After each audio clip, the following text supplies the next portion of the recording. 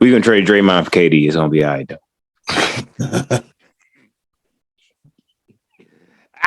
That's never gonna happen because that's terrible. Nigga, KD ain't coming back. Kyrie ain't coming back. Kyrie, damn near, he probably might have a job at the end of this year. So like, what we can say is that, hey, but here's the thing, though. Here's the thing. Who want to work with Brooklyn? Brooklyn won tonight without first game without Kyrie. They've been having a problem winning. They won tonight. That should tell you something right there. I mean, they don't like that shit, boy. That nigga's stupid, bro. Like it. That nigga's stupid, bro. Like, it's an understatement. Like, you stupid. Your old man's didn't help him though. Who was that? Your old man.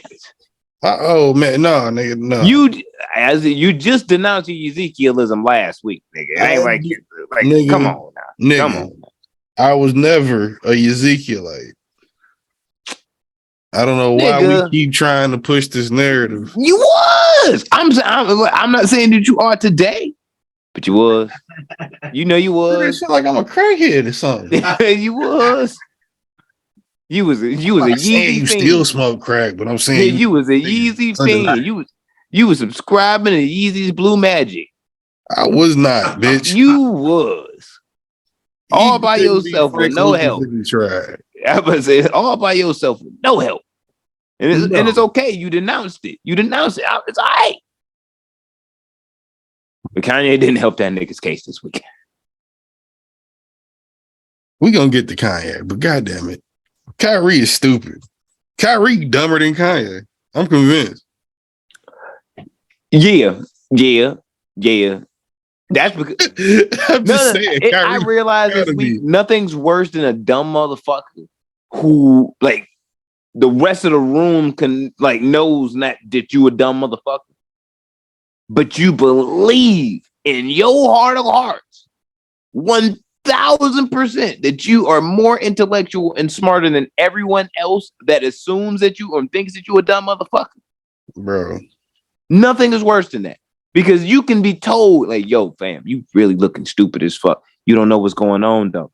Nigga, I do. I'm watching it. I'm next to you. I'm trying to tell you. I'm trying to tell you. It's all bad right now. Stop it. I'm asking you, do you know what's going on? You don't see the bigger play at hand. Yes, I do. You will lose your job. Nigga, the fuck you mean? Nah, that's what they want you to think. No, that's what's going to happen. They said it.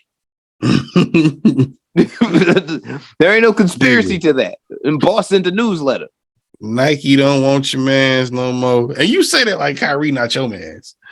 I had to denounce. Talk about me like Kyrie not your mans. Like that's definitely your mans. Best handle in NBA history. Dumbest nigga in NBA history. Dumber than I'm gonna keep that 100, nigga. You dumber than Gilbert Arenas when he lost a bet. I mean, when he won a bet, niggas owed him money. Dumber than Latrell Sprewell after the second time he choked up the coach. Dumber than Ron Artest when he ran into the stands at the Palace. That wasn't dumb though. That was I understood that they threw a drink. I understood it. But you shouldn't have did it. Let's put it like that. You shouldn't have did it. They threw a drink at that man. Dumber than Allen Iverson wanting to trade out of Denver for some reason to come to Detroit. Dumb. That nigga's dumb as hell. Like you a genuinely he a genuinely stupid motherfucker. It's just stupid. He the same type of stupid as Kodak. Hey, Kodak has reformed his ways. No, the fuck he is not. Stop it. Stop. I have told nothing but truth in this. We have started this podcast with telling nothing but truth. I'm starting it with bullshit. Stop it. I'm not starting with bullshit. Kodak is never going to be reformed. Stop it. I think you give Kodak less credit than he deserves. Even Kendrick stamped that nigga and said, hey, it's a good man right here. Stop playing with that boy name. Kendrick can be wrong, nigga. Shut up. What? Can he not be wrong? He wrong.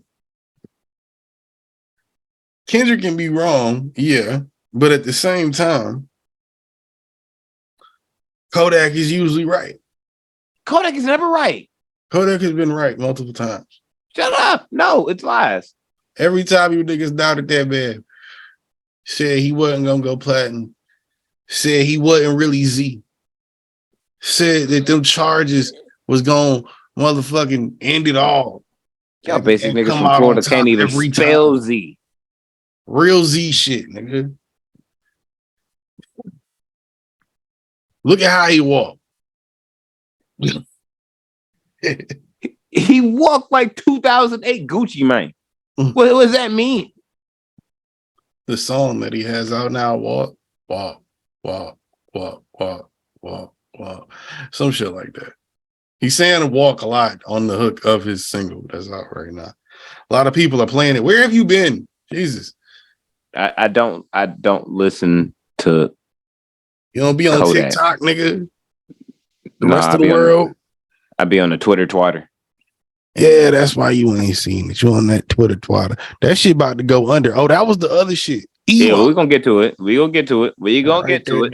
We gonna get. We gonna. It just hit. It's on my list. Write it down. It's on.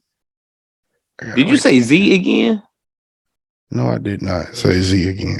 I was say stop saying that shit. Like just stop. Matter of fact, why you typing shit? Let people know who the fuck you are. Disgusting motherfucker. Hey, nigga, I can be disgusting as long as it's with a bitch. You dig? You looking real Master Splinter right now. Hurry up. That's fun. Cause you know what? I'm in the sewer with your bitch, nigga. Like, no, you're not. Not your bitch. A bitch. They bitch. Your bitch. That's nasty. Your bitch. That's nasty. Is it? Yes. Because I think the one place, if you smashing bitches in the sewer, you definitely, or she definitely got the clap. At the very least. You can definitely smash in the sewer without it being the clap. You ain't never fucked the bitch in an alleyway just because you was that horny and she was that horny and y'all was like, fuck it. Yeah, but that's because I smashed her before it was in the alley. So I know she ain't. But sometimes you end up fucking in the alley. Nigga, same thing as a sewer. No. That is. You have no love. You don't love yourself. You fucking in the sewer. You've never been in the big sewer before. Anyway, IB's Master the one Splinter and himself. Only, bitch. And the nigga digging any and everybody, bitch, around here that got something to say about me fucking in sewers, nigga. IB's the one and only motherfucking Busy 9-3. Who is that? The one and only motherfucking Can't Go Down. I heard earlier this week that Samuel Jackson wife has a problem with the amount of Kangos that Samuel likes to have around the house. And you know what? I agree, Samuel. Fuck what she talking about. There's real love in that house over there, but the Kangos gotta stay. AKA the motherfucking Kango Don, AKA motherfucking Kwame Khalifa, AKA bitch, the crooked court jester, AKA the retard whisperer. AKA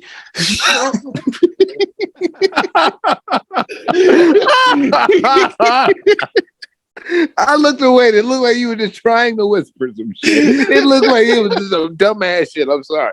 That is just sorry laughing. I'm sorry. Put my beard down. This nigga doing some weird ass shit with his face. I'm sorry.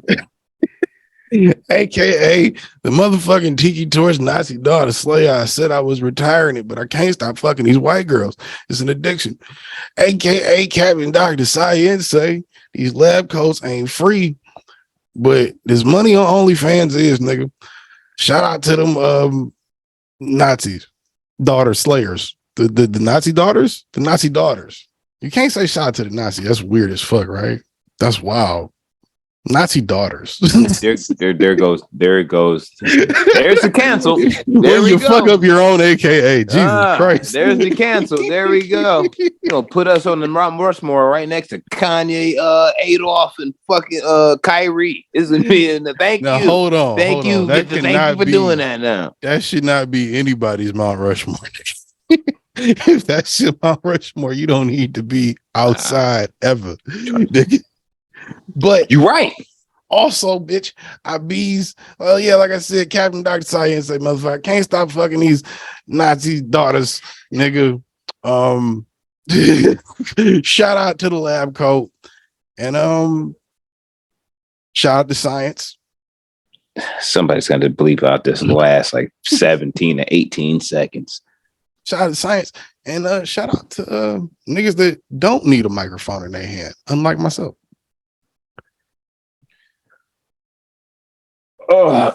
Apparently, I'm hailing from the home of any fucking type of sense, morality, or ethics that actually happens to hold the greatest of all of Lord's elixirs. Bitch and tequila. 50 cent margaritas, and I have 50 cent right here for a margarita, as a matter of fact. I thought you had Curtis in that motherfucker for a second. What the fuck is Curtis? You said I have to have 50. You said I have to have 50 cent right there. I thought you meant Curtis for like 2 seconds. No, he makes vodka or some shit. Like he makes shit that's I can't drink and shit because it don't go well with my bloodstream. It makes me feel nauseated and terrible about myself. Almost like every time I watch the Stars channel or anything that's power. something like that. I've heard they got some good things. Don't care now. 50 cent margaritas and cartel dealings. The one and only motherfucker himself. A1 on the mic because that shit goes on everything and makes it better. Jose Ortega. AKA the one and only Tito Lee coming down with the crane kick on your motherfucking face. No remorse given. You shouldn't have fucked with me. You know what I mean? King Kong did, and guess what? Ass whooping. You did. AKA the one and only Petronome as I'm about to spark this weed and shit. Get into this zone. To bless your audio holes. You feel? And this episode 228. God damn it. A lot of words. A lot of numbers. Non-Millennials Podcast. House of Spades meeting. We in this bitch. Shout out to everybody across the globe. Shout out to everybody on the moon. Shout out to everybody under the sea. Under the sea. Like listening to Sebastian. Man, I know they picking up these waves, bro. We out there in the cosmos, bro. Shout out to everybody that's watching this shit that happens to be deaf and y'all reading the subtitles and closed captioning. Shout out to you, because that's a lot of words to look at through this entirety of a podcast. So I'm glad for your brain, because goddamn it. And I really want to apologize for that pause if you have to enjoy this podcast that way. That was a very awkward pause. Matter of fact, because I know one day it's going to happen, we might be the first to do it. Shout out to the chick that's or the person that's doing the sign language and shit in the corner where you can actually shout out to you. Be fire when we get that. Shout out to you. We gonna get one of them. Fire. We gonna get one of them. We might get two. We might be the only niggas live streaming with a live sign language person. That would be fire. Fuck with me. My little hood bitch that no sign language. She be nigga what? Looking like she throwing up gang signs while she talking, huh? Man. Probably man. And we gonna make sure that she's of a certain race that we're not gonna mention much of in a dark light at any point in time, because we don't want to get fired or lose our jobs or anything like that, just to show them that we on squad. How about that? Just know the daughters I be fucking with, they daddies don't like them. Not at all. Not at all. You know what I mean? But they don't like niggas neither. So yeah, that's why I be fucking them. You did? Yeah. But shout out to everybody. Like, share, subscribe. It's all jokes. Mostly all jokes. You know when we serious. I was say jokes till it's not. Yeah, like you'll know. You'll sense the tone. Shout out to all the new listeners, old listeners. If you listen with your animal listeners, shout out to you. Hey, shout out to the animal listeners. You know, somebody has a parrot or some shit that listens to this shit and they're like, what? Busy 93. You know that already happens, bro. Definitely. We global. We global. Internationally known, bitch. Did the stream freeze up or did the fucking thing freeze up? It's just well, I certainly hope not. Why is Blues Clues on the motherfucking ice hockey rink, bro? What? Fuck is you? Nigga, like apparently I'm looking at a blue paw. I guess there's a team called the Gladiators and they play hockey. And they have Blues Clues uniforms. You got Blues Clues uniforms on that bitch. Yes, nigga. I'm looking at the shit. It's wild. And it's like the icon under players and shit, like in Madden or 2K. Yeah. It's a Blues Clues paw, like right under them as they skating and shit. I don't know how I feel about it. It's kind of hard. Wow. It's kind of hard. They're called the Atlanta Gladiators. I don't fuck with hockey, but I just thought that shit was kind of hard. Like, I fucks with it, bro. Fucks with it. That's wild. But where we starting in the docket this week, nigga? We all know what happened. We all seen what happened. We all heard what happened. Well, which thing are you talking about in particular? Shit, nigga, everything. That's why I said, where you want to start? I mean, well, what were we talking about? Kyrie? We just finish that off. I mean, Kyrie. We'll start right there. Fuck Kyrie, bro. Is it fuck him or is it? I'm saying fuck stupid? Kyrie. Why? I'm saying fuck Kyrie, and I tell you what, he was stupid I would when tell he you said the Earth was flat. We all know this. We know this. The nigga was stupid when he said that shit. You surprised he's still saying stupid shit? No, absolutely not. This is why I say fuck Kyrie. This is why I say fuck Kyrie. Because Kyrie is the real reason why motherfucker like the simple-minded buffoon that looks at a professional athlete, looks at them niggas and be like, shut the fuck up and drip. Yeah. He's the prime example. Because just because you make $50 million, you are a minority in this country, and you have attained some power, does not mean that you are a role model.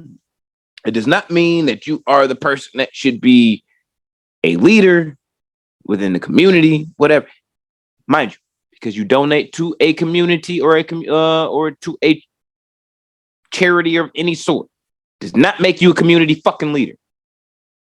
That means you just like making write-offs on your taxes. Right. So, like, but to have the audacity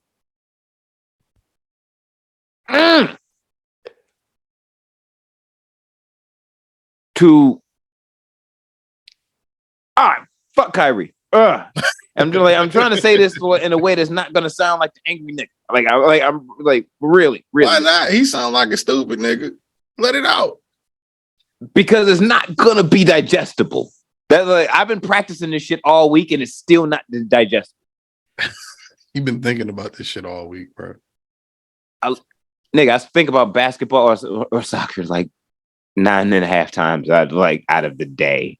I'm just a sports nigga. Like Kyrie, though, you didn't hear what Kyrie said. He said nothing. Yeah, no. Anyway, he said you niggas is gonna turn this into a headline and make it a way bigger deal than it is because it's just a fucking documentary. It's not even. Here's the shit, though. Here's the shit. I'm gonna get to that. I'm gonna get to that. But matter of fact, I'm gonna get to that right now. When he says shit like that, you can't give it not context because now it's a problem. Because now that the question's been presented to you, it's presented to you because it's ruffled a feather or two. Now, have all the feathers on this goddamn chicken been ruffled? Not yet. But if you give no context as to why you did or posted what you posted. He did. He did not. He did. He said he was on his phone scrolling through Amazon video, motherfucking saw a documentary. Or no, he typed in his name on Google. And then upon doing that, he found out his name translated into Yahweh in Hebrew. So he hopped on Amazon Prime and motherfucking typed in Yahweh and documentaries about it. That documentary popped up and he shared it on his platform. I'm pretty sure that's almost word for word what that nigga said. Was that worth $50 million without context? What's the context of stupidity? And is it worth explaining when it's stupid? More than no. When I asked you, but it goes back to the original thing. You didn't give the context when I asked you, like when that first reporter asked you. You made it like, nah, you're not gonna do that. You're not gonna do it. Like, well, yeah, you know, what I mean? He knew what context he was going for, which was the same context we just watched with Kanye.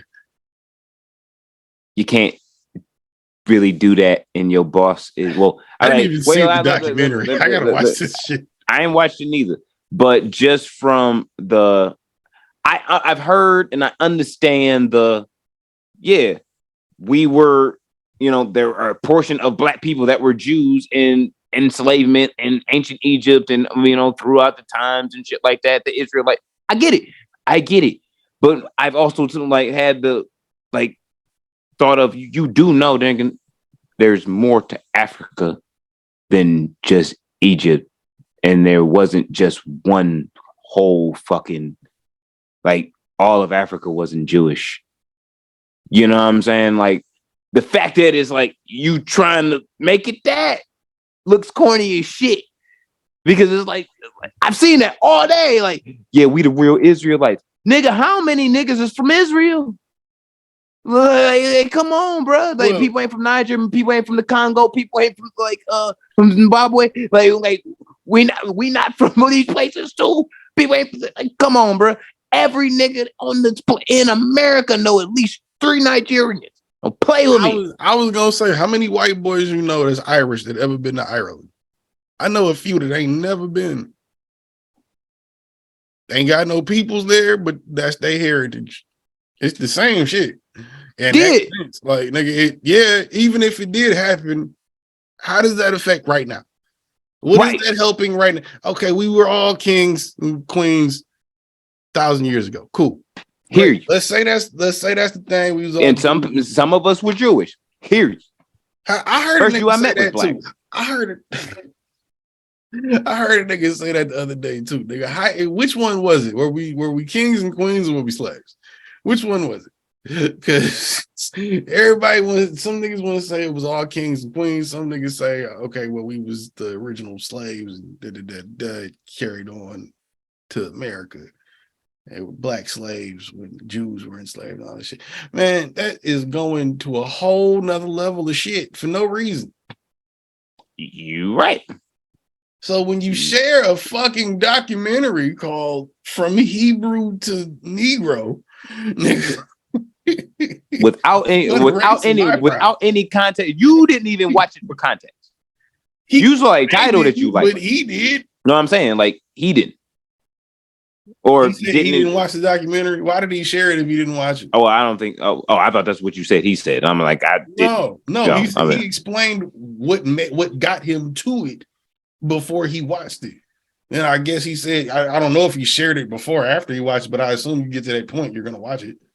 I don't know. This is why I would say he's an idiot anyway. So it's I can believe when I said I can believe that he just shared the shit without any fucking context and was like, yeah, I think we should watch this collectively together and see what we think. He sounds like that nigga. Yeah, bro, I think we should all watch this, even, see if it could have broadened our minds. Nigga, what is this? I don't know, but I think we should. No. No, son. What are you talking about? It's stupid. Right. To me, I just felt I'm not when we've been talking about for the past 2 weeks. I'm not Jewish, but I would feel a certain type of way that motherfuckers are bringing up my religion every goddamn week in some type of derogatory context, or trying to in this sense, well, I guess impede upon my religion or whatever, and my cultural belief. I don't know. I feel like that was just impeding. Like, nigga, yo, we not Jewish, bro. Every black person is not an Israelite, yo. Because honest to God, that makes no geographical sense. Well, there is a group called the Black Israelites, and that seems to be but there are Black Israelites. I'm not saying like, but I'm saying like the but the group is who of these guys are repeating. The sentiments of the group is what these guys are repeating, and what these guys being put on public trial for. The Black Israelite fucking the whole credo is talking about we all motherfucking kings and queens. The Jews are horrible. They took over everything, and we need to band together and steal their ideas for ourselves. And that's the whole shit both of them niggas been saying. And that's what that group does. That's why I said they're parroting. They're not even, these aren't new ideas. They're parroting. I said that 2 weeks ago. They're parroting. Yeah, well, clearly. Well, we've been talking about how both of them have been dumb. So it's like, yeah, they're dumb in their own way. I don't think that these ideas come from them because I don't think their brains can like manifest such a thing. Well, everybody does, but like he dumb is like both of these motherfuckers, Kanye and Kyrie are both dumb as fuck. I'm mad more or less at Kyrie. Like I'm mad at Kyrie for because Kyrie's like I'm not gonna speak for Jewish people. What I will speak to is when it came down to the vaccination thing for Kyrie. I'm gonna speak to what he does on the floor and what his job is. Okay. Nigga, you making damn near $50 million a year. The owner, Josiah, shout out to Josiah, because he's a Joe, is Jewish, and he's the owner of the motherfucking Brooklyn Nets. So you gonna shit on Jewish people in the week, not give context, not give a fuck, whatever the fuck you're doing, or claim to think that you're doing. The dude that's paying you, not the guy that facilitates, like your GM, general manager, is the guy that facilitates you getting paid. But the person that's paying you is the governor, is the owner of the team. You want to assault man. And then man say, all right, look, nigga, we can get past this. This ain't gonna be just about basketball though, because you done pissed off a whole race of people. We're not just sweeping this under the rug and shit. That's not happening. Right. But what we gonna do is I'm gonna put in $500,000. You gonna put in $500,000. So it equals out to a whole $1,000,000. You following me, stupid nigga? And we gonna give it to like the Anti-Racism League of America. I know that's not what they called, but I cannot remember what the real acronym is. ADL or yeah, I know. Well, what it AS really LD. What it actually stands for, though. But that's really what it is. Anti-racist. ASDL is Anti-Semitic Defamation League or something. That's really a Justice League. Anyway, so I'm like, yo, this is what we're gonna do. We're gonna give $1 million to them. And then you're gonna issue an apology because you're stupid. And then we're gonna have a whole meet, like pretty much a sit down about what the fuck you possibly really need to be educated on when it comes down to these things. Because if I'm Josiah, I'm looking at it like, yo, I'm Jewish, so I'm like, I probably had a bar mitzvah. I'm probably cool with a bunch of other Jewish people that's not gonna fucking want to just stab you because you a dumbass. Let's really talk down and have this conversation for real. And now you're just not just posting some fucking documentary with somebody else's mindset on it. Yeah. But if you do, but here's the thing. If I text you and it's like, yo, nigga, let's talk about this. Come into the office. You don't return my text, bro. We got a problem. And that's facts. You don't return my text. You don't return my text when I'm like, yo, I'm the nigga that paid. I'm the nigga that say that you can be here. But what do you want me to do when I'm trying to tell the world that none of that shit matter, nigga? You a dumb kick. For the last 2 years now? You a genuinely dumb motherfucker. We trying to undo the dumbassness so you can just do the dumbassness that is playing the game of basketball. And I know, and I love the game of basketball. I think it's a very intricate game. But you can be a stupid, dumb motherfucker. And if you have the height, ability, and skill to dribble a fucking basketball, you can make the league. It does not mean that you're smart. Ben Simmons is a dumb motherfucker. He's not that type of stupid, but he a dumb motherfucker. Well, we hope he's not that stupid. Yeah, I mean, he's not that stupid. He's not running his mouth off. But I can tell he's dumb. I can tell that. He don't put things together well. He don't prepare well. Do little things. You can tell little things. It tells you you're not that bright. But it's all right. Sometimes you a dumb motherfucker. What you want? Everybody can't be smart. It is what it is. But what a really dumbass thing to do is not answer the phone call or not answer the text when, yeah, nigga, I'm the person that pays you. I'm your employer. You work for me, and I am a part of the NBA. You are not a private entity. No, that's not how this shit works. You know what you sign up for. If not, what were we talking about during the pandemic? You retire. You don't want to be here. Retire. It's not that he don't want to be there, though. It's that he's trying to have his own voice. While he wants to be what they call it. He wants to be that voice of a generation.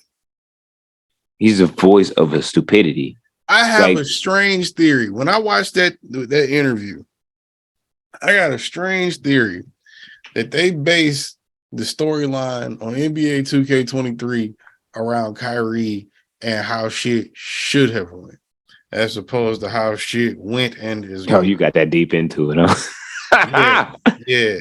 Because just little glimpses of that had real I want to help the community 2K23 vibes. And it's all right, look, that's almost just as annoying in real life as it is in the game. Plenty of people do a lot for the motherfucking LeBron James has a whole ass school in Akron, nigga. Motherfuckers be doing shit for their environment, especially environment that they care about. Now, like I said, Kyrie is giving a lot of money. I'm not taking away from his philanthropy on what he has done as far as charitable donations. But when that dumbass nigga opened his mouth, it's stupid. Yeah. It is dumb as fuck. The decisions that follow up certain things are dumb as fuck. Because it's all right, you gonna say fuck them, I'm not gonna answer the owner's text. Cool. They need me to win, don't they? They're gonna kick me off of the team. Yeah. So you suspend you because you decided not to do what the owner asked you to do. And then what happens next? The ADL says, "Oh nah, nigga, we good on your M." That nigga don't care. You making him apologize. Nah, we good. It's not genuine. Take your bread, keep your bread. Take your bitch ass, weak ass apology or that preparation for a weak ass apology. Get the fuck on somewhere. Oh, so they ain't even let him give him the money? They was going to take it and they said no. After the suspension. And then what happens after, he's suspended for 5 games? This is game 1. And actually, they won game 1 tonight. What happened? What happens 4 hours after this? The suspension is mentioned on SportsCenter. 4 hours exactly. Kyrie issues an apology. What he was supposed to do prior to the suspension. That's probably because they told that nigga if he don't, he gonna fucking lose his job. He gonna be done anyway. Yeah, but they probably told him it was gonna be a lot worse if he just did. You know what I'm saying? Kyrie Irving had no bites on free agency during the offseason. That's the reason why he's still with the Brooklyn Nets. Because of fucking COVID shit and the one that not get vaccinated shit, and how stupid and ignorant he was on that. He was supposed to be this was like if he did not opt into his contract for this year, he would have been an unrestricted free agent. Meaning nobody else would have took him. The only place for him to be was the place that he was already signed to. Everyone else was passing on him. So why did they re-sign him then? Just because it's Kyrie? They had the option to do it, and it was like, all right, if we can't trade him for shit.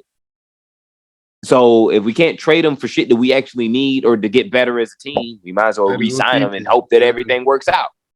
Yeah, that's the gamble that you take as an owner and a general manager on a team. Like, it's shit, nigga. That's the best we can get.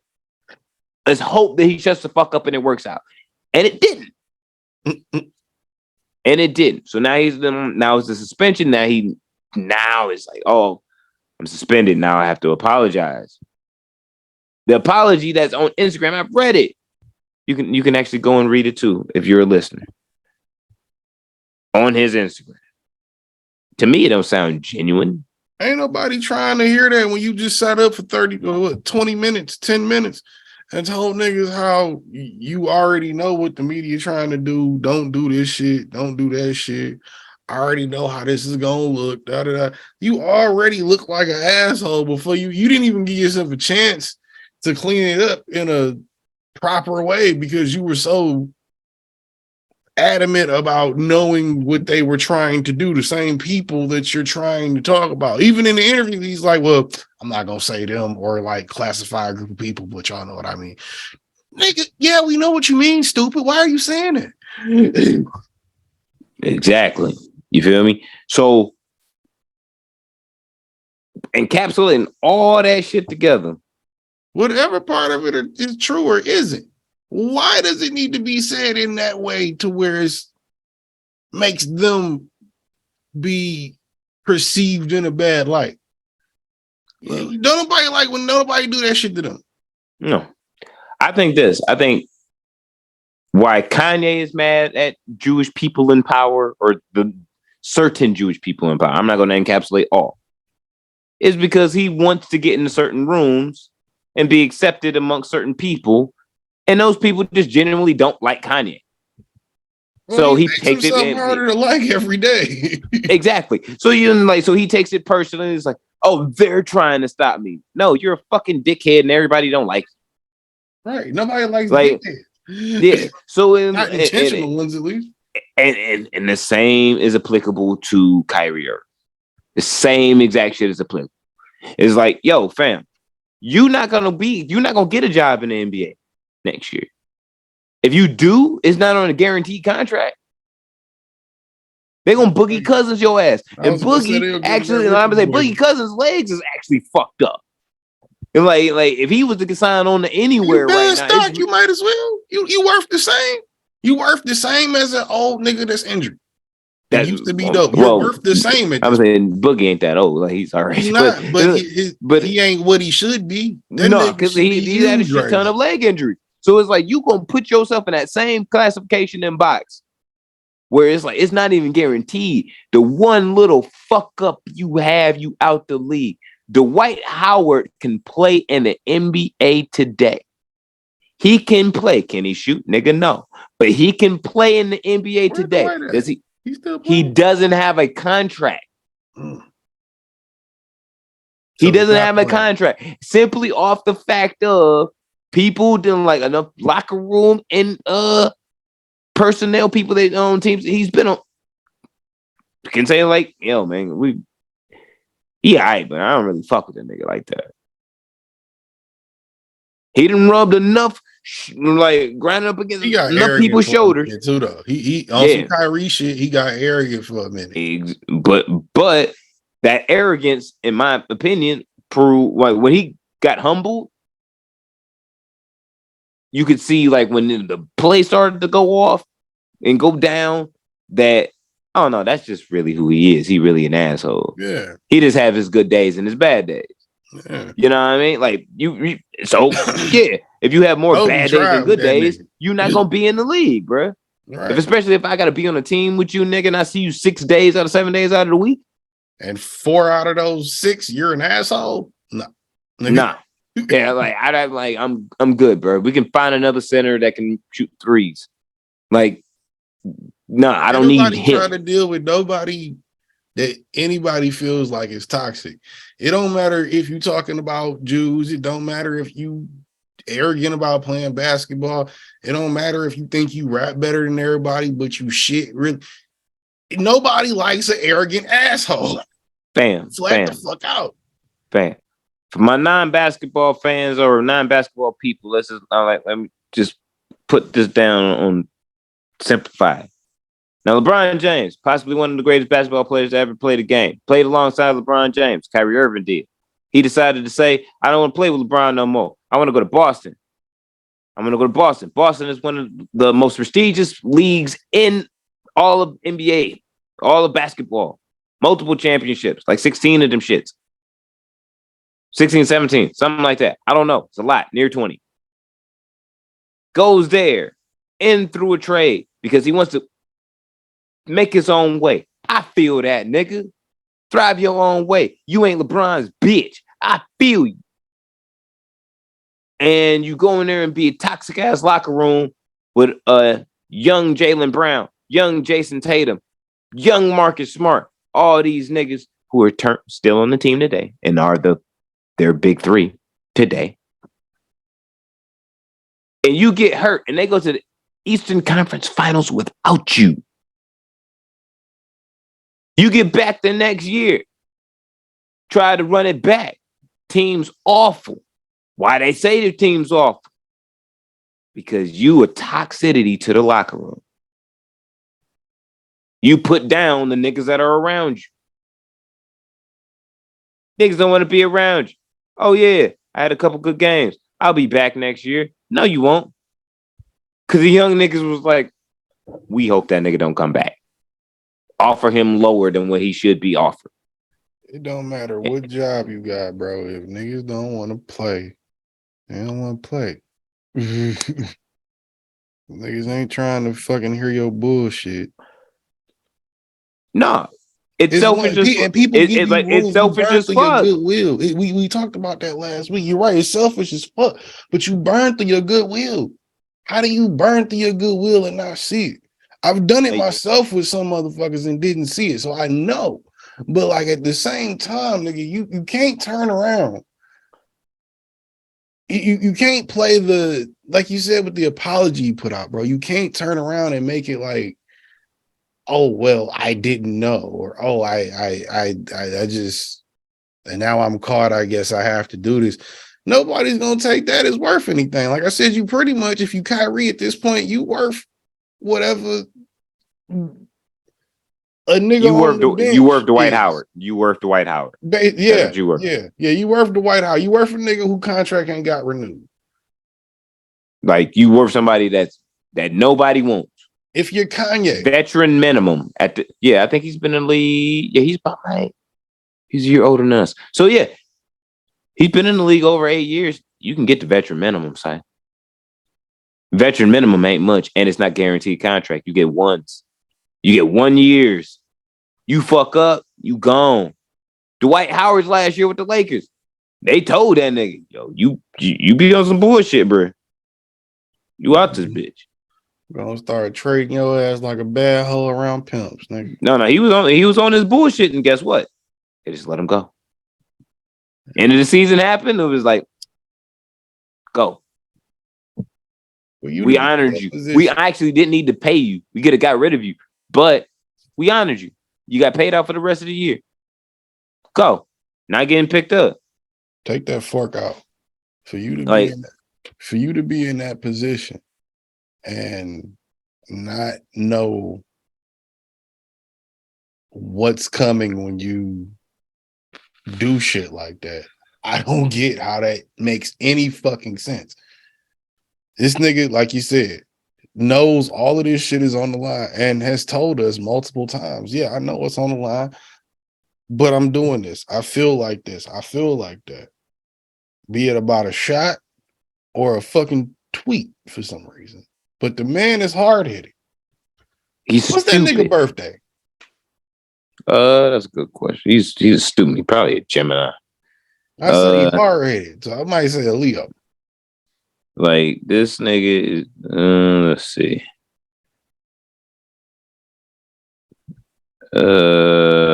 March 23rd. So that's a Capricorn. So what is that? I don't know. I think all that shit's stupid. But this nigga, they shot himself in the foot multiple times. He lost, like, nigga, you came off the season of you might not have a job, but had to come like opt into a contract because nobody else wanted you. Bro.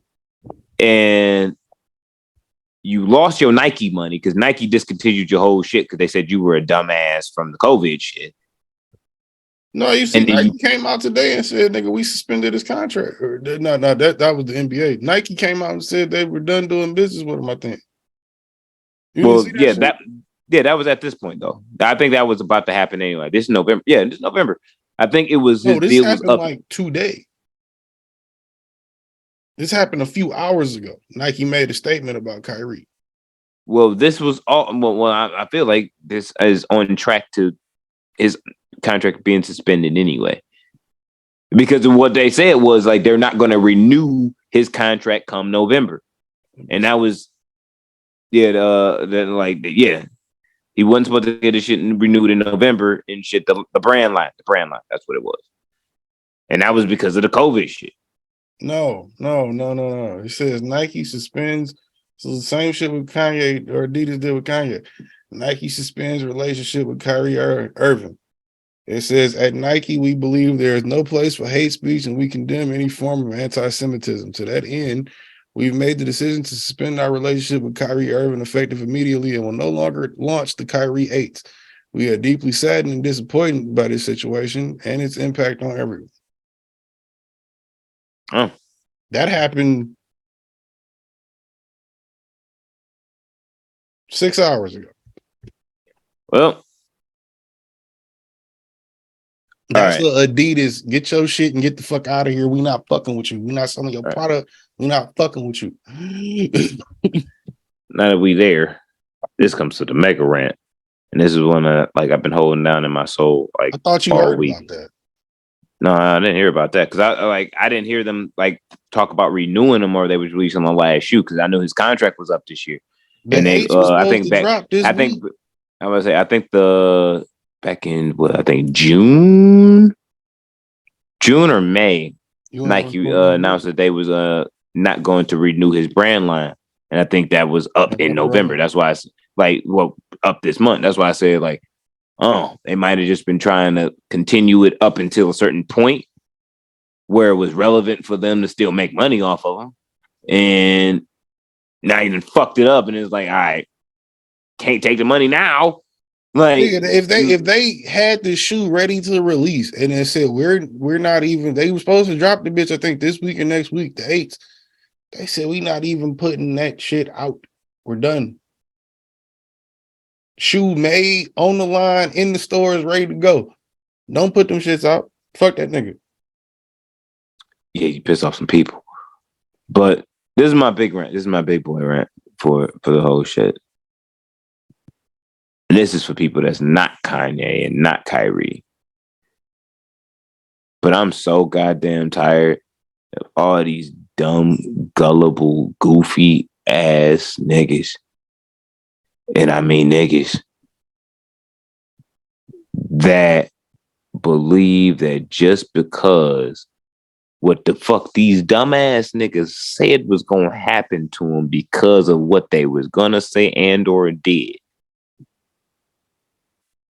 that in some way that they are right and that we should still support them. No. Y'all niggas is dumb. I don't understand that either. I saw some people. That's OJ syndrome. That's like saying we rocking with OJ just because he black. Do you know niggas started a GoFundMe for Kanye? I'm not surprised. This video like fam. I seen a whole hashtag trending shit of I stand with Kyrie and Kanye. I'm like, what the fuck? I ain't even see that. I ain't even see that. Kanye's been tweeting. I didn't even know I still followed Kanye and shit.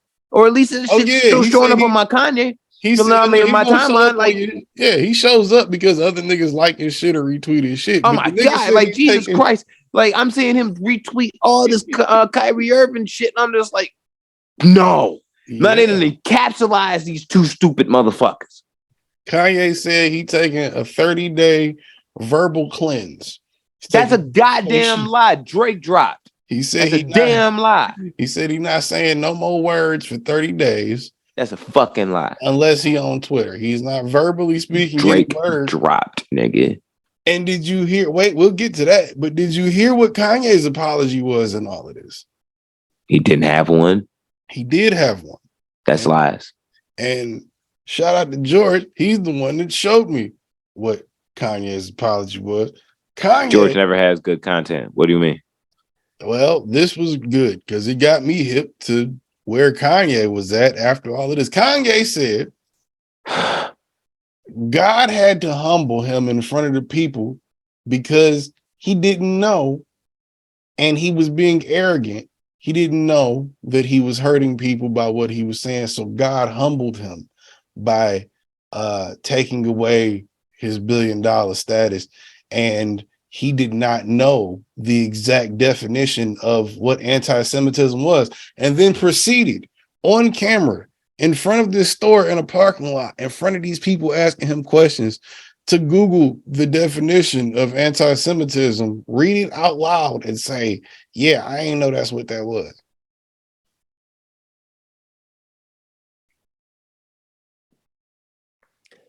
Dumb motherfuckers. He also said he now knows how it feels to have a knee on his neck. Oh, yeah. He said he also now knows how it feels to have a knee on his neck like George Floyd because of Adidas. Yeah. Nope. I forgot about that part.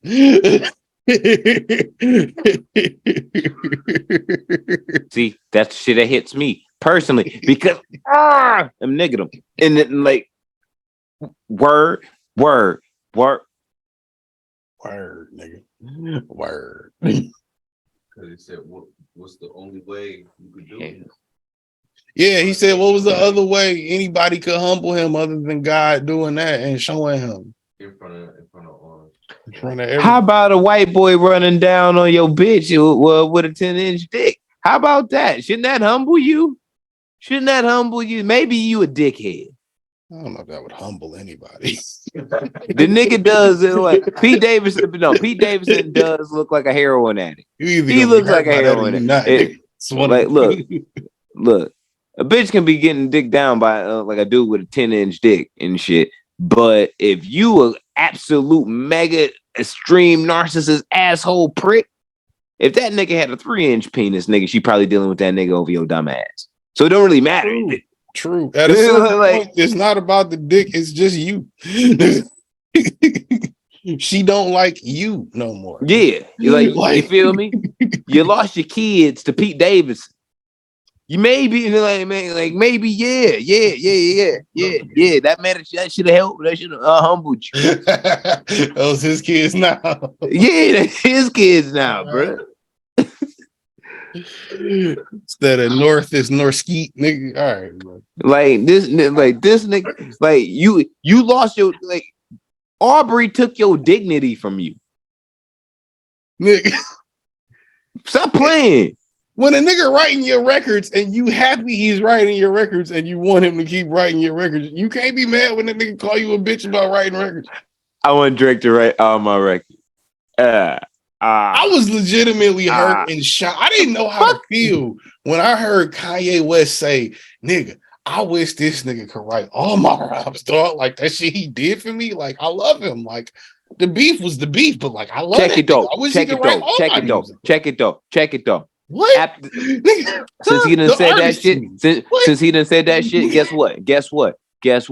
That nigga Saha had to be mad. You ain't heard Saha say shit about this nigga ever since. You already know. Saha is sour. Saha is sour. So I wasn't. Saha has wrote all his dope bars for the last 10 years. Like, Saha mad as hell. Bet. Saha mad than a motherfucker. So cold summer don't exist, huh? All right, cool. Nope. Sci-Hi didn't do shit, I guess. I don't know. Sci-Hi didn't do shit. Sci-Hi did not have to do a listen. record with me. You know what? I hope he would. I wish he would. Cause real shit, I ain't gonna lie. I run down on Kanye. I don't care. Like at this point, me and I George don't know gonna if I can rob sit that in the nigga. studio with that nigga, bro. Nah, me and George gonna rob that nigga. And I'm gonna do it bareface so you know I did it. Even George said, yeah. He was like, yeah, I might do that. I'm not listening to that. I don't care. I'm just saying, if the nigga call, he like, yo, busy. I want to get in the studio with you. Oh, yeah. Okay, I'm going. I'm going to go. But what are we doing, Kanye? We get you're getting robbed. I have on that weird mask or something. No, I ain't wearing no mask, bro. No, I said he gonna have on that weird ass mask or something because he gonna be on some other shit. That's how I know it's you. That's how I know it's him. What we talking about? Hey, man, look. We doing this. I'm doing this like Coney Island niggas, Detroit style, bareface, Buffalo in the middle in broad day, bareface. Like I want him to know he did. I did it.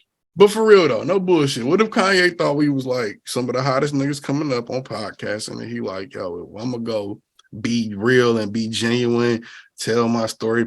I gotta go hit these niggas up. And Kanye hit us up like, yo, I want to come on y'all podcast. We don't even hit him up. He like, I done seen y'all shit. I want to come on y'all podcast to talk my shit. Nigga, you fuck not you. Doing that, bro? I'm not doing it.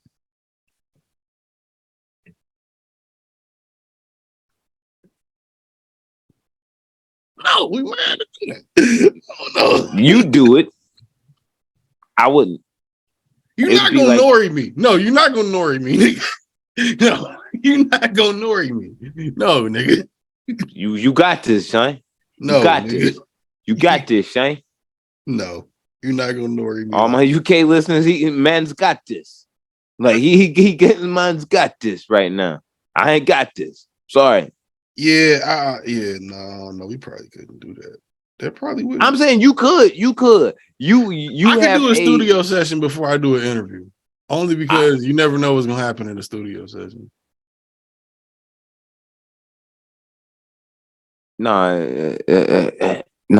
His beats suck now. So that's true. That's not true. I like the Pharrell beats more. We already had this discussion. There's like 2 Pharrell beats. Niggas half and half. They're co-produced. Matter of fact, it's actually 6 and 10. Like it's like 6 and 10 because without one but they're that one John. The other one. I would say without that one John and shit on that bitch, Kanye didn't have his drums right. So Pharrell had to come in and save the day like dun did it done. Make their argument right. I said, you see how niggas just be removing shit just to make their argument right. About no, that one beat don't count though, nigga. How that beat don't count this on the album? Because it wouldn't have been a great song without Pharrell drums. Because Kanye couldn't get his shit together. You don't know who had what drum first. Pusha T told him, said the song. I just can't recall it. He said like the song was done different because the drums weren't right, and Kanye did the beat, and he contacted Pharrell and got his drum back, and that's how he made that beat. Well, I mean, Kanye be needing help. Clear, nigga. Then how much of a genius can you be? You just a dumbass, then, nigga. You need first off, you don't write your own bars. Sci-Hi write 99% of your bars, and then look, you ever think about it like this? We always shit on Kanye like he came out to be a rapper. He was always a rapper and a producer. And so why you need like a producer 70% of help on your producer help now? But wait though, we get mad at this nigga for not moving like a rapper, and then get mad at him for moving like a producer. How? How does that just all the bullshit currently aside, artistically? How does that make sense? Judging a motherfucker. This nigga told her he was a producer from jump. He said, "I want to rap." He proved to us he could rap, be it him writing it or not. And then continues to move as a producer, and we be like, nigga, why you don't move like a rapper? You ain't no real rapper. Nigga, he kind of wasn't. But but now he only contributing even 30% to the production titles. Like, yeah, you getting a credit, but dog. That nigga did not produce 30% of that album. 30%. I'm giving it 30%. Yeah, that's your number. I'm giving it 30%, and that's only because I feel like if we looked at the credits, it would be more than that. Because Pusha T was like, yo, that's man's. But now Pusha T looking like, I don't know if that's man's right now. He's the only nigga that didn't denounce him. Still to this day, we have yet to hear from Push. Still, we have yet to hear from Push. You know what? I really think that Push goes on like little small drug benders, like in private.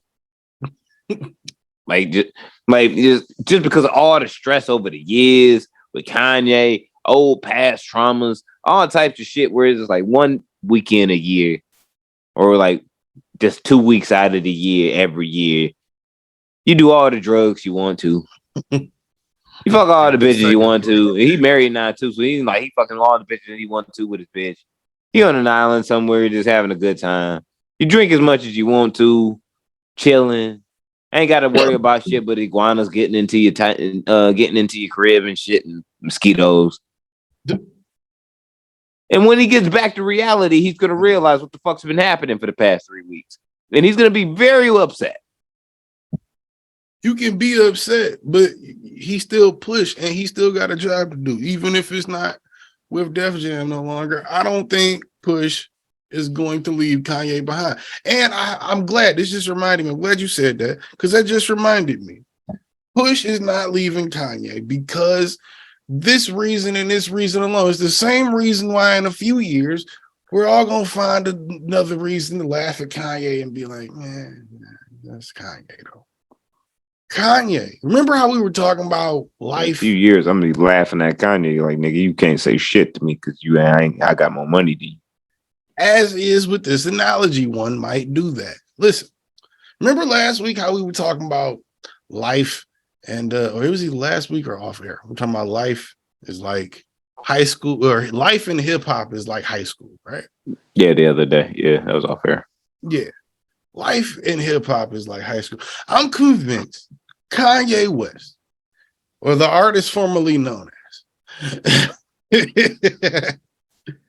he is just the crazy cousin at the barbecue. Everybody know every time the family get together, we know Ye be tripping. Sometimes you got to put that nigga in the corner. Sometimes you got to whoop his ass. Sometimes you got to shut him the fuck up and make him sit down. But he the crazy cousin at the barbecue that just act up. And for the most part, some niggas be hurt. Some niggas be feeling the way. Some niggas just be in the back like the nigga acting up again. But at the end of the day, when we throw another cookout, he's still invited. And we just gonna be like, that's that crazy nigga over there. We know he crazy. But that nigga, we love him, but he crazy. Cause you even in your hatred for Kanye, you can't hate a nigga without loving him. You usually never hate nobody off rip. You love a nigga before you hate him. Generally. Unless the motherfucker's that evil and just stands so far against what the fuck you want. But if there wasn't always that component from the beginning, which there wasn't with Kanye, is that for a lot of niggas that current hate they have comes from a love they had. So nigga, it doesn't make me Victor Sweet when I'm asking Marvin for the pistol. That's true. You can use that bar. Yeah, I know that hit you. I know that was fire. That was fire. But at the same time, it's different when it's family. No Vin Diesel, nigga.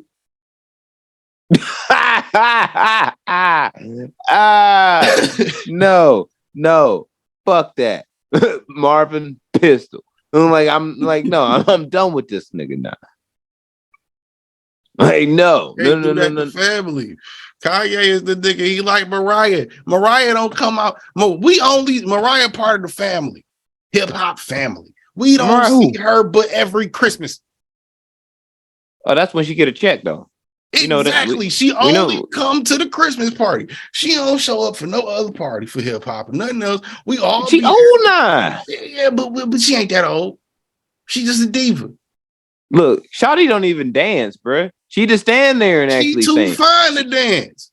You ain't got to dance. We still saying Mariah Carey that fine, dog. Like her stock kind of dropped to me like Imran after she fucked Nick Cannon. And after every time, and after every time he impregnate a bitch, like her shit dropped like 10 cents. You must not look that highly on Nick Cannon. I feel like Nick Cannon's a pretty dope nigga. I fuck with Nick Cannon. I fuck with Nick Cannon. I was say I fuck with Nick Cannon. I just think like, yo, how kind of special can you be? What do you mean? Know? What do you mean? What do you mean? You not just wifey and baby mama, but you like first baby mama, followed by a multitude of baby mamas. We had the first two, but now I'm on child number like 12. I had 10 kids since. And it's like, it's disrespect. And that nigga trying to leave as many kids. We all know why Nick doing that. And if he did, look, we all know Mariah wasn't. Nick Cannon is going to be Alex fucking Trebek, and everybody's going to be like, well, shit, why the hell you got 117 kids? And I'm like, that's what I was trying to say to 2022. Did Alex Trebek have a lot of kids? No, I legit thought Alex Trebek was an android for like years. Like legit. I was convinced Nick Cannon is an android. What did Alex Trebek have to do with that? He lived a long time. He didn't live long enough. Jeopardy is terrible now. Well, Jeopardy and Alex Trebek are the same thing. Yeah. You don't have Jeopardy without Alex Trebek. They keep trying to replace him with Ken Jennings and the chick from Big Bang Theory, and it's not working. It's not working. No. But I will say like both of them, but as it stands right now, the one for sure android that I know is an android stands as Anderson Cooper. I'm for sure. I know he an android. No. I know he an android, bro. You know why? You know why? Androids don't have feelings, and he's a gay white man. That's why he would. That's why he would be the decision that's made in you before you come out here. That is a human thing. That is got dick to do with computers. But that's why it is exactly the reason. And you know why? If we had gay androids, he wouldn't be the only one. He's not. So Don Lemon. But that's a theory. It ain't been proven yet. Don Lemon ain't been here long enough. Is CNN being taken over by gay androids? South Park episode. It's possible. South Park episode. Low key, we could write South Park after them niggas say like, nah. That's a job I'd take. And that's a job I would take. I would love to. That's a job I would actually take. If it was like, despite the fact that I don't even watch the show today. I know enough about it to keep you in the loop. I wouldn't let you deviate too far from the core. I know enough. Bro, look, nigga, if all my job is to set the framework for the episode, that's cool. Y'all can do the rest. Like if we could replace Matt and Trey, that would be fire. We replace if they was just like in another 5 years, because either that show is going to end or they're gonna have to toss the ball off, because them niggas you can tell they tired of doing it. Even though the show is still good, you can tell they tired. You know I'm moving to Colorado, nigga. It might be that time. It might be that. It might be that time. Make that connection, nigga. Tell them might be that time. Like, we'll write the show. If you took 5/7 of the jokes that we lay down on this show, you got like at least 3 seasons of South Park. Not only that, the ones we don't say are the ones that get censored. That's the other 3. Those are the episodes of Chappelle's show that they wouldn't have never aired. Those are those conversations. They're never gonna air those. That's that shit. Comedy Central was like, you can't do that on TV, Dave. Jesus. Like, But you paid me. what do you mean I can't do it? Bitch, I came up with the idea. See, that's the shit that would frustrate me the most. If I had that type of shit and then I come up with the idea, I think it's fire. I know it's a little crazy, but then we shoot it or we give them the idea and they like, nigga, you can't. No, that's no.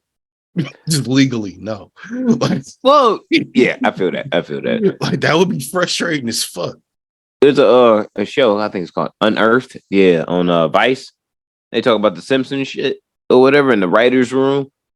You might have had the idea, but whatever the fuck you turned in, that was your best draft. Nope. Some of it might have made it there, but everything was always rewritten, like before it was actually recorded. So that's why the creator of the show has to be involved in the writer's room. Most, especially cartoons that are made by like niggas like Matt and Trey, niggas like Bill Burr, I shit think like that. You gotta be in the room, nigga. You gotta be there to gauge the character. Even when it's bad, at least you put your name on it. What dudes do, I think there's like 27 seasons of The Simpsons, bro. Like, it's a lot. Like, it's the longest running episodes show of Family Guy, bro. I found that out a couple weeks ago. Word, I thought that was done. They've canceled it 10 times. It's still going. Where? Is it still on Fox? Fox. Wow. Fox and Hulu. I had no idea. Nigga, I saw a commercial, I want to say about a month or two ago. I saw a commercial just in the kitchen, just fucking around, came on TV, and I was like, new episodes? It's like season 24? They're on season 25. The Simpsons is the longest running shit. But yeah. I think South Park is right under them. And then it's Family Guy. South Park is about to be on 27, 24. No, I've never I understand the South Park hype for South Park fans. I've never understood Family Guy. I've never. No, Family Guy used to be really good back in the day. Back in the day, I was heavy on both back. But that was when people were telling me like Family Guy was fire, like when we were younger and back in the day and shit. And I was like, all right, this is not so bad, but I kept falling in and out of it. I want to say like I would watch a couple episodes and it'd be like, all right, yeah, these are good. And then I'd run in like 3 or 4 bad episodes in a row. And I'm like, all right, yeah, I'm not that wrong. Like this shit's not that good. I want to say like 2014. The last time I watched it might have been 2018 and those episodes were good. But like 2013, 14 to like 18, 17, bad. It just got bad. It wasn't funny. It was repetitive. They were making fun of the fact that they weren't being funny and repetitive, and they were being repetitive. Like it just wasn't funny. I don't know. Seth MacFarlane's still the dude. That's what I was saying. I don't know. I know he is now, but I don't know if he went away for a couple years or just got bored or what. But it was bad for a couple years. Well, he was doing a lot more. That's what I'm saying. Like, I don't know if it was that you had American, like he was doing American Dad, the Orville shit. Like he had like 6 shows at one time. Yeah, he was doing a lot, and he was involved in all of them, and movies and shit. Like, so I don't know if it was just him having less time over that period or what, but the show that's what makes me suffered. The fact that Aaron Magruder left Boondock still like sits with me terribly because when he we could have gotten I'll never get over that. We could have got because they were going to bring it back though, bro, but Pops died and shit, and it's not gonna be the same. You could still bring it back. You just gotta kill Pops.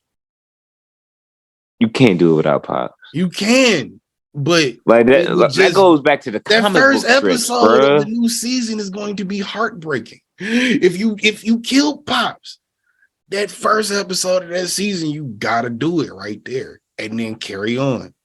But also, Regina King isn't. I feel for her, bro. I feel for her. Why you say that? As a parent, like her son. Oh yeah, I heard suicide. I think a year or 2 years ago, I think. And like, I heard they came out with like the autopsy or something, right? And it was like something after her like directing. Like she did One Night in Miami, which is really good. You should watch that shit. That shit Like, was fire. I watched that shit like twice.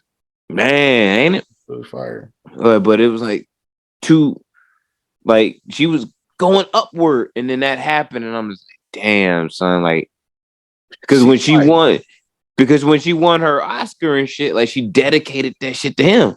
Yeah. So it's like, I know how much she loved him. You know what I mean? And as a parent, it's like, for that to happen, that's just tragic, bro. I be thinking about that shit, bro. Like it's a lot of it's been I've heard this year specifically it stuck out to me for some reason.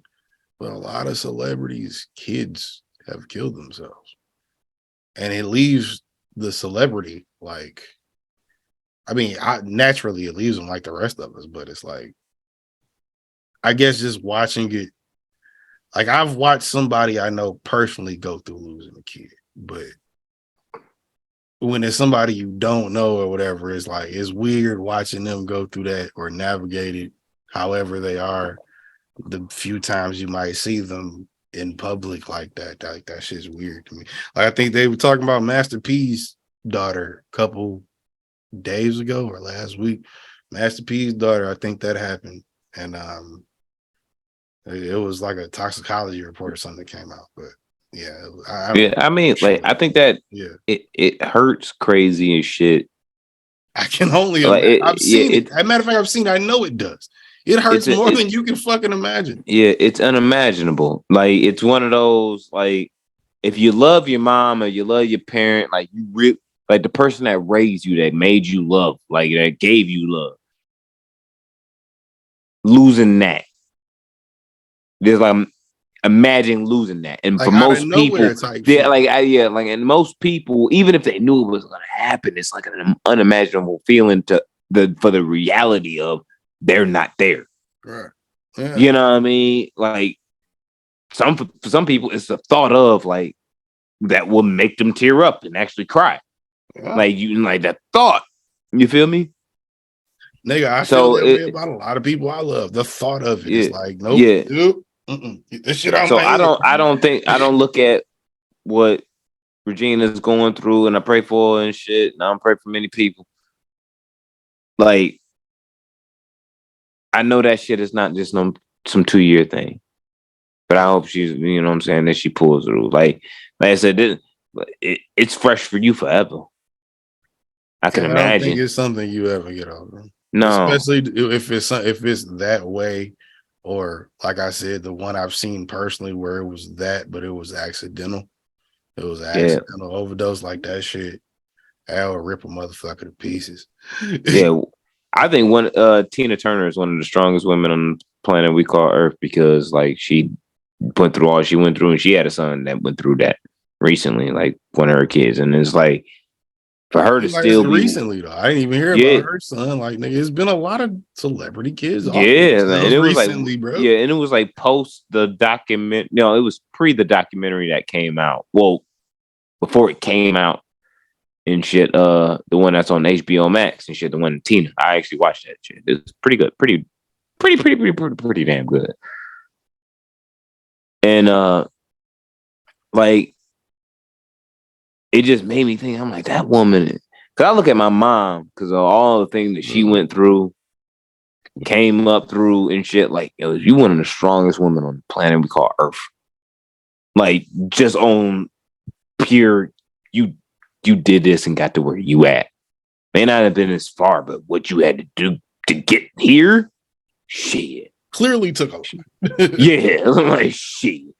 And Tina Turner had the shit beat out of her. Multiple times. Like, all types of, bro. I had a bad joke for that. It would have been funny, but it's not worth it. It's not. It's not, bro. Like, if you watch Love Ain't Got Nothing to Do with it, it's like, not all funny. Right. It's all not funny, son. Got from it, and as funny as it is out of context, it's not a fucking funny story. I'm gonna keep it a bean. I'm keeping it a trill pill. I watched that movie during the pandemic for the first time, and it was like, I caught it. Yeah, really. I refused to watch it because it was just like, I saw that shit when I was like 12. I was like, what? No, son. Nah, son. It was like certain movies. I was like, I'm just good. I just don't want to see Angela Bassett doing that because it's gonna be fucking with me. I saw Waiting to Exhale. See, when I was a kid, that didn't mean shit to me. I didn't know that shit to me. That scared the shit out of me, out of women, bro. It was like, all right, bro. If you gonna be a dirty motherfucker, you gonna have to play this shit real smooth. The bitch is gonna burn your shit down. You need to chill. Like you can't just be too wildin'. Like you gotta like play this little smooth. Gotta even this shit out a little bit. Yeah, you gotta usher this bitch. You know what I mean? Like you gotta do a little bit. But yeah, I really kind of refused to watch it. Everybody kept showing me that eat the cake anime scene. And I was talking to my moms on the phone. That scene is hilarious. It's fucked up, but it's fucked up, but it's funny. It's fucked up, but it's funny. It's fucked up, bad, bitch. No, bitch. Like, fuck you think you fucking with? It's wild because it happened. Because you wouldn't think that it would be like, nah, son. For the way that niggas make fun of it and joke about it, you wouldn't think that it happened. She actually went through. Or at least they depicted it like that. She had to okay that shit, like at some point, right? Did she okay that movie? Yeah. So, nigga, apparently that shit probably happened or something like it. Bruh, so, I never thought in my life, nigga, that it would be like when niggas was like, yeah, man, she got beaten the car with a boot. I'm like, so a nigga took his boot off and then beat her? Like, that's crazy. I think that movie was the first time I had experienced, and I say experience, I mean like the first time I ever saw it in front of me, domestic violence. Fam, I didn't grow up with that shit. Like I never saw. I didn't grow up with that shit neither. That shit was. I've seen the results of it. I've seen the results of it, but it was like I didn't even see that till I got older. Watching that movie was the first time I ever saw a man beat a woman. Like, bitch, you know who I am? It was like. I was disturbed on so many levels because I'm just like, cause I know it's 2022, so I saw it in 2020, and I'm just like, so he beating this woman in front of motherfuckers know when nobody saying shit. Cause they like, I mean, you ain't gonna fuck up your money. It's like R. Kelly, you ain't gonna fuck up your money. You know what he doing, but shh, keep quiet. It's fucked up, right, but that's what happens. I'm gonna tell everybody this. Anybody who, if you have a family member, a person that you know, a fiend that you serve, that happens to be addicted to that dog food, this is a great tip. Was they just getting to that juice and it starts to hit their vein? That's when they're at their weakest. That's when you can go in, bro. A heroin addict is not that scary. What is scary is the heroin addict that gets to that motherfucking snow, that pure Colombian white, that ooh-wee for your nostril hole. Ooh-wee. When he gets that, now that nigga's Superman. And you might not live. No, because it's real. It's real now. Now, I'm going to tell you straight up, the first 10 hits, he ain't going to feel it. So you got to make sure your knuckles is good or you wear some gloves. Because hit 11 or 12, that's when that dopamine is going to start to wear off. But don't let them get to the snow bunny. Mm-hmm. Once again, it's over. How in the fuck? First off, this was we talking about like a back in the day at a time where you could easily snuff somebody. Facts. Like and nobody would have known. At all. I could have been a bassist in the band. I love my old lady. I'm not even fucking 10. I don't care to. Don't even give a fuck.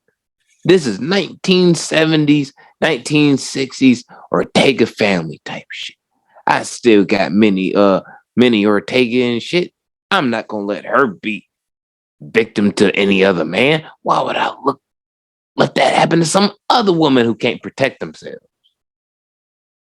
Naturally. As soon as you hit the dope inside of the dressing room, I might have came through with a blade. But you never know, because back then in those times there was no camera. Even if That was the part that you broke. wouldn't know a Like, nigga coming at you with a blade. hmm? So even if there was cameras though, you wouldn't know a nigga about to come at you and stab you. Today, if a nigga just gonna stab you and he see you and you don't see him or you don't think that he yeah, but if you but you poked up real quick, nigga. You seen the drug zombies and shit that's addicted to that dog food, and as soon as they hit that pain, it's yeah, no, once you get to that mode, it's over. that's what I'm saying. You can do whatever you want to that motherfucker. You can walk up on dude and be like, even if they try to fight you, they can't fight you. What you doing? And a fly. Oh.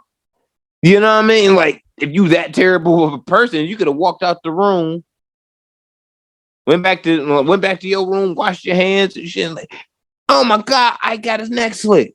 Word.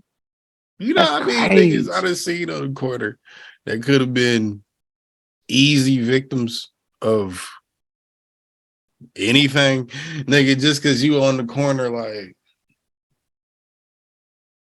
bam. That was like 6:30 on niggas know what the fuck it is. Like, 6:30 on weekdays. The winos. I mean, you ain't got nothing if you're doing that anyway. But still, like, yeah, the winos on my block, the last block before you get to Woodward and shit. Growing up, it'd be this little house and shit. I don't want to call it a halfway house, but it'd be like always just niggas and walkers walking around that bitch. I know that building. Yeah. But the I used to motherfuckers always ride by that bitch like, yo, what are they doing out there? All you used to always see. You saw them just sitting in front of the fucking smoking cigarettes and talking shit and drinking that shit, bro. Everybody. It's like, what if you call them at 6? You call them at 6 or 7 and shit. 6 or 7, maybe once, twice a week, maybe. Cause they drink every day, like on the block. Mind you, the set the tone for the people, the listeners. These niggas sat on this block so many days, so often, saying they actually had their chairs like chained to the goddamn fence from when they weren't there. So they could just unlock that bitch and, huh? No, I was the Flower Bud in the chat. Shout out to you, Flower Bud. Yeah, said, yo, what up? Said you had what? Chat G. Wait, is this? Okay, yeah, no, I don't be on Skype, bro. I ain't been on Skype in a minute. Actually, I ain't even thought about Skype. Shit, we FaceTime number. Said the call, fam. Me died. Shout out to you. I don't think I've seen you chat before. I love you too, bro. I see you. Gang. But yeah, they had their shit chained to the fucking fence for when they weren't there. But two out of the 3 out of 7 days out of the week, you catch at least 1 or 2 of them. I just use Zoom, really, for real, bro. You got some new shit. Yeah, them niggas be on one. And I'm like, yo, fam, like you really just passed out on the block. Like, yo, like you by yourself. Now I've been the person passed out on the block. We drinking and shit, like on somebody's porch and shit like that. There's people there. And I've also been on the other side of that. People and like I'm there feeling like I'm not just gonna leave my people. If you talking about some music, Flower Bud, just send it through, bro. You know I'm gonna get to it. We gonna do that. That last drawing you sent was fire, bro. You know that shit was fire. Yeah, he wasn't in here last time. Yeah, you weren't in here last time, but like that last drawing you sent was fire. Yeah, you know we gonna get it on. You know what I mean? Yeah, send it on Facebook too. I'm still trying to figure out how to do the Discord shit. I figured out the restream, how to do it on different places, but yeah. And yeah, send that. What do you listen to? What's hitting in the UK streets? Like that real shit. Like I'm interested at this point. If you spitting that fire, what you listening to? I mean, what inspired you? He said, bro, it's all drill. It don't matter, nigga. I love UK. It don't matter. Niggas can't just keep telling me that Stormzy is the only nigga out of the UK. Like I'm not believing that no more. Oh no. I'm not believing that no more. Say He said he loved the West Coast styles. Hey. He said, "Fuck the UK." Hey. He can't see the chat like I can see the chat. We in two different places right now. He said, you got to the OGs, bet. Bro, I told you lit, man. You can spit for real, bro. Yeah, bro. Like low key, I thought it was gonna be ass because like this nigga listen to ass rappers sometimes. So I thought it was gonna be ass. So I was like, yo, this shit hard. This shit hard. Shout out to you, man. And shout out to you for being a listener to and watching. Like, you know what I mean? For sure. Gang. He said Trey D for the West, Black Thought for the East. They the best. I mean, nigga, you already know how I feel, bro. I'm all about them bars all the time. We gonna get to your dumb ass in a minute. Yeah, we gonna get to me. We gonna get to me. He heard some of the project too, bro. He was having a good time. I'm definitely curious about that though. Last thing I got on the docket anyway for main subjects is all right. So Elon owned Twitter, the Twitter twatter. And I will say, I've never felt like I needed to take a shower more in my life since he's been in control of the Twitter twatter. It's disgusting. Nigga, this motherfucker is a walking meme. What do you want?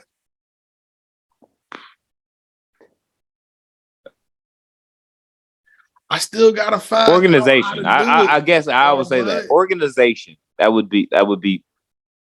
If John Gotti owned Twitter, I'd be like, all right, for sure, we good. We all right. Organization. I guess that's what you say. That nigga's fired everybody. I don't think it's about organization. I think he works at Twitter, nigga. Nobody else works at Twitter. I think it's about the meme. It's about the laws, nigga. It's about the laws. He walked in with a sink. He fired the top niggas. And then he fired everybody. And then he turned around and fired everybody. Well, I don't think it was everybody. I think it was half of the crew. He fired everybody. Hold on. What did he say? He said, "Well, love the chat. Chat, bro, all you gotta do. All you G's gotta do. All we gotta do is what? I gotta figure out how to add other people. I gotta mix my Zoom with the Discord. I just been bullshitting on doing it. That's the only reason we can't do it yet. Because I do want to add it in. I think, matter of fact, Twitch even added something where we can do it now. Like, I do want to do it, but I gotta figure it out. I don't want to do it live. I want to figure it out first. But we got you. Give me like another stream or two. I got you. You'll be on here, bro. Because we do want to talk to you anyway. You got me where I told you. You know I fuck with you. But Elon is a walking fucking meme. What do you want? Organization. You want organization from a nigga that started a fucking rocket company, then started an electric car company, and bought a $44 billion company for a joke. You want seriousness out that guy? He's trying to just fucking recoup some of this money at this point. It's not even funny to him anymore. Yeah, then why buy it? That's what I'm saying. Like, you really didn't need to. Like, you didn't need to. Yeah, Twitter had flaws. Ben had flaws. Always had flaws. Because people are on it. Like, people are on it. Yes, simply. Like, it's real simple. People are on it. People are imperfect. People's ideas are imperfect. The way people think is imperfect. I've never seen so many dumb niggas in my life in this week. I stand with Kanye and Kyrie Irving. Nigga, why? Nigga, why? I saw Jason Whitlock coon ass standing with Kyrie Irving and Kyrie. I mean Kanye. I'm sorry.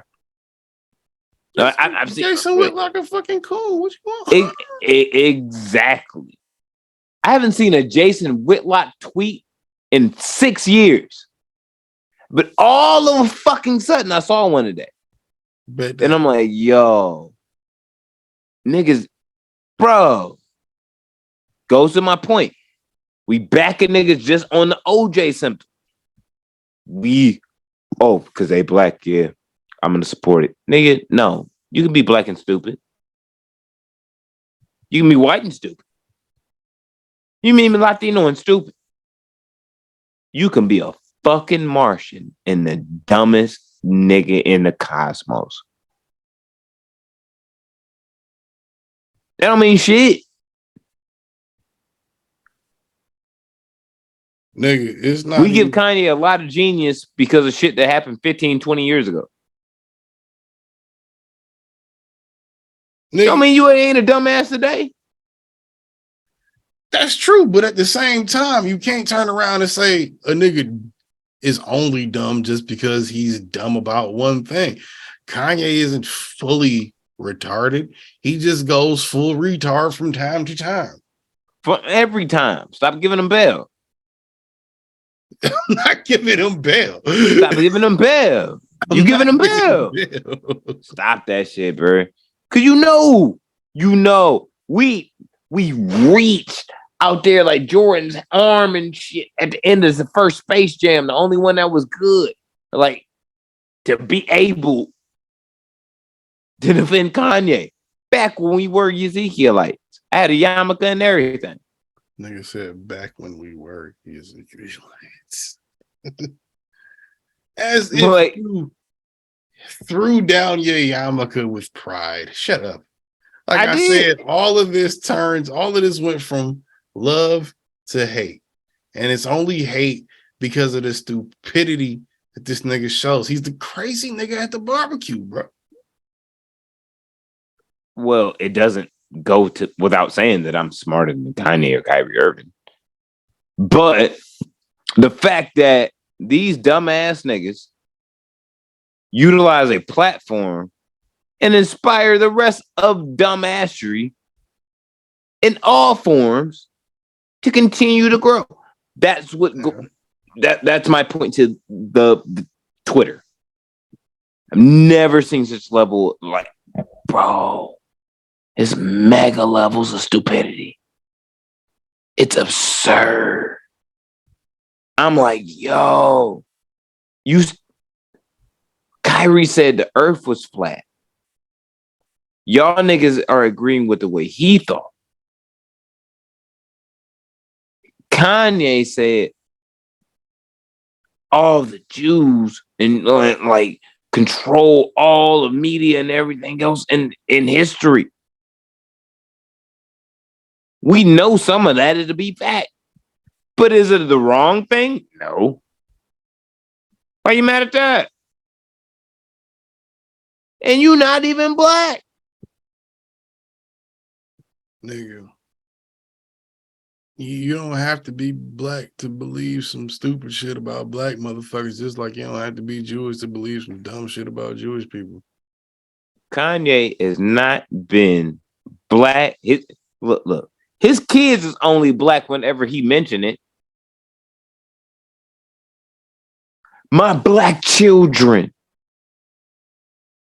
Nigga, you're like, technically, if we want to believe if you got to drop black blood in you completely black. If you want to go with that bullshit, yeah, all right, for sure. Your kids are black. Half. Other side is Albanian. Deal with it. Like, they black for relevancy. Yeah. In his head. Not saying in general. In his head. And motherfuckers are trying to convince the world. Hey, shit. Kanye right though, because he didn't say he wasn't wrong with what he said. Is he not? See, and the fuckery continues. Elon ain't doing nothing against it. He's fired all the people that's supposed to be in charge of it. But he tweeting his Halloween costume and shit. Not only that, but when Elon talked that shit, not that he would talk the shit that Kanye was talking, but if he wanted to, he means it. Elon got a couple billion liquid, a few tens of billions of liquid. The man lives off of credit. If he wanted to go talking his shit, whatever way he wanted to go talking it, he could do that. Kanye, Elon seen, can't. You can do shit for the meme. You can do shit to prove a point. What's worth more at the end of the day? Is a joke worth $44 billion?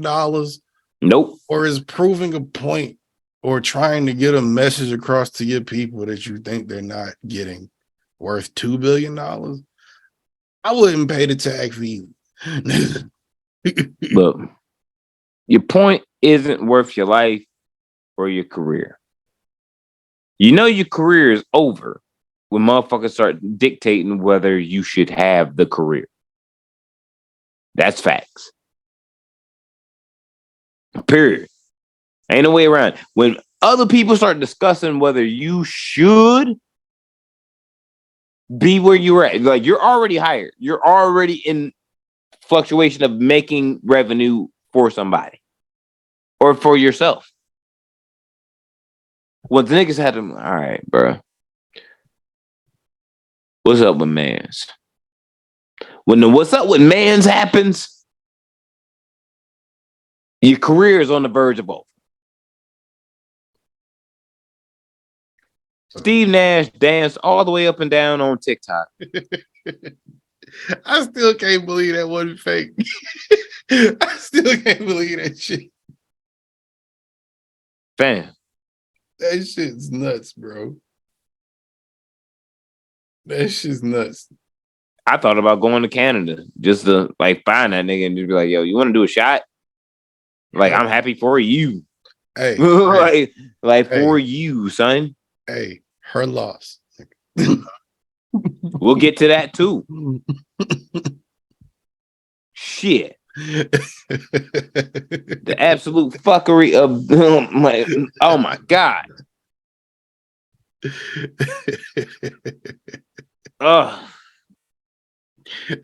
You know what? I'm just done with both of them. I'm up in the chat. I'm just done with both of these niggas, bro. I'm done with both of these niggas, bro. I think it's safe to say, right, before we move on, I think it's and because we've been talking about this shit and this type of shit for like the last 3-4 weeks now. Cause we can't escape it, bro. Yeah, it's the biggest shit. But I can't see it going any further than this. You know what? I hope that when Kanye says some shit, and then Kyrie started doing some shit, and it's like, dog, you the one nigga that didn't have the room to do some shit. Not only that, he didn't have to. All he had to do was it's like 2 taps on your phone. He had to do 2 taps. He could have avoided all of this, just been like, yo, I ain't know it was like that. And just felt whatever way he felt about it personally and kept it to himself. Why do niggas feel like Farrakhan? Why do niggas feel like they Farrakhan? Niggas feel like they gotta get a message. That is that man's job. And if you choose to listen to him, you choose to listen to him. If you don't, you don't. Why do niggas keep trying to fucking shoot themselves in the fucking face despite their foot, or however the saying goes? Farrakhan might not be doing too well, bro. Cause like shit, I've been seeing that other. I just saw him on Instagram the other day. He looked fine. He looking all right. He looked like normal. All right, cause I've been seeing other homie. I don't know how old the video was. I've been seeing his right hand man's and shit. I can't remember the brother's name, but I've been seeing him more and more like doing what Farrakhan normally do. He already came. Yeah, he came a couple months ago. I ran into him. Damn. Outside the gas station on 7 Mile. He gave me a pamphlet and everything. He was you on my dude. You on my dude.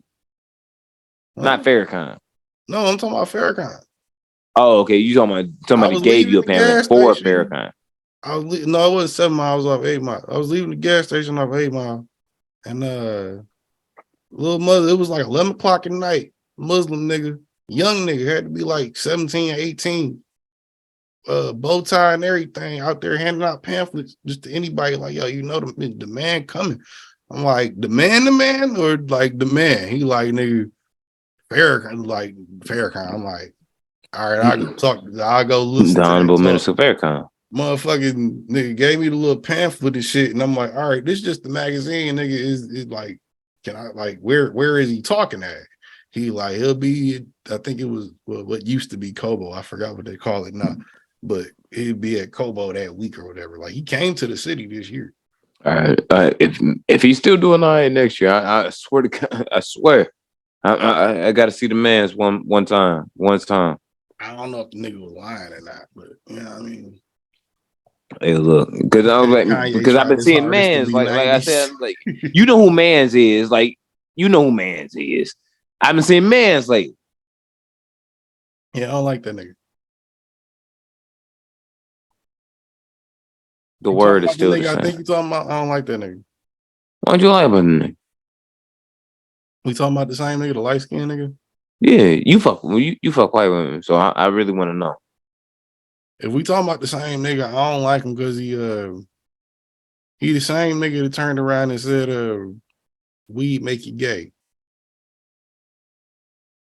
That nigga, I think that it was same nigga. you got a finger wave or like some 360s that look like an old nigga with 360s.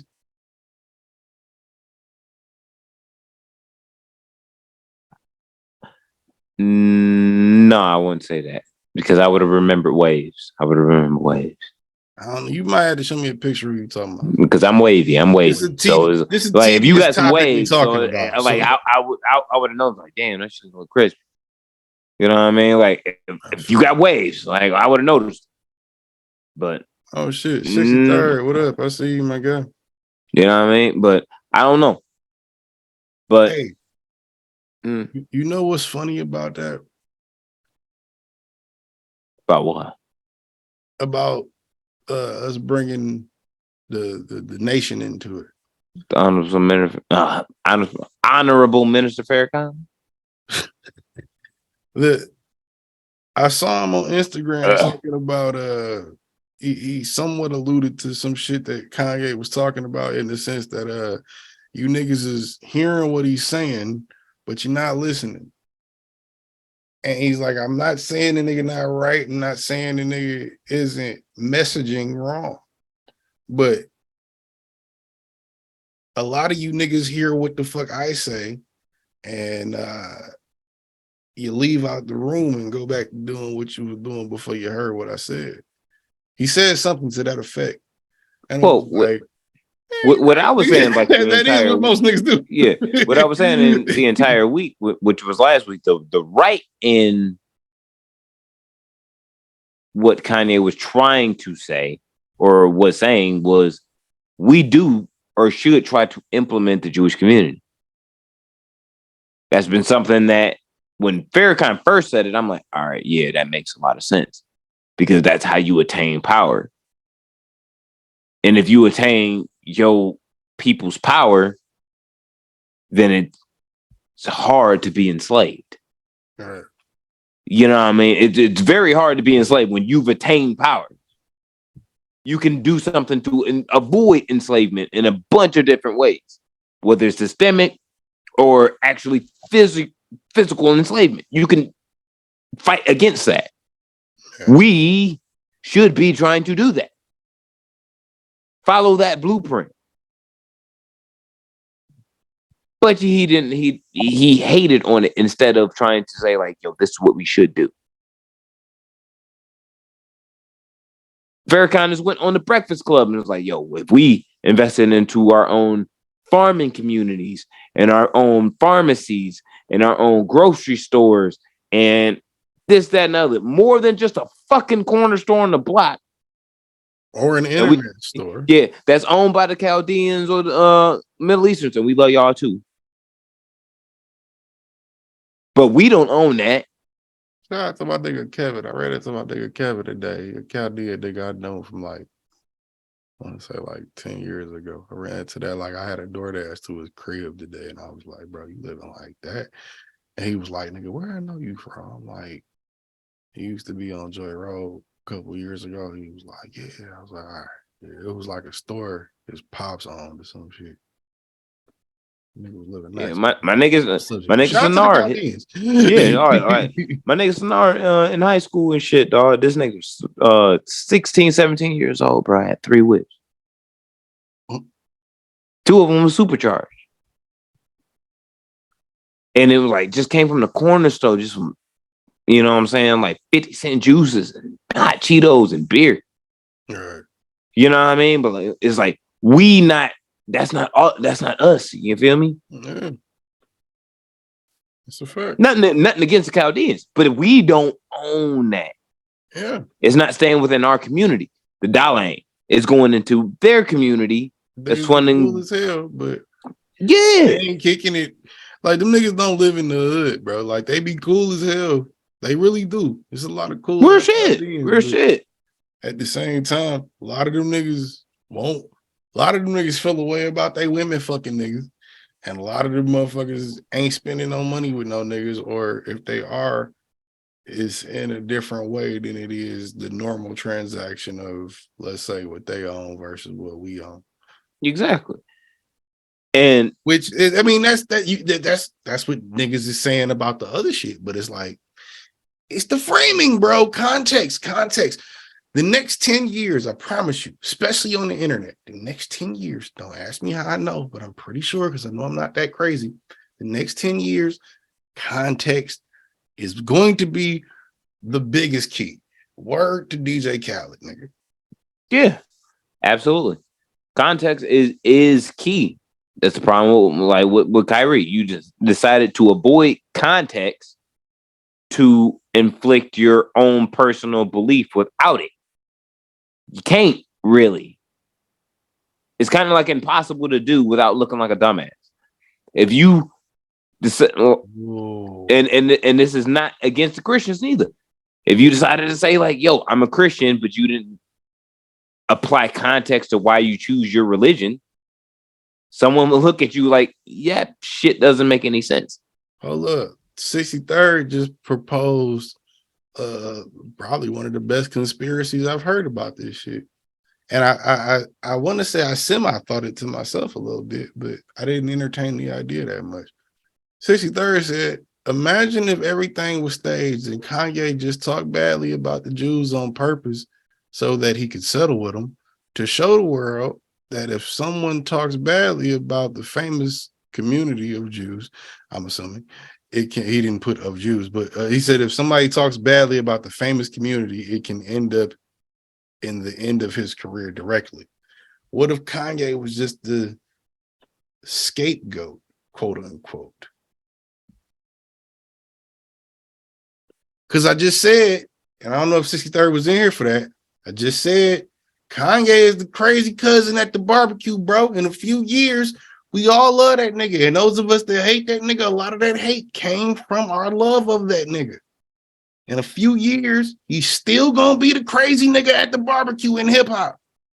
When it comes to the hip-hop barbecue, he's still gonna be the crazy nigga there. And we gonna all be like, yeah, that's Kanye, just you over there, whatever.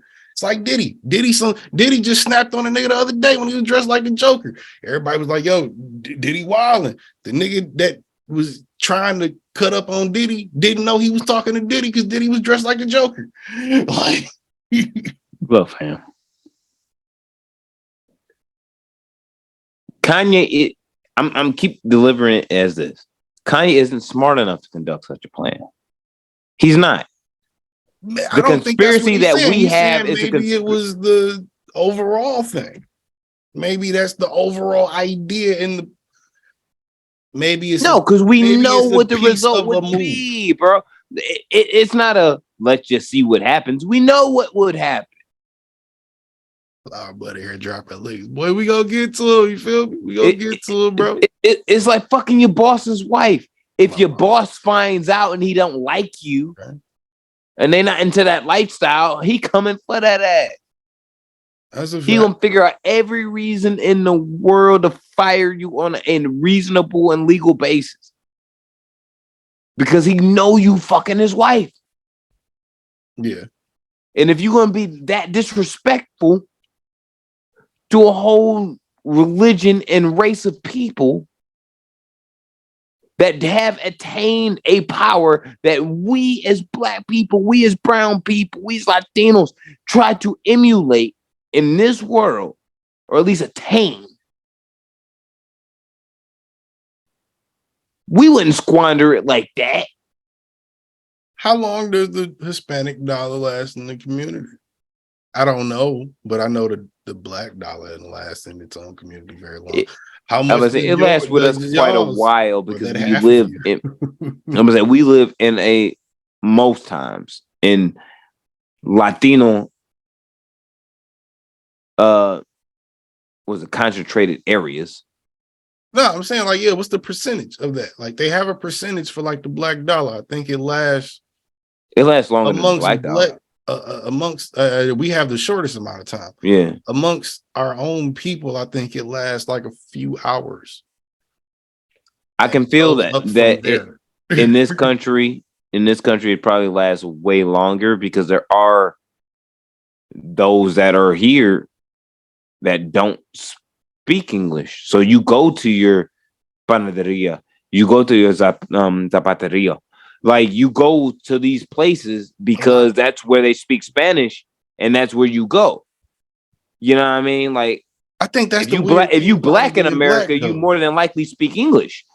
Yeah, so it's like anywhere you spend your money anywhere. Because like you can spend your money anywhere. But then at the same time, if your abuelo Pablo is here for his 6th year in the United States and y'all live in El Paso, but at the same there's plenty of communities where he don't have to learn English. So you can keep that dollar in there longer. I don't think it's just the language though. We have our own language in a sense. We do. Me and you could walk into a room full of, let's say, white people from a certain area, be it suburbs or deep in the woods. We could go around them, have a conversation in front of them, and they not know what the fuck we talking about because we either talking too fast or relating to things in a way because of how we talk that they won't readily pick up on. Absolutely. So that's not, I don't think that's the thing. The thing is the fact that most motherfuckers own what they own, be it black, Jewish, white, Chaldean, Asian, whatever. Everybody own what they own. When niggas have more of a market share, when your group has more of a market share under a certain umbrella, yeah, y'all get down right there. So when you see that happening, it doesn't make sense to turn around and be like, well, because they doing it, they just running everything, and then that's a problem. The Jews do run Hollywood. That's not a fucking secret. It's a problem when you say they run Hollywood and they're fucking taking things and doing things that not all of them are doing. Maybe only certain ones are doing. The Jewish guy he did an interview. The Jewish guy he did an interview with was talking about, nigga, if you got a problem with certain Jews, then call those niggas out by name. Don't just say Jews. Oh yeah, crazy. Absolutely. Because I was just about to say, if you are Jewish or like, and in the music industry, people get fucked and been getting fucked by the music industry from black people, white people. Niggas do that shit. White people, black people, and like it doesn't really matter. Niggas do it and use the excuse that the Jews fought them. I've never, me personally, I've never come in contact with a Jew or anyone of Jewish descent, I should say, also, that has looked at me in a way of racism or disgust. Me personally. Because most of them vibe with us. Of course. I ain't never like of any ilk, male or female, any like Hasidic, otherwise. I've met multiple Jews in my life, and a lot of people in this country and around the world haven't actually met one. I've met multiple. I ain't never met one that wasn't really cool. The ones I I actually met have that weren't no cool Jewish were, beef. like I have no Jewish beef whatsoever. But the ones I met that weren't cool were akin to like your Karen, the idea of a Karen. Those are the ones I've met that weren't cool. I haven't met one that wasn't cool. But what? Well, I take that back. My environmental science teacher in senior year, but he was just extra. I don't put that on being Jewish.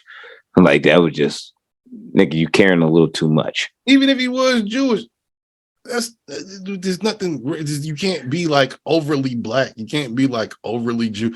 If if you walk in a room and motherfucker be like, yo, you being too black, and you in a room full of white people, if a white person tell you that, you gonna feel away.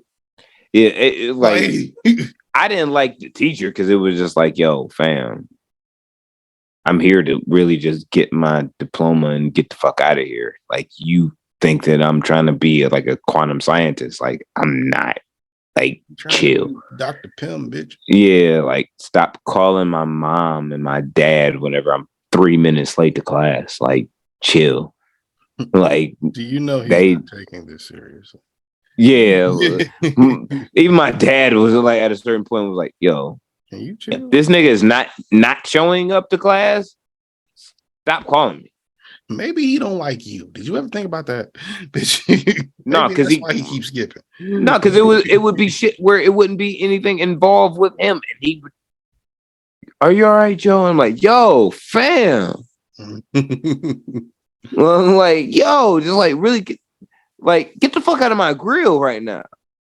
Like, but like I said, I don't think it had anything about him being Jewish. It was just like, yo, you just doing the most. You, Mr. Rubin. No, like that was it. And like it was nothing more to it than that. But the point that I was trying to get to is like, we know people that are black that are racist against our own, that keep us behind. We know white people that are fucked up and racist against us. But on the same flip side of that, we know a bunch of cool ass white folks. You know, a bunch of cool ass Jews. We know a bunch of cool ass niggas. Like, you can't encapsulate the shit. That's the point. Yeah, any race you talking about. I know more cool motherfuckers than I know horrible motherfuckers. Exactly. 90% of the people I run into, even if they turn, I've ran into so many people. Matter of fact, the Midwest white folk is a little different, though. I was just about to say, though, I've ran into a lot of people, and I just mean people that have, some of them turned out to do terrible things to their parents, to their friends, to their girlfriends. When I met them, they seemed cool. You don't always know. Sometimes a motherfucker lose their shit. Nah. Great example. And it has nothing to do with specifically racism. But I don't give a fuck who you are. You look like there is a Harvey Weinstein produced movie that you think is dope. That's a fact. For most people. That's a fact. For most, yeah, if you a cinema lover, like you love movies and shit, there is a Harvey Weinstein produced joint that you like. Pause, time out. We'll get right back to Harvey. Do an ad. I have to urinate before I do it on this podcast. Just go pee. Just go pee. Just go pee. Just go pee. Don't describe shit. Just go. No, just go pee. Just go pee. What are you doing? What are you doing? Just go to the bathroom. And this episode of TN2M has been brought to you in part by actually one of the people, actually the only person that I do this podcast with, the one and only District 93rd and Busy 93. He dropped a project, Super Fire Bars. I'm gonna do a Let That Bitch Breathe about it later on in the podcast. But check it out. It's on all your streaming services, Apple Music, Tidal, Spotify. I don't know why this nigga still uses Spotify, but he does. It's on YouTube, everywhere and shit. Like, follow, and subscribe to the album. Subscribe to the album, the channel, the page. This nigga turn the notification bells on for new music that's gonna be coming out. But it is an absolutely phenomenal project. If you are a follower of this podcast, you know how much I give him a hard time about releasing music. I give everybody like you can't be like, yo, I'm gonna release a project and in 5 years I'm gonna release another one. Nah, who the fuck you think you are? J Electronica? No. So like he finally released that John Resurrection Therapy. It's fire. It's flames. It's really, really good. I'm proud of my mans. I recommend everybody that's listening, once again, go check that shit out. You know what I'm saying? Like if you don't like hip hop, you're gonna like this project. If you like shitty hip hop, you're gonna like this project. If you don't know nothing about hip hop, you're gonna like this project. You feel? So check it out. Resurrection Therapy. You dig? Was that an ad or the breathe? I'm confused. It wasn't a breathe. I'm putting an ad in for you. It was. I'm proud of you, my nigga. I'm proud. I'm proud of my brother, bro. I'm proud of my brothers, bro. I overheard some of that over my urination. I was like, oh, that's dope. I'm proud of my brothers, bro. I appreciate it. There be shit that I be hearing in like ransom bars and like 38 special bars where I was like, where I hear it, I'm like, you know what? I really am a real nigga. Cause I do shit these niggas be saying that only real niggas do. And I just do that shit off the straight GP and love. I think that's what in my head it makes me think like that's what niggas are really supposed to do. That's your friend, no? Why don't they do that?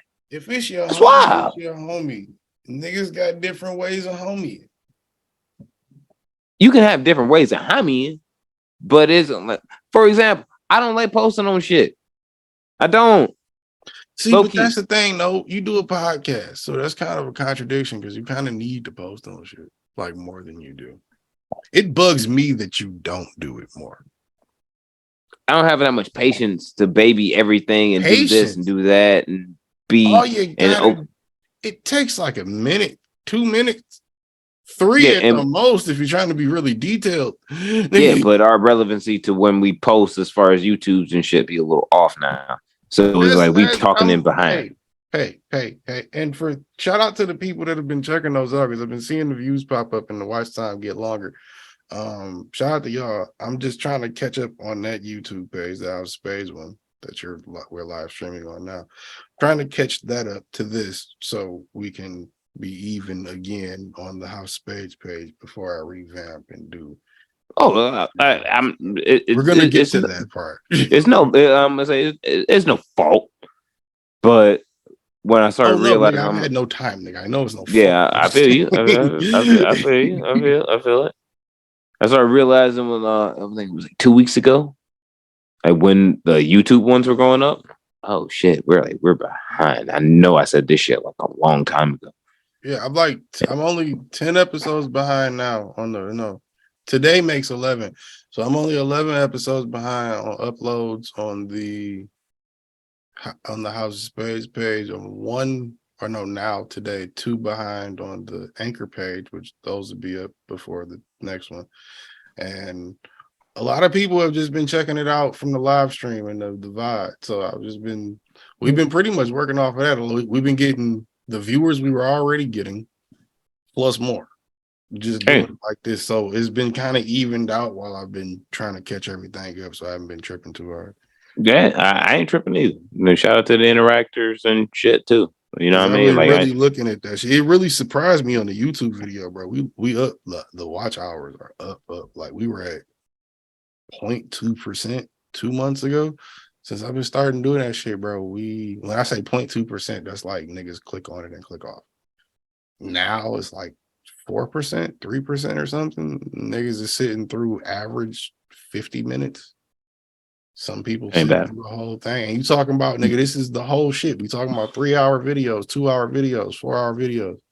Niggas bad. Sitting through average an hour of it. So ain't bad. We entertaining for an hour. So But yeah, and like I'm at least pulling post for mans. You know what I mean? Appreciate it. But Like yeah, man. Back to Harvey. Yeah.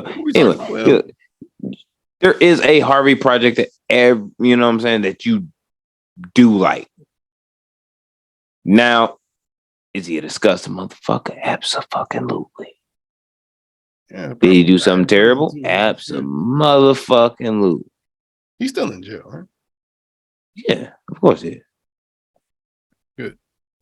Now, is he considered one of the, I guess, the evil ones? More than likely. He should be. He's probably not the most evil in terms of what we don't know, but in terms of what we do know, he's one of them. Yeah. You know what I mean? Is he one of the evil ones? Absolutely. It's disgusting. Harvey, Jeffrey Epstein, both them niggas grimy as hell. Nasty, disgusting motherfucker. I would say Jeffrey's worse, but Harvey is right there. Jeffrey's way worse. Equal. Jeffrey had an island, nigga. Like, he's way worse. Nah, Harvey was probably a power play. Nigga. I would say Harvey probably just didn't buy an island. Just because you didn't have one doesn't mean you didn't want one. Could have afforded it or afforded one. You feel me? Like just because the nastiest the nasty motherfucker facilitating the shit to you doesn't make you nasty. Yeah, it makes you nasty too. You getting it from a nasty motherfucker. Some nasty shit. Like that's foul. Remember our Harvey saga, nigga? We cut into that motherfucker, bro. It was a good 6 weeks of this podcast, whenever them stories was breaking, that we cut into that nigga, bro. Well, fuck that nigga, bro. I mean, always and forever, but yeah, like us talking about him right here just made me think about like, yo, we really cut into that nigga for like 6 weeks. Like, yeah, fuck that nigga, bro. No, that was more than 2 years ago. That was like 3 years ago. I kicked the motherfucking Walker up from under that nigga, dog. Yeah. Fuck you mean? Yeah. I hope he. I don't give no fucks when it comes down to that shit, dog. Don't you disrespect women, bro? Put it like around me. While in prison, I hope he receives some of the treatment that he was dishing out. I feel like it's only fair. Oh, he gonna get booty raped in there. It's gonna be evil. It's gonna be evil. Anybody can get played for a Snickers in there. It's gonna be evil. And sometimes you want a Snickers when you in there. They cost $6. Nigga, that's a lot. Damn, that's the commissary prices now. They're high. I don't know if it's exact. Yeah. When I was in jail, it was like $5 for $3, $4 for a bag of chips. It's like $4. Like we talking about a 50-cent bag on the street. It's $4 in jail. God, man. $3. And that was last time I went to jail was 2022. Last time I went to jail was like 2015. See, it's probably higher now. Yeah. See, that's why you was like a dumbass nigga, dog. You ain't call me putting in on your commissary. I wasn't in there long enough to give a fuck. I was one of them niggas. I went to jail and I didn't eat, so they was worried like I needed to go to like the mental asylum or like the hospital because they was like, "You've been in here like a month. Why haven't you eaten any food?" You gotta eat in the pen, bro. Because I don't want to. No, I refuse. You don't want to eat in the pen, but you gotta eat fucking food. I refuse. You gotta eat in the pen, bro. No, you don't. No, you don't. You got to. No, you don't. You gotta maintain your strength, dog. You in the pen, bro. You can drink water and work out. I did it. I wasn't in the pen. I wasn't in county for a long period of time, but 45 days not eating is quite some time to not eat. you not off of Kool-Aid, fountain water, off the toilet, mind you, and cookies that my man's Paul was giving me. Shout out to Paul. Look, my man's bro. You can't. Nigga that was no. Paul wasn't giving me the cookies. I was Dane. Dane was his old nigga. He was in there for a DV, but he was cool as hell. He had been like back and forth with this bitch for like 20 years, and he finally slapped shit out of him. I'm not condoning it. That's just what he did. Next time, hopefully there ain't no next time. But if you gotta go to jail again, just let me know. I'll do a crime to get locked up in the same county. No, like that's why. It'll probably be soon. We're gonna have to arrange around that next year. I just thought about that. We're gonna have to arrange around that because I gotta go to court next year. I gotta get this shit done. For those of you that don't know, I live on the run. Shout out to Nori. Don't admit to crimes on the internet. What's wrong with you? Nigga, they ain't looking for me. I ain't no felony. If they wanted to find me, they came and got me. I gotta turn myself in. And I'm gonna do that next year. So there's probably gonna be a good, I don't know, month plus of no podcast, depending on what the judge says. But the lawyer I'm trying to hire and saving money to hire, hopefully will shut that down to like 2 weeks, a month at most. So They Jewish? Huh? They Jewish? Of course. Oh, okay. You should be all right.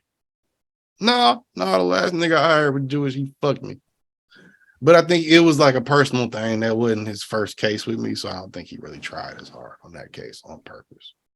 It was like a learn your lesson, young dude. My first lady wasn't. Yeah. And she let me down a lot, kind of bad. So shout out to the lawyers. Yeah. I couldn't do your job better than you, but shout out to Al Bernstein and his peoples. Yeah. Hey, I be lying. That's local. What other man's? He ran for like mayor or governor like about a decade ago.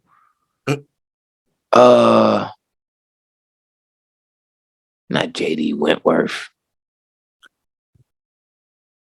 Mans, you know Mans.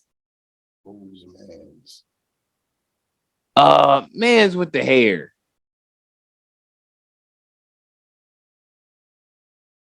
God damn it. Mans with the hair. You know who I'm talking about. You just said lawyer with hair in Michigan. That's like 300 niggas, like 400 niggas, 1,000 niggas. Like, what are you talking about? Lawyer Mans with hair in Michigan? Excuse me? Mans. You know who Mans is. Nigga, give me more than that. Is his kids cross-eyed? You talking about Sam? I want to say his name is Jeffrey. You can't be talking about mine. You don't know my lawyer. Jeffrey Goldman? Nah, not Goldman. Oh, shout out to Goldman. He the one I'm talking about that didn't do the thing. I was about to say, Goldman don't fuck with you no more. He did. He fuck with me. I just owe him like $900 from like 5 years ago. And I feel like the second case he took, he purposely only did like, I feel like he wanted me to get more of the sentence than was deserving because he had already had like 2 cases with me. And he was like, you're not getting something, nigga. Like the fact how do you have the money to hire me? Like, who are you? And then by like the second, third case, it was just like, yeah, no, that's the best you're gonna get. And I was like, that's it.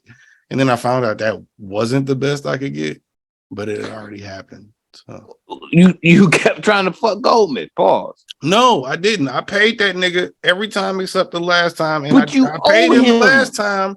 I just owe him money from that payment because I didn't finish paying him. See, now you got me saying way more than I need to say. I was just saying shit. Now you're talking like too much. Shut up. You talking too much. I just said that. I said you got me talking too much because of the questions. Gin and interrogation don't mix on Twitch, nigga. Pay Goldman. You know what? I just thought about that. I am gonna pay him. Might need him.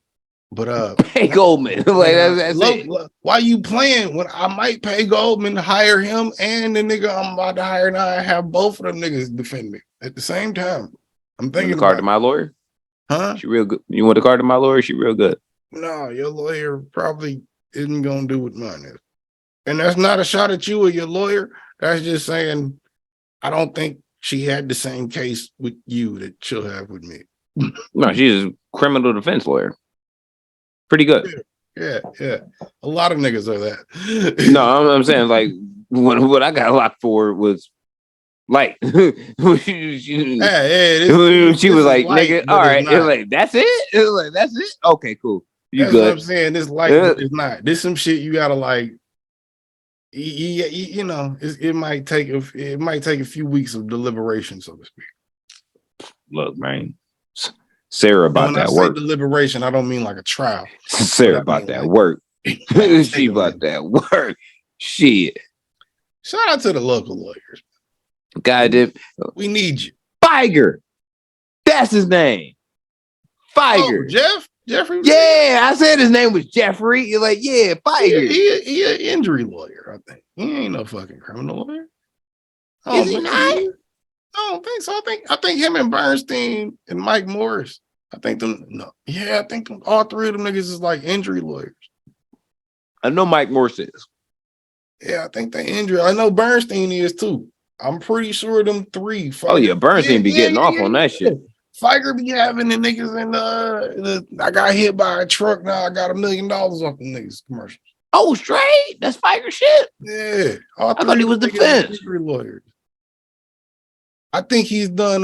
He hasn't done criminal defense. He's done prosecution. I think because he's done high profile cases, but they've either been, I think, injury or like he was like playing prosecution for niggas, like working with the state. I don't think he was like criminally defending niggas. It's fucked up. Send niggas to jail. It's fucked up. Shout out to George Law. Shout out to Goldman. Shout out to Silverstein, bro.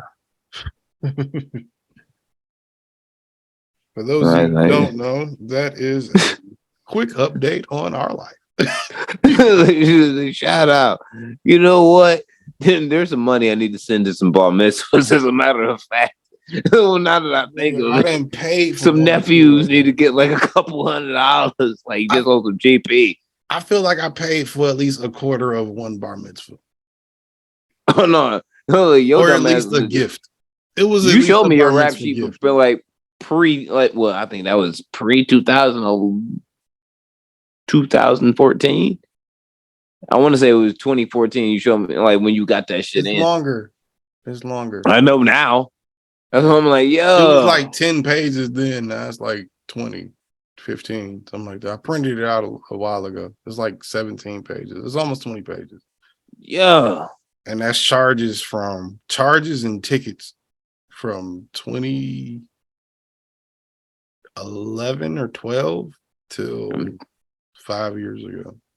When I just disappeared off the map. Y'all needed y'all didn't have that annoying ass auntie that kept telling y'all dumbass to pay tickets because her dumbass got a lot of tickets. Y'all didn't have one of those. I can tell. You and George didn't have one. My auntie is one of them people where she be like, ticket.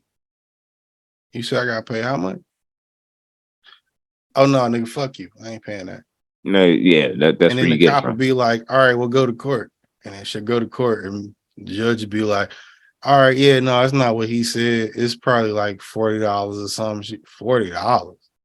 What you talking about? Fuck you talking about $40. That's mine. You know who I am. I was like, my mom is that auntie. You know what I mean? My mom is that Thea for real. Because her ass was telling me, like, yo, you get a ticket, pay it. Don't bullshit, pay it. And I'm like, but then the one time I thought about, like, man, fuck that ticket. Like the day before the warrant was gonna be out, I'm gonna pay that fucking ticket. It looked like it just came upon my soul. I'm like, you know what? Fuck them niggas, bro. Like, that was some bullshit. I'm gonna fight that shit. Maybe woke up that morning and was like, no, nigga, pay that fucking ticket, bro. Stop playing. Maybe and I paid that ticket. Maybe it was because of how arrogant I was back in the day. But nigga, you talking about warrant out for your arrest for a ticket. I get pulled over and I even know it's a warrant out. You said, nigga, that was 6 weeks ago. What are you talking about? A ticket, I gotta go to jail. Nigga, you didn't pay it. Like, I remember cops would let me off and be like, because they would realize, like, oh, you genuinely don't know you have a warrant out for your arrest. I'm like, no. They're like, nigga, go to court like tomorrow. My bad. Like, that was when I was like 18, 19. Like, well, and we talking about white cops in the suburbs will pull me over, run my plates, and be like, Like they would notice, like you don't know. You were like, because I was like, what are you talking about? They Like, got my brother on that dumbass shit. Like he was rolling around with some niggas that was on some stupid shit. And he had a warrant out for his arrest. He had no idea. And this one I was like 7th grade. Like he had no idea. Like he was really dumbfounded. It be like that sometimes. But he didn't pay his tickets off. Because he was working downtown at the clubs and shit, and, the bars and shit, taking pictures. He had mad parking tickets, yo. Like mad parking. Like he completely forgot about it. He rolling around with some homies. They get flicked. Always speeding tickets, not parking tickets. I always got speeding tickets. Either one of the speeding tickets or driving reckless tickets. One of the homies got caught up on some Kanan from Power shit. Had a busted tail light out, flicked them niggas. My brother got flicked up. I'll never forget it because I feel like my mom was making a point. Because I was like knocked out, sleep. I'm like dealing with like a cold and shit because it's like spring going. The winter going into the spring. Her ass wake me up, me and my sister, who's older than me. Wake us up to go get Tony out of jail. It's like, yo, what the fuck? Why am I going? Like, in my head, because of the way I feel. You don't want to be till you get older. Real shit. But in the moment, you in 7th grade, like, you feel like shit. In your head, you just kind of like, you got a whole ass husband. That nigga's my dad. He lives here. Why? He's asleep. Out of bed. Right. Like, why'd you wake us up? I feel like dog shit. And like my sister stayed in the car. I got out of the car, like, Joe, come with me.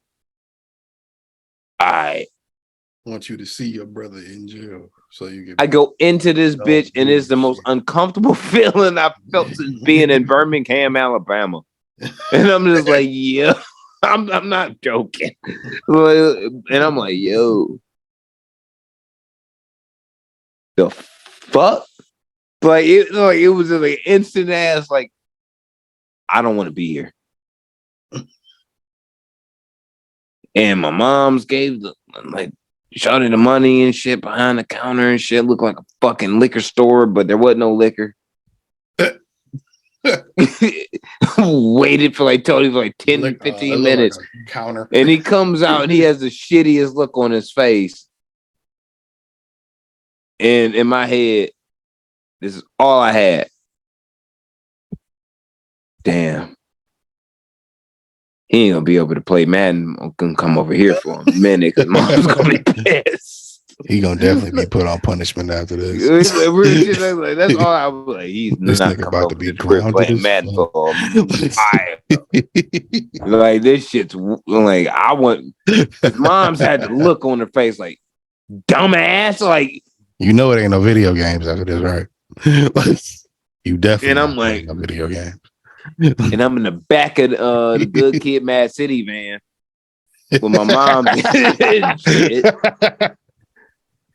No lie, but it was green. It was green. It wasn't purple. Good Kid, Mad City van, and I'm right next to my brother in the back seat, and I'm just looking at this nigga like, "You all right? Cool." And then put my headphones on and started listening to T.I.'s King, and that was the rest of the fucking night. Got back to the crib, went back to sleep, and was like, I do not have an idea on why mom woke me up for this. I don't get it. But I'm not trying to go to jail. I don't want that was the most awkwardest shit ever. That's hilarious. Fast forward a couple years later, I'm in the back of the Good Kid, Mad City van, and it's just me getting picked up from jail, and it's like, oh. As is life. This is what she was mad about. Yeah, that's what the fuck she was talking about. This is what it feels like, huh? Nigga, I'll never forget the day Farmington Hills police said, "Nah, spread them." I was like, "Excuse me." They said, "Spread them." That was my first taste of bend over and lift your sack before Spread told your me. cheeks and lift your sack. Yeah. Whoa, That's what it whoa, was. whoa, That whoa, was no. nigga. They had me in the office talking about some not bend over. I was 15. It's really weird. Yeah, no. And that was for a dime bag. You're gonna have to shoot me at this point. like, nah, son. Yeah, no. See, today it was The time very getting pulled different. over with you, That I'm shit's just like, making I'm the not news. trying to get killed in front of my girlfriend's parents' house. See, no. I was on like, that shut the then. fuck up. I wasn't trying to get killed in the parking lot of Wayne State at that time because it was a building that no longer exists. But I was like, yo, I remember they beat the shit out of me with a baton. Been there. That shit was funny. Now, Yeah, that was wasn't funny then, treatment. but it's funny now. Standard I was 15. treatment. How you beating a 15-year-old with a baton over a fucking dime bag, nigga? Like, well, yeah, yours was dime bag. We ran. see, they never caught me when I ran, and that wasn't them. But when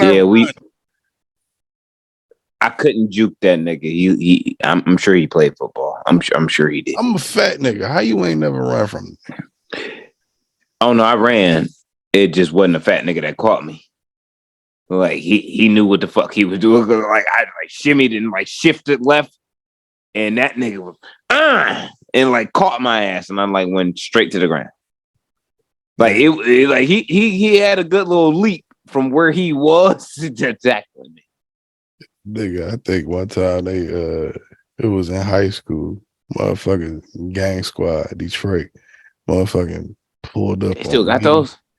This was high school. Okay. This is that nigga. They pulled in the parking lot, hopped out. I was like, hey, yo, let me talk to y'all. And I'm standing there with like 3 Puerto Ricans and 6 Mexicans. We all scattered. Gang. We all scattered. They didn't. I don't know who they caught. They ain't catch me and my man though. And we wasn't even gang. We wasn't even on no gang shit, but it was like gang. He was, but I wasn't. I might have been the only nigga there not affiliated with a gang. Not gang. Like, I was always that nigga in high school that was cool with multiple niggas from multiple gangs.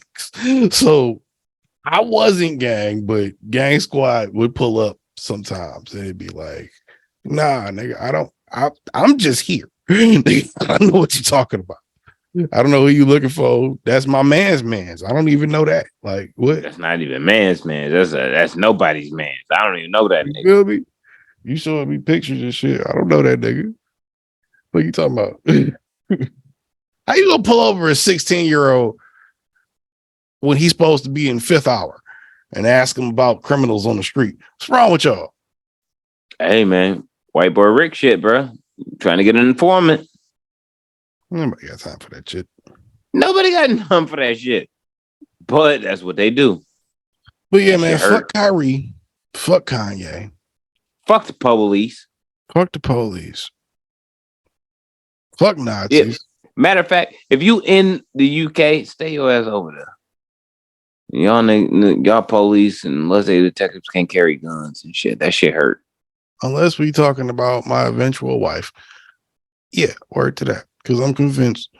You gonna bring a UK woman over here? Oh no, I'm leaving. Then what you worried for? I have a crib here, yeah, but like I ain't 90% of the time. We already do this on Zoom, my nigga. Ain't do this shit on 2 ends of the world. You feel me? Yeah, we're in 2 different hemispheres, son. Because I ain't leaving this one.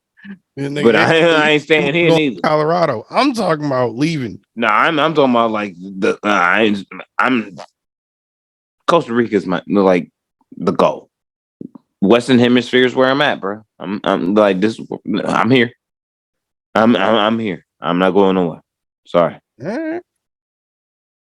I promise Like, you, nigga, we'll be doing this bitch with let some shit work out the way I want it to. We might be doing this bitch live from Seoul, my nigga. For Korea? those of you that are uncultured, that is South Korea. Why you in Korea though? South Korea. Nigga. There's only one Korea. Korea though? True. But yeah, well, there's one that's accepted by the world. That's what I'm saying. There's one Shout Korea. out to them other niggas. They are definitely struggling. What? Understatement. Nah, and like for real, like I be feeling like you ain't ever seen this North Korea documentary. Like, nigga, I be feeling for them niggas. Yeah, Poor people understatement. and the That's rich why I said people. understatement. Even the rich people, it's like y'all are rich, but y'all are North Korea rich, nigga. Like that's not rich. Sorry. That's why I said South Korea is there's only one going to the one that Really the only one one worth acknowledging. Yeah, it's like we already know you're not going to North Korea, or at least I would hope.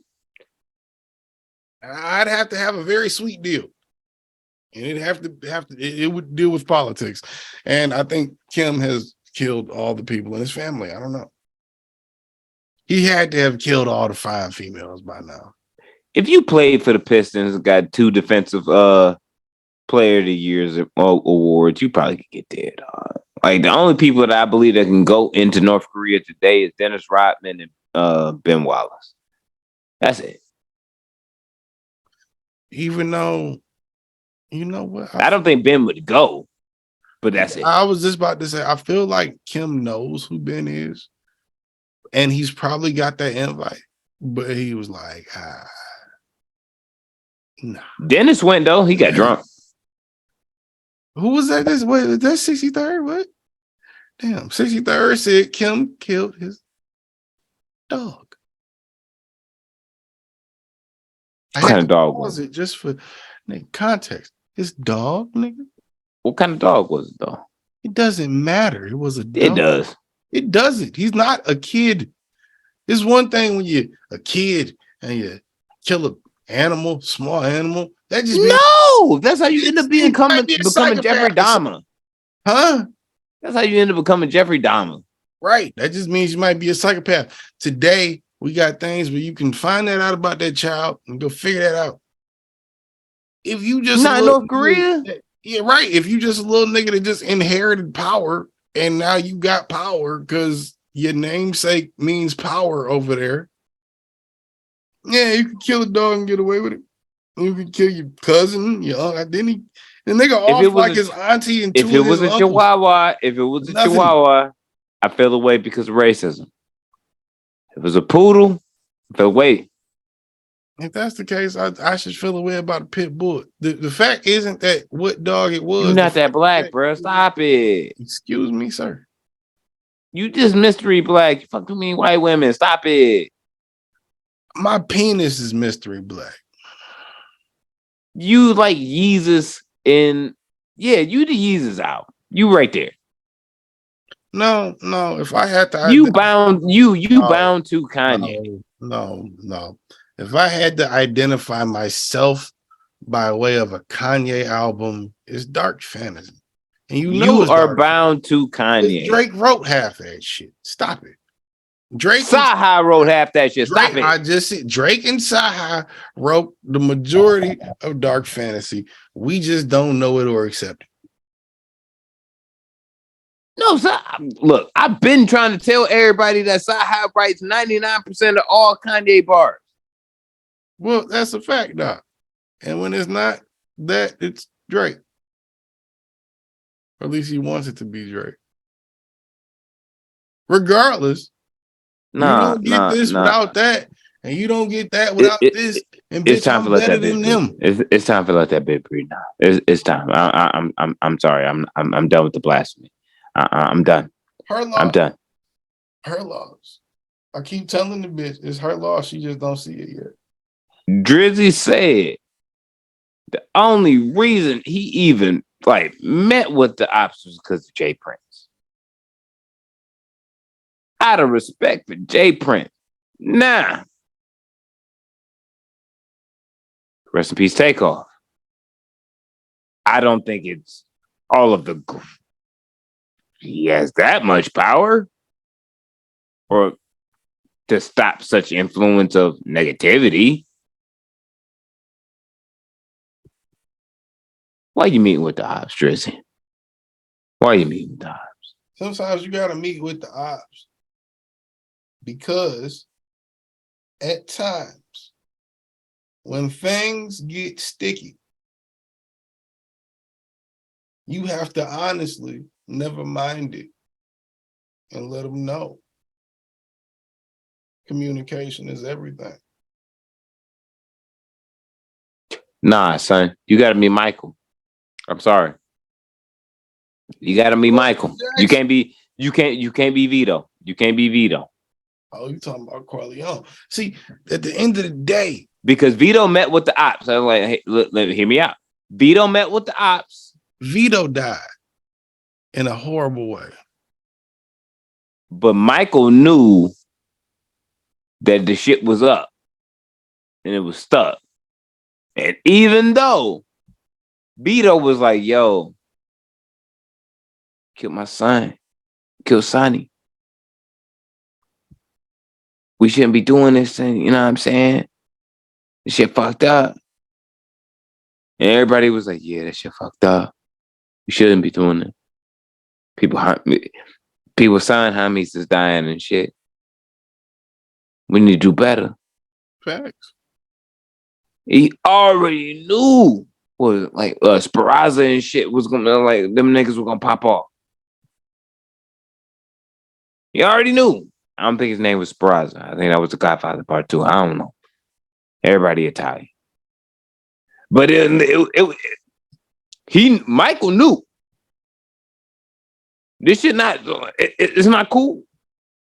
It's not out here in the street. Soon as Vito go, it's all bad.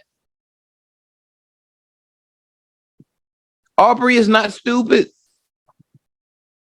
So is Aubrey Vito or is Aubrey Michael? Because I get mad Vito. He's Michael. I get Vito. I get Michael, and I get Michael from this. You know who the ops are. You know when to attack, when not to attack. But you know, just because somebody steps in and is like, yo, we shouldn't do this. You're right. Shouldn't do this. What happens to Michael? But that's the ops. And he gonna come either way. What happens to Michael in the end? He loses his daughter and shit. And he ends up going back to Sicily and dying in a lawn chair. Right. You end up losing what you love and going back to what is everything and nothing at the same time. When you could be Vito, which I feel like Drake is more akin to a Vito in the sense that not that it's like he's old and it's just like, all right, I'm trying to make peace. It's not that. It's just, this is the family. What else can you do? You can kill son. You can do whatever you got to do. But at the end of the day, you ain't stopping shit over here. You got to kill me, nigga.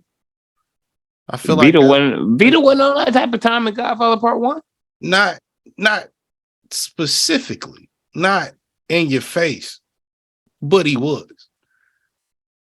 What did he say when Sonny died? What did he say when Sonny died? Look what they did to my boy. My boy. It was more of it wasn't even like an angry reaction. It was more of a, what the fuck is going on? Yeah, the nigga, he just recovered from a gunshot wound. That nigga that Michael had to go through and you know what I'm saying? They had to go to the mattresses for because he popped them niggas in the diner. But he didn't want that to happen. But it's that life. Drake A lot of shit Yeah. happens. You don't want that to Aubrey, happen, but no. sometimes you just gotta come out and be like, hey, yo, it's Aubrey has an album. It's or more no, life. nigga, He it's smoke. already knew. He already knew you had to be about the life So it's to smoke or it's survive. light. You seen them So it'd coming be more Michael. You already know where you at. You seen them coming at Serena husband.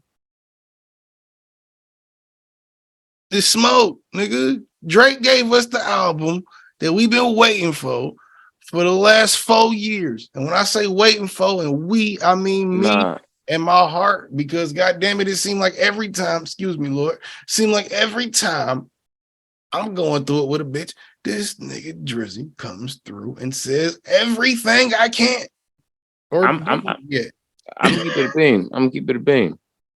There's not been I'm gonna call it what it is.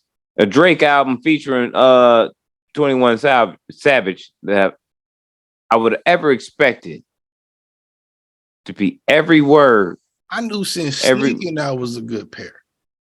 I never thought an album would come. But since that Sneaking song, that little bonus track on More Life, ever since that, I was like, oh, these niggas is nice together. I'm gonna keep it a bang. It's the best thing since If You're Reading This, It's Too Late. Yes, sir. It's all bars. Because honestly, never mind the straight ball sack. I still haven't finished it because I heard it was mostly singing, and I didn't want to hear that shit. And it is, and it's meat. It's meat. It's meat. I like Jimmy Crooks a lot, and that's Drake and 21. I know you do. You posted a lot on your story. I'm feeling like that a lot. I'm listening to so many Jimmy Crooks. What's wrong with you? But like, I'm Jimmy sometimes. Nigga, Jimmy Crooks. Fuck Brooks, my bad. Shout out to the That's just fire. On every level known to man. I'm impressed, actually. Remember when Certified Lover Boy came out, Nevermind came out, I was like, I'm not impressed. Yeah. Like, you haven't done anything to impress me. Yeah. I'm impressed. Like, all right, nigga, if this is what you got in the hard drive, just do this half an album at a time. Half. I'm not asking much. I wish you just would. half. I like just Drake half singing. the album, bro. I like Drake singing. Ever since I have turned it, because I wasn't always a Drake fan, but since I have become one, which was a while now, like when Drake came out, I was like, I'm not listening to Jimmy rap. I want to say, what was the second album? Take Care. Ever since Take Care, this nigga, he know how I'm feeling on the inside. You don't need shit, nigga. Now it's like, yo, I've been waiting for the last couple albums since Scorpio. I feel like he kind of poked his head out a little bit. The last couple albums, it wasn't that. This one, nigga, is like, I gotta. My favorite on there is Broke Boys. The second favorite is Back Outside. The third, I'm stuck between On BS and what's the one? Hold My Head. Hours by Myself or some shit like that. What's that shit called? My favorite track is Album, nigga. I've listened to it like enough. Is Broke Boys, Back Outside Boys, On BS, and Hours in Silence. Spin About You hard too. But nigga, this is the rapping that I've been wanting from Aubrey for the last 3.5 years. And like I said, 21. No, 21 always, nigga. Even Drake said, nigga, 21. Cutting up. Every time I hear 21, I've been playing. That's funny because before I even knew this album was coming out. And for those of you that don't know, I usually can't participate in the Let That Bitch Breathe because it's like, you don't listen to no music. 21. I do. But usually you don't. I don't listen to the whole album. Nigga, I've heard it 3 times now. 21. I've jumped around. 21 has been killing it for a minute, man. 21. He's been one of my favorite artists since he's come out in terms of new artists. At 3 a.m. On Glenwood, that shit's hard. Bro. I'm like, yo, this what I'm like, this what you do? Because like I'm hearing the bars, I'm like, what the fuck is this? Because I'm going to like each song and shit, the first listen, and I'm like, yo, you got a time period and a certain place track listed on a Drake album? He fuck with you. He fuck with you, son. That's one thing I heard though, and I wanted to get your opinion on that because I did hear that theory. Do we count this? Because you said same thing I felt, which was I get is reading if you're reading this vibes, right? Ooh, this shit fire. But is it a Drake album or is it It's a Drake album featuring 21? You didn't let me finish, but you answered me. Yeah. Because I was gonna say, him and Future, it was more even. That joint album with Future, I feel like that was a collab. That was a collab for real. It was more so Drake and Future, Drake and Future, Drake and Future, Drake, Future, Drake and Future. Where this is Drake. The only two songs that had them just on it was Drake. The last two songs, one had Future and one had Drake, and that was it. Every one of those on 21 gets What a Time to Be Alive was collab songs. 21 it sound like Future. One solo though. But I have a theory about that. As 3 a.m. in Glenwood is hard. Like that. But for it to be as one song, and that's hard. Here's my theory. I feel like, and this is not a shot at 21 because I love 21. 21. I feel like this is a Drake album that Drake needed.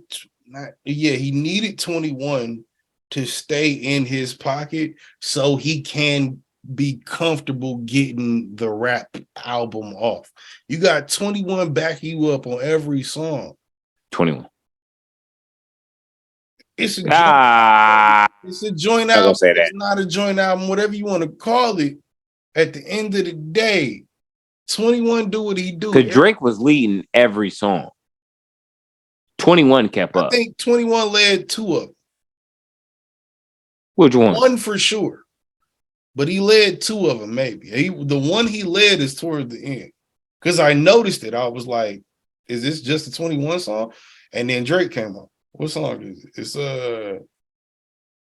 more. No, I'm talking about lead as far as that song. You can say whether one person was on it or both. That's their song. Like that's theirs. Well, I think that's every song. That's both of them on it. But let me finish. I feel like 21 is more of a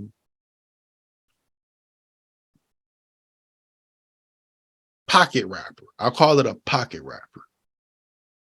There are niggas that you like them to do what the Drake was that at a certain point. At a certain point, Drake was the hook guy. 21 he has his pocket where it's like it fits. He does his thing. You know what he's gonna come in there and say. You know what it's gonna be about 9 times out of 10. But he does it his way. He does it in a way that correlates. That everybody can relate to whatever. This Drake shit was like the conduit for his bars to be able to live and him to say what he wanted to say. I don't feel like you get this without 21 existing. 21 has to exist for Drake to rap like this where he's at in his career. I feel like 21 is in the pocket where French Montana is now, which is now you are in a pocket to where you can expand your sound. Now he was already doing pop records and shit, had little verses on there. Again, that's what I mean by pocket rapper. He has great hooks. He has great verses. But here's my thing. Great album, but the sound of meaning like the beat that comes along with the verses is now starting to sound different. And it's starting to sound different because you're more established. The the career has changed. You start to see the Like, trajectory he's a of legit rapper now. yeah. You can tell. I'm You not can tell going to 21 feels like encapsulize a rapper. 21 as being just a pocket rapper. I don't. But See, what? that's the thing. When I say But pocket, wait, I don't hold mean no on. disrespect Let me by get my that. shit off. But I don't I mean will disrespect by say that. I think you twisted it. he brings him to every track. That's what I mean by pocket rapper, though. When you go get 21 for a song, you want 21 to do 21. You're not trying to get a sound. You're trying to get 21. Yeah, but when people hear pocket rapper, they hear. I get how that might be Yeah, easily but twisted. I'm gonna say I use what that. I get people hear is, oh, if the beat doesn't sound this way, if the flow of the record isn't this way, this person doesn't make sense or cannot make sense with this record. Yeah. You know what I mean? But you gonna get 21 every single time. I wasn't doubting this project as far as what it was gonna be. My question of it going into it was like, all right, are we gonna get a 21 album with Drake doing mostly hooks and supporting 21, or whether we were gonna get an actual joint album? In my opinion, we got a Drake album featuring 21 that complements everything so well. Now, I will say, and shout out to Westside Gunn. I think you're saying what I'm saying in a different way. Shout out to Westside Gunn. This is one thing that I ain't seeing a lot of people saying, but I'm gonna say it. Shout out to Westside Gunn. This whole that whole cover, that nigga was like, oh, that shit trash. Ooh. It's a Westside Gunn inspired cover. That shit was hard. What? You talking about that last Gun cover? No, the Her Loss cover. Niggas was getting like, it was a whole Twitter. It was a thing on Twitter, and like of Drake has had the worst 3 covers in a run, like in a while, and it was between Certified Lover Boy, Honestly Nevermind, and Her Loss. Now, niggas sound stupid as hell. I agree. First off, Certified Lover Boy, I thought was genius. I thought that one was a little genius in hindsight. That was a post. Honestly Nevermind is trash. Honestly Nevermind's cover is trash. I like that cover. That cover is awful. Shout out to the Polak one for Jackson Polak, whatever however you say Polak. I don't know how you say his name, but he's an artist. Shout out I like that Certified Lover Boy cover with the emojis. I think that shit dope. Yeah, I think that shit was dope. Honestly, Nevermind. That's what pissed me off. For what I've heard from it and what I know from niggas saying, that cover makes you think you're getting what you get on Her Loss.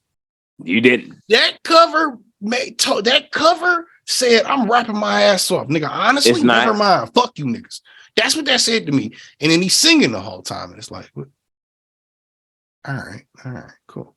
The Her Loss cover I like the cover. Her Loss cover is inspired greatly 100%, 1000%. If he said, and if he didn't say that that was the inspiration, or 21 didn't say it was, or won't say it, I'm gonna say these niggas a fucking lie. By Hitler Wears Hermes 8, 9, and 7. Because that's when that 8, 9, not 7.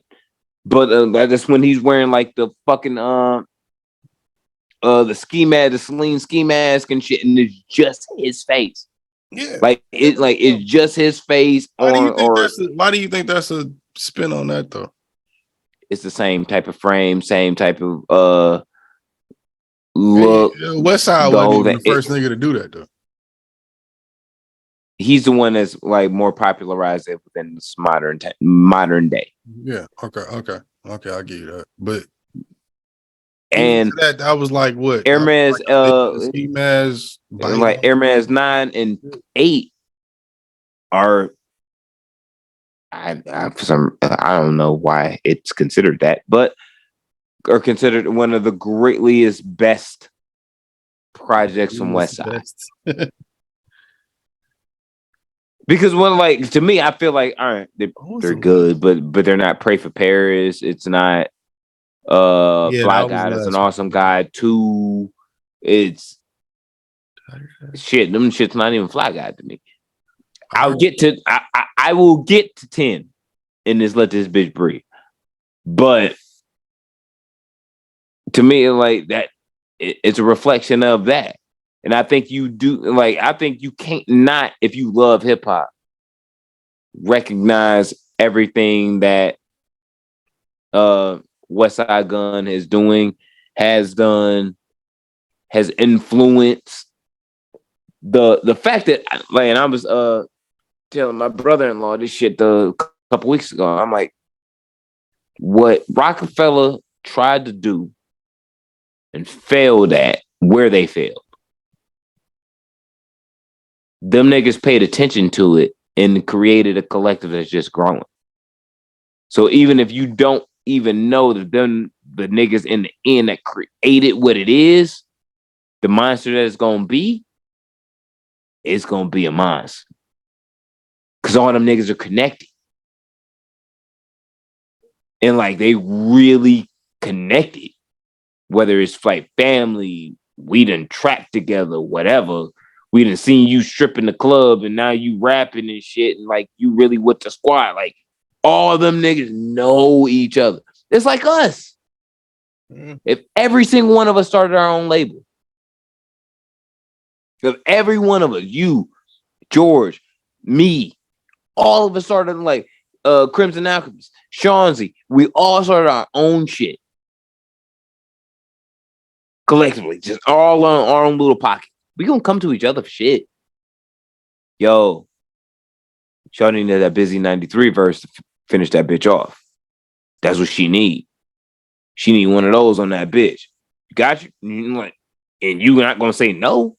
You mans. I mean, yeah, but you do that shit when you got that type of connection. Even when you just copying. I mean, that's where nigga, you like you just said, like us, nigga, we were inspired and are inspired by the same thing they are. Yeah, but the thing was, what I feel the difference with Rockefeller was, you had a bunch of different niggas from different crews and different places from the city that was just like, we just gonna get money together. No one's gonna tell us we can't get money. Rap was different though then, so it was like it was. Oh yeah, absolutely. You didn't know you can make a Billy doing that shit then. No, you didn't now, know. If you're us now, you have different targets in mind. Yeah, you have a because the blueprint has been laid. Shout out to Hove. Like and like the blueprints is there. But do is follow that bitch and put a little spin on it. What would Rock Nation be if State Property actually became more than what it was?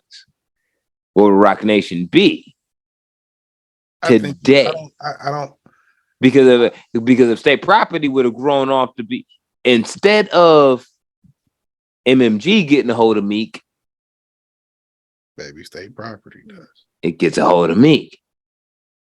Okay, and then that goes straight into Rock Nation, and then it keeps fucking growing and growing and growing and growing and growing because of what has been around it.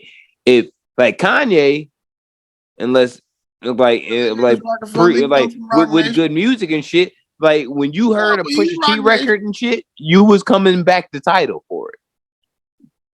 You was coming back to Tidal, but even now though, he's from that lineage for one. No matter what way you want to cut it, no matter what way you look at Kanye, he is Rockefeller, Rock Nation, all of that. He's what the God did verse. I finally heard God did. He shouted him out. He said it. Nigga, that nigga's the squad. But at the same time, you can only do so much. That's why B was Trigger Mama during Halloween and shit. She was like, nigga, I can't be your wife through this publicly. Like, nigga, you stupid as hell. Look at your man. That's it. That shit was Look at your man. Look at your man. Like, and B from Houston. She said, "Look at your man's." Shout out to Houston. She's like, as soon she woke up, looked at Blue and shit, got her ready for school and shit. I can imagine her doing that type of like normal ass shit. At least try to. And was like, I ain't gonna look at my phone today because I'm getting my babies ready for school. You know what I'm saying and shit. I'm going good. And as soon as they walked, they walked out the door and the drivers took them to the school and shit. She was like, I'm finally gonna grab my iPhone and grabbed that shit and was like, fuck, Sean. And then, hey baby, what's up? You cannot hang with that nigga no more. Ooh. Stop talking about this nigga on songs. Hey, baby, what you talking about? Nigga, I heard God did. I heard that. Khaled sent it to me before you knew. You didn't think I knew, nigga. You didn't think I knew, but I told Khaled to send me that shit. Matter of fact, his wife sent me that shit because y'all niggas thought y'all was sneaky. Look at your mans. Oh, that's not my man's, baby. Like, I know it's not your man's. I know it's not. I know it's not. I feel like every time before Kanye wild out, Jay tries to come out and say something where he not that bad. And then he does something crazy. And then B be like, I told you stop fucking talking about that. Every fucking time. At this point, I'm starting to think that she probably do shit on purpose, like on the low, where she would just walk past and like, hey, baby, who you talking to? Solange? Oh. Tell us what's up. like one of those, like, you already know when you walk past her, like, your man's done fucked up. Already know that your man's that she don't like done fucked up already. I always wonder how Solange's son feel, because you gotta that's a title that don't nobody hold in hip hop. You are the son of the woman that whooped Jay-Z's ass in a damn elevator. And when I say whooped his ass, I mean like how any sister would whoop her boyfriend's sister's ass. You know what I'm saying? Like her sister's boyfriend's ass. Like she just slapped the shit out of this nigga in the elevator. So, oh yeah, Solange went off. Like, hey, looking back at that, like, like she really was like, I'm trying to hold it cool. I'm trying to hold it cool. I'm trying to hold it cool. I'm trying to hold it cool. Fuck cool. Like it is like it all the cool was like went out the window. Was like, fuck it. I'm gonna punch this nigga. She was mad. She was mad. But to this day, man, word to Hov, he still walked off that elevator like ain't shit happened. Like a real nigga would. Like a real nigga in that position, knowing his situation, would. Yeah. Difference My between girl sister just beat me up on the fucking elevator. I don't know if that shit was on camera, but you know what? I know it's cameras when I walk out this bitch. So hey, get it together. I'm sorry, bitch. Calm down. Shit. So good. All right, cool. Let's go. Well, I was like, yeah, and just make it to the car. We'll argue there. That's one of the moments that puts Jay-Z, the one like the almighty hole, aside from dumbass niggas like Kanye and Kyrie, where it's like, you know, what I was saying about the opposite about Kyrie. Kyrie is definitely dumb. Kanye is definitely, in my opinion, dumb, because this nigga knew at the very least, if I don't know that I'm on camera, I might be on camera. And if someone and if she beats me up, yeah, it might be a speculation. There's not even a thing. It might come. The truth might come out later. Whatever we was talking about, this, that, and it might all be there. But any nigga, what do you do in that situation? Your girl's sister beat you up, or not beat you up, but put hands on you. She put them paws on you. Your girl's sister, your baby mama, your wife. Your wife's sister. But if your wife is Queen B, what can you do? Whether you on camera or not, you not. I mean, what do you do? Hit Solange, nigga? That's even crazier. That's even That's what I'm crazier saying. than her hitting You you. smart. Like, You smart enough to know this is all over. This is all over if I act the fuck up. Now that takes a real nigga, like real shit, like aside from being whole and being a whole venger, like that. Then like no, that takes a real ass nigga to know when you wrong in a situation and someone attack you and you like they're not gonna kill you. They but just they hitting you because nigga you fucked up. You know you fucked up. Yeah, and you know you fucked up and you got to take that on the chin. All you can, you know what I'm saying? I've been that guy. I've gotten hit like that before. Not in that situation, but I've gotten hit like that where it was like a female hit me, and I'm like, all right, yeah, no, I'm not even mad because nope, don't react. You, I would want to hit me too. Like, exactly, you there, you there. You feel me? But like that, man. Shout out to Hov. That's all I'm gonna say. Shout out to Hov for being a real. Shout out to Hov and shout out to B. Because B and shout out to Solange too for being a real ass stand up ass sister, bro. See, I was just gonna say B probably didn't even tell her to do that shit. B probably just was talking to her on some like sister to sister shit, and I was like, you know I slapped the shit out of that nigga, right? Like I don't care who he is. Like I know who he like I'll do it. And she was like, no, it ain't like that. Like, cause you know B is a sweetheart. Man, don't do that. Oh, I was like, I know Solange got fired. Solange got that fire. Solange got that fire. That's how she ended up with her child, bro. They both got I was like, no, she got that fire. She got that like I'm about to pull out and she squeeze on you and shit and it's like, oh shit, oh. All three of them do. Nigga, like already I know Solange got that wild. She got that wild fire.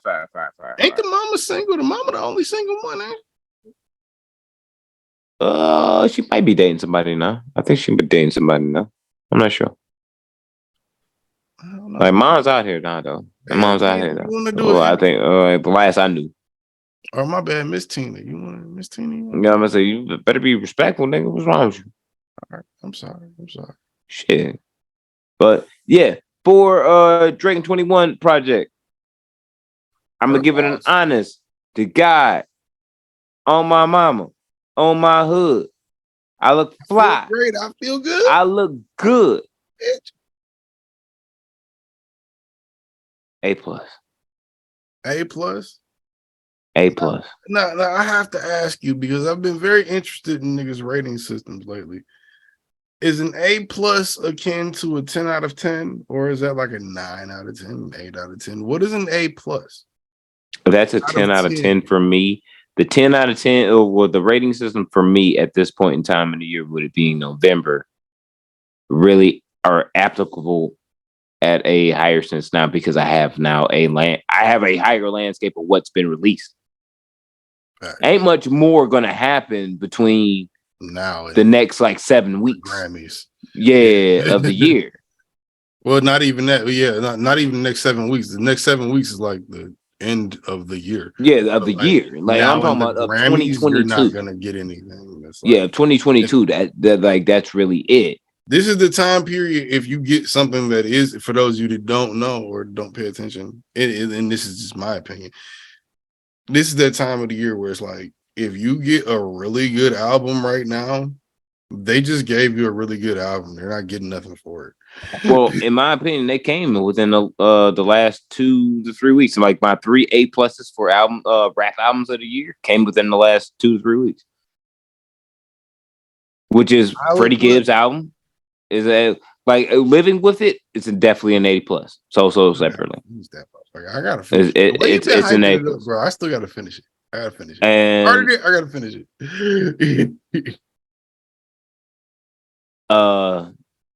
Drake and 21. That's an A+. Like I've been flirting around all year with it too, because I know the Ortega Awards are gonna come up and I'll have to make my choices. So I'm just like, that is really. Yeah, I'm just like, damn, what do I really consider as the best hip hop or best R&B album? Because I've been living, because I will listen, like, if it's dope, and it happens within a certain year, I'll download it to my phone and I'll keep it in a rotation for a while. So I can live with it, see how I feel about it, but I keep going back to it. Shit like that. Right. And the stunner, the outlet that I've been with, which is like, all right, nigga, I don't really want to give an album of the year to an A- project or a B+ project, because that's overall where we at in November. I'm like, some of these projects, I'm like, yo, it's like A+ worthy 6 months ago. Straight B. You done lived with it for a couple months. Who all made you feel off top of your head? Other than Push, Drake, Conway twice, Conway, Benny, 38 Special, Westside. Ransom twice, French Montana, He dropped twice. JID, Smino, Luke, Earth Gang. Earth Gang album is still very fire. It's not A+ worthy, but it's still really, really good. Kendrick's album dropped. Push album's fallen so far. Like, since all this shit that's just dropped this year. Matter of fact, where's my phone? I feel like I gotta listen to the albums you've heard to feel like where Push albums fit in comparison to where it fits. Like, shit has dropped. Like, hell, Snowfall, Lobby Boys, Pay the Ghost, Milano. Lobby Boys is not that good. I finally finished it. I love Mano. I love Jim. I was running that shit back a lot during the summer. Me too. I run certain songs back consistently. But I want to say it's only 30% of the album. The other 70% is throwaway. I like that. I think I only skipped 2 songs in that bitch. You Take the Credit, We'll Take the Check, Jay Worthy and Harry Fraud. That's a great project. I ain't gonna front. Like, you listen to a lot of niggas that's not like mainstream too. Fair Exchange, No Robbery. That's Bodie James. Intergalactic is really good. Kid Cudi. Oh, what is mainstream? I don't even know anymore. Like, that shit's hard than a motherfucker. So you do like the Kid Cudi album? Because when it came out, you were saying I told you I liked it. No, when it came out, you were saying you didn't know. That shit documented. Don't say that. Because I was telling you, niggas told me that it was like a theme album. And you I don't know, that shit kind of mid. Who the fuck are you talking about? Like, I knew that. No, I already knew that. The day it came out, nigga, I ran into a white boy at Rite Aid doing DoorDash, and he asked me if I had heard the Cudi album because it came out that day. I was like, no, I'm about to get to it. I didn't get to it. We did the podcast. Might talk to Kyle or somebody about that shit. No, nigga, we did the podcast that night, and you was like, I don't know, nigga. No, I remember that response from you because I'm like, you were saying like, I gotta see the project, like I gotta see it. I know. I was saying, and I'm like, no, I told you it's a Kid Cudi project. I said that 3-4 times. I'm like, I remember now. Like, I say, like, it's a Kid Cudi project. Like, it's really, really good. Listen to it. That's not what niggas was telling me, and I know that's not what I said then. And I don't think you had heard the whole thing at that point. I heard the whole thing on the first day. That was the same day we did that podcast then. Because the day I already heard. I told you that I needed to live with it. Was asking me, and we did the podcast that night. Because I remember telling you, because it was fresh in my head. I had just talked to this random ass white dude in fucking Rite Aid. Like, yo, I'm pretty sure I thought I. Yeah, maybe I'm tripping. I'm just saying. Yeah, I would say you wild. I'm pretty sure. Because I've been hip to this album since it dropped. Because I saw like I saw the promo for the. Did you watch it? Netflix shit. I haven't seen it. I saw the promo for the Netflix shit. Maybe it wasn't you then. Maybe it was prior to. And I was like, oh shit. And I like when every Friday morning when I go through my new music that's dropped shit, I'm like, oh shit, he dropped the shit for it. And I listened to it. I thought it was just gonna be like a soundtrack. Like, I haven't listened to it because I thought it was that's just a whole album. That's just fire, bro. Like, I really Is it not just love songs? No, it's not just love songs. It's not. 90%. I was 60. Okay. That's not bad. Multiverse by Wiz Khalifa's fire. That is fire. I've heard 70% of that. That nigga grown. That fuck trap Wiz. That nigga grown Wiz on that one. 2000. Joey Badass. That shit is fire. Flames. Now that, yeah. That More black superheroes. I can't not stress that enough. Westside Boogie's album is fire. The only album that's ass is the one that motherfucking Soulja Boy's on. That's the only song that's ass.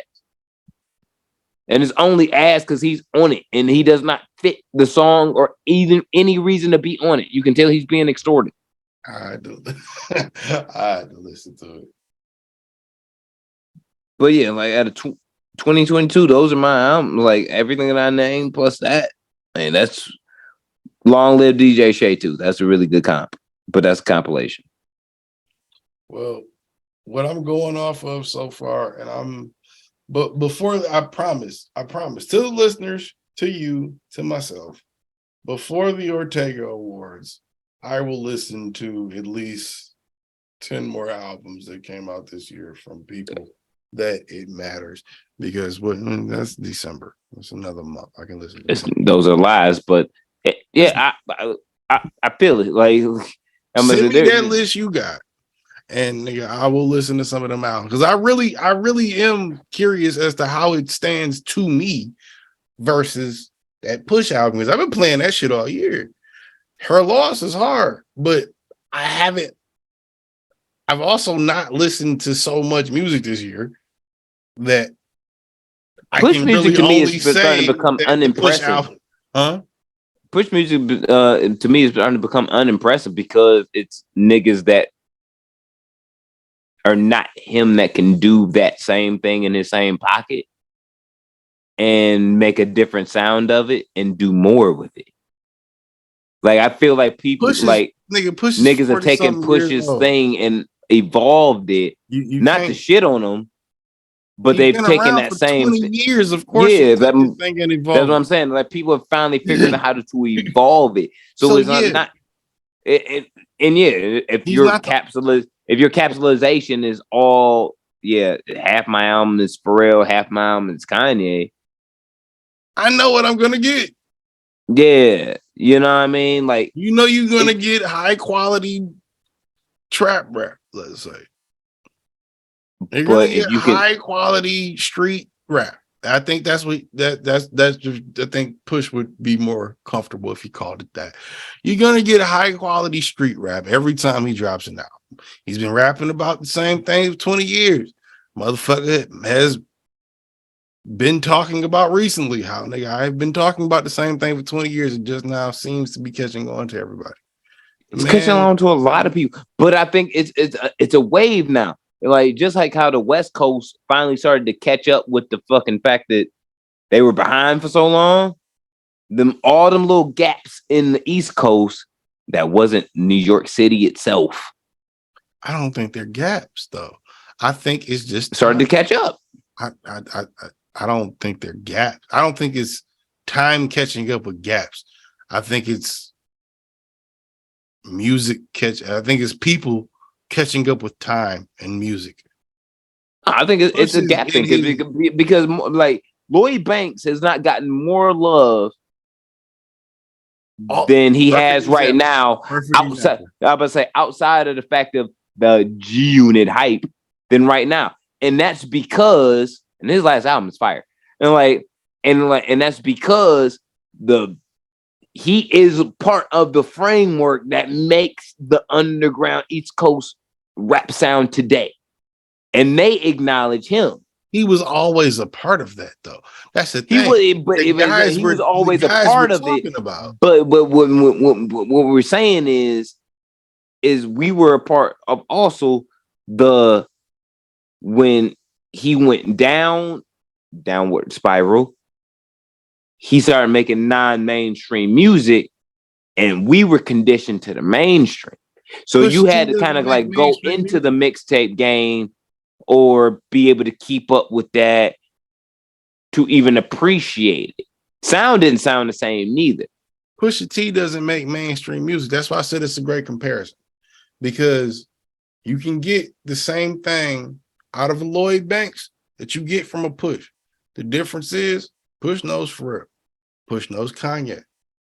Push can push as much as he wants to within the limits of how good he can be. Because what he does, a lot of shit that a lot of YouTubers do, is a very niche audience. He's talking to a specific group of people. You might know what you're gonna get it's like a Gucci Mane album. You know, every time you hear this nigga come out, damn near what the fuck you gonna get. And I would say older Gucci, because Gucci's been changing a lot lately. But at the same time, Push will give you the same product right now, every time. And even though there are drug dealer mentality, bro. If you're delivering dope, just keep delivering the bricks. And why not? And because of that, though, and the consistency is what has gotten him to seem more mainstream. I wouldn't call Push T mainstream. He's a fucking artist in his 40s that has gotten off. Let me ask you this one thing real fast. Today, 2022, who's the better rapper, Conway the Machine or Pusha T? Conway, and then but for different reasons. Who makes the better music, Conway or Pusha T? Pusha T. Conway's the better rapper. Pusha T makes the better music for two different reasons. I know that sounds crazy. I know it sounds crazy. Listen to me. This is why. This is why it makes sense to me. Pusha has been pushing the same shit for a while, and now he's pushing 45. He's in his 40s. But the difference is the people he's been speaking to. If you caught on to that game, gotten that life, whatever, started understanding that type of thing within the last time period that he's been doing it in since he came out, Kanye, no Kanye, you get what you get. Conway, you get what you get. That is for a specific group of people. I can't even say that about Conway at this point. I can't. How? He's from that tree of Jadakiss, of Pusha, of the niggas that have been doing this for 20 years before you ever heard his fucking name. But Conway, each year, I would say in the last 3 years, you can hear the attempt and the succeeding at differentiating the sound and expanding it. You can't hear the sharpening and the reach. You can't hear the sharpening and Push doing his solo shit. Because that's the funny shit about Push too. Because there's three different eras of Push. I'm glad you mentioned that. I'm glad you mentioned three different eras of Push you got to think about. But hear me out. I'm glad you mentioned that. Pusha T, in my opinion, I love Pusha T, has, and always will be Pusha T. But the fact that he has his connections that he has and who he's surrounded by, and in my opinion, I know what you about to say. Pharrell is Pharrell is one of the greatest producers to ever be in front of a soundboard. He delivers what he always delivers, but he's around people that are so talented, and he has the resources to be around niggas that are so talented. His shit just sounds crisper. He's had it. It sounds so crisp. That was a thing that I listened to on it's called Let Me Explain. What? No, not that. That's the fucking Kevin Hart shit. The Pusha T album. It's Almost Dry. Yeah, Almost Dry. Let Me Explain. I be hot. Yeah. The thing about that is I felt like it sounded too polished.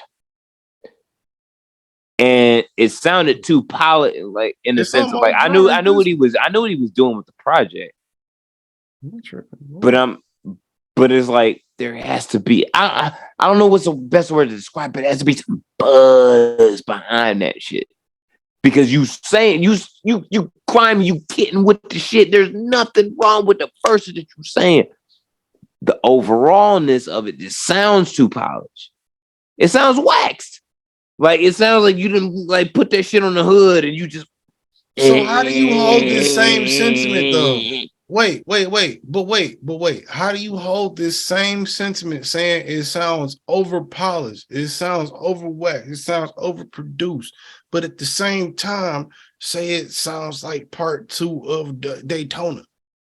When Daytona is, I would say, the That's what I raw, said. I said that. I said that raw at the time. version of this. I said that at the time.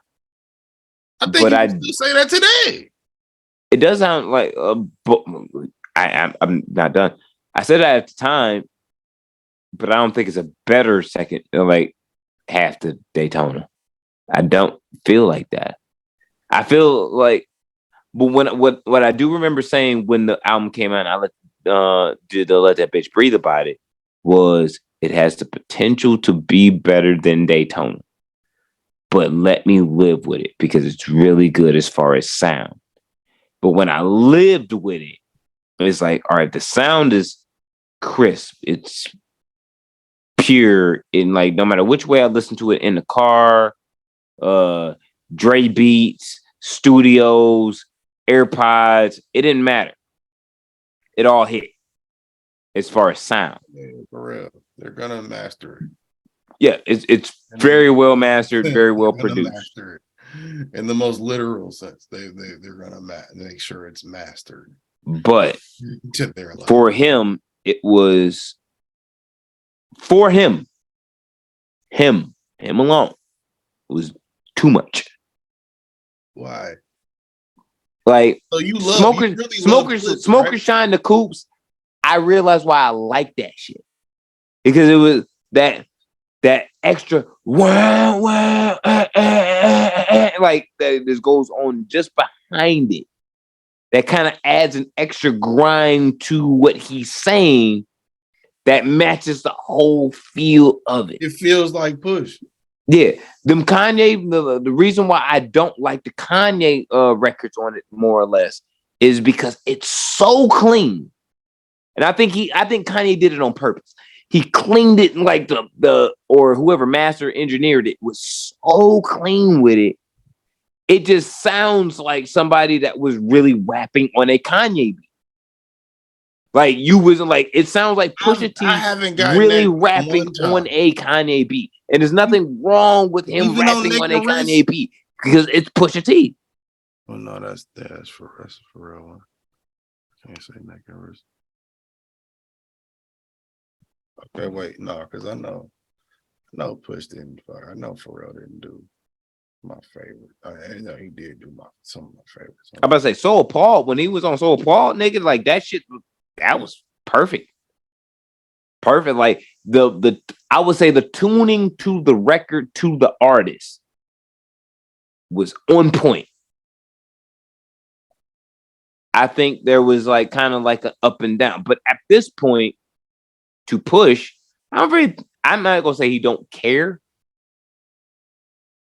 but he know where he at. Like he know where he's comfortable, and if he don't gotta fight some shit to like for creative artistry and shit, he's not going to. The only song, like if he can say like, yo, Kanye say he want to produce my entire album. Cool, nigga. I've worked with Kanye enough, nigga. He ain't gonna hand me no shit that I don't like. So it's probably gonna be good.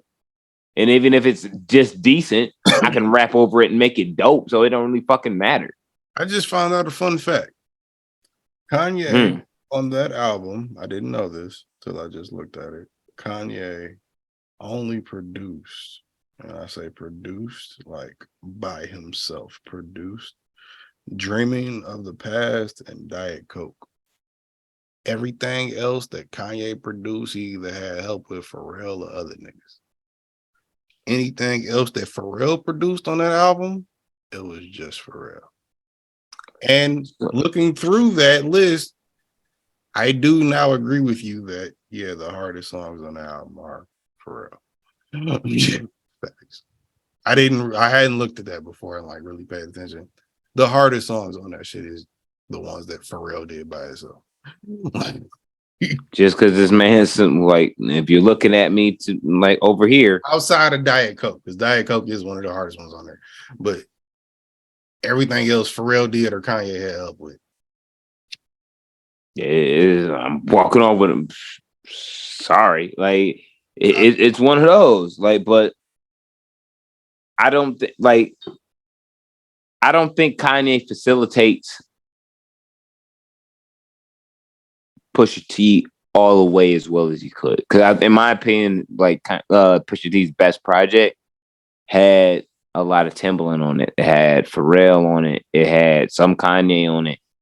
It was niggas that they those are the three guys he works the best with. Yeah, I was about to say that he knew, but you didn't need to do a half and half. A great Pusha T album has elements of all three. Yeah, like you didn't need to do like a third a piece. It's really like, yo, what fits an album to make an album? And I kind of want to. This may. You're right though. You're right though. But I kind of really feel like the best version of Pusha T is going to come after good music. I think we've seen that setup already.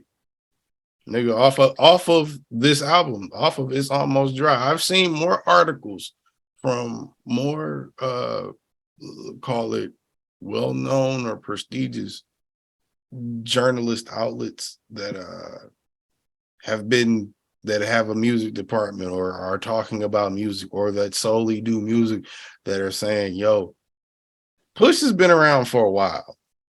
But he's, do you know about this guy? Because he's a little different. For him about Push 40, about Push. So for him to be in his 40s doing this, Kanye going through what he's going through, they ain't got nothing. Them things are separate in my mind, at least. Push can hop on almost any record that fits him and make a killing. Is nobody that likes Push's music that's not gonna want him on a song. That's not gonna want to make him a part of something that they think he might fit.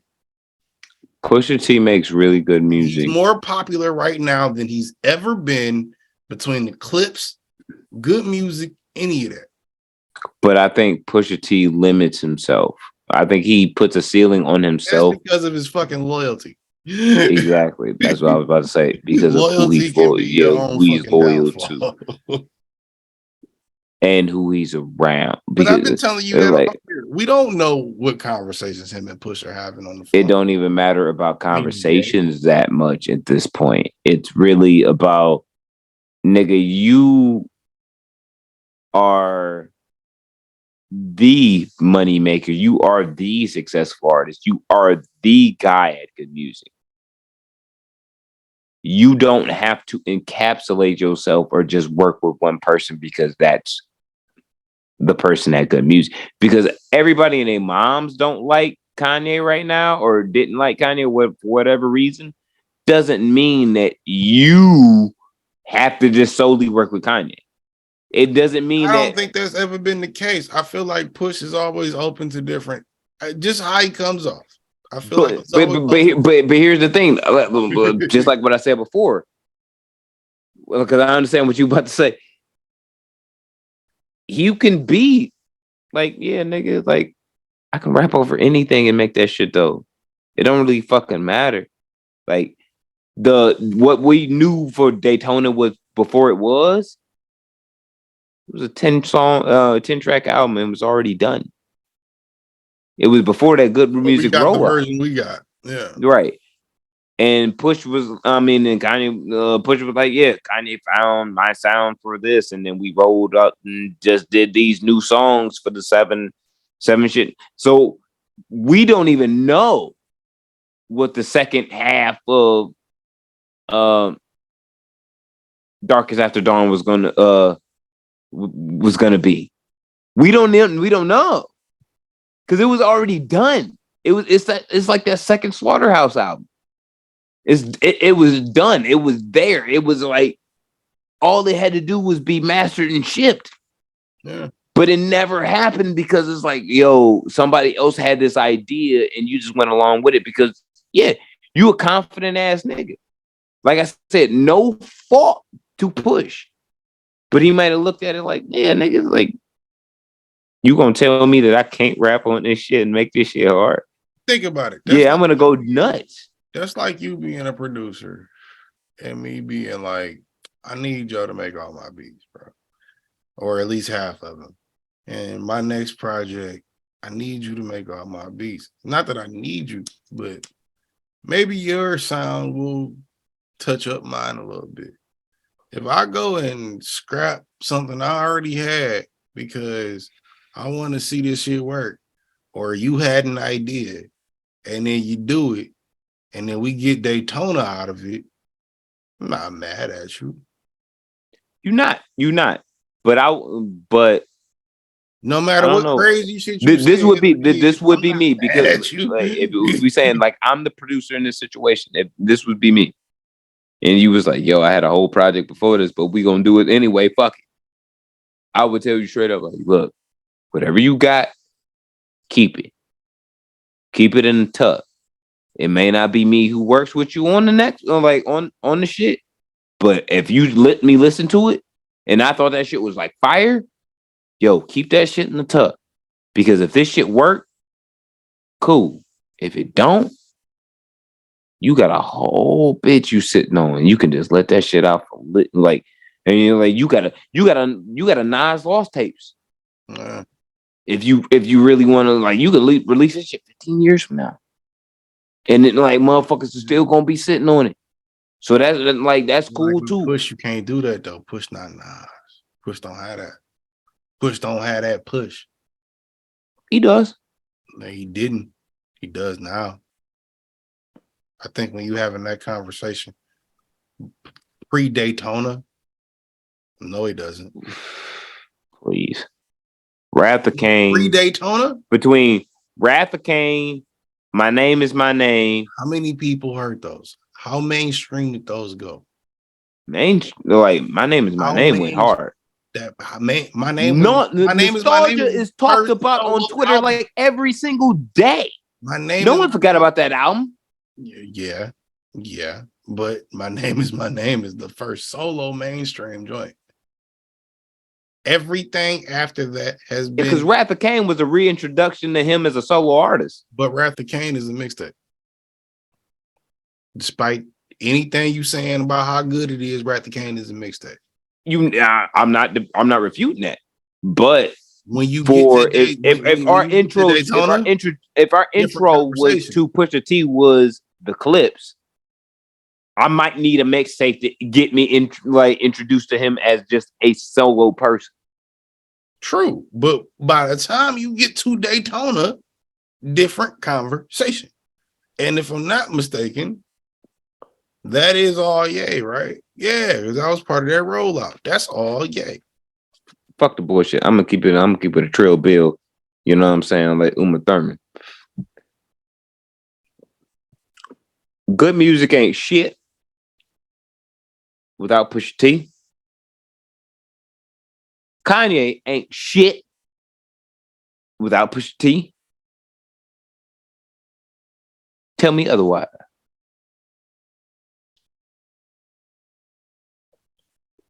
I can't argue the second point, and I can't argue the first as much as I want to, considering the climate. So I'll give you that, only in the sense that if Kanye had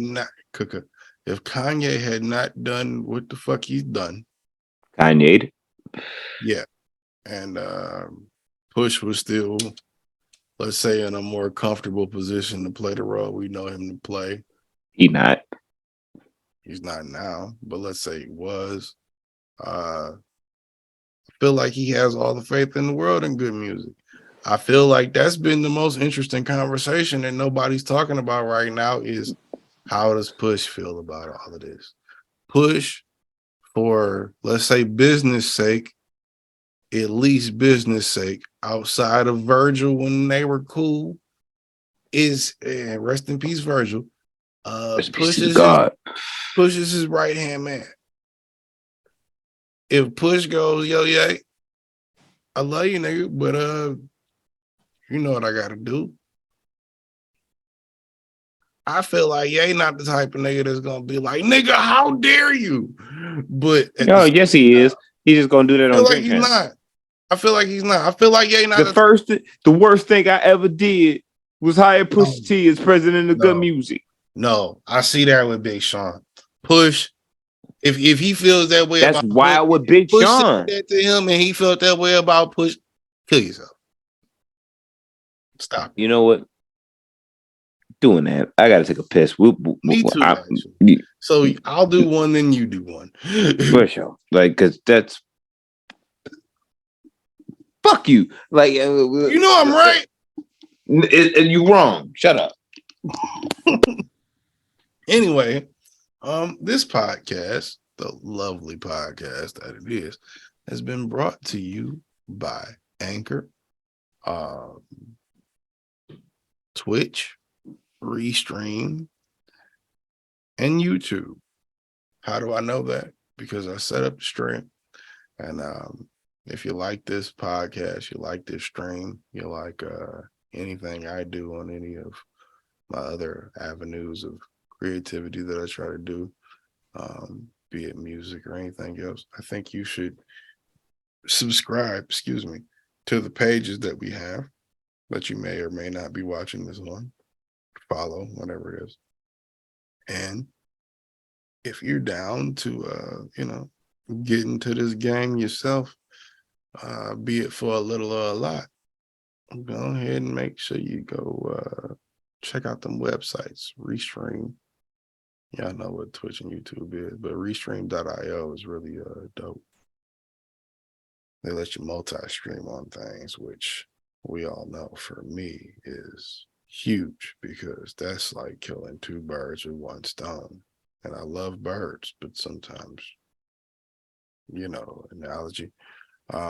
This may be the most weird ad. I don't know who just came in the chat. I see you. Kim Jong. Oh, you should put these podcasts on Spotify. Yo, 63rd, they are on Spotify, my guy. They are.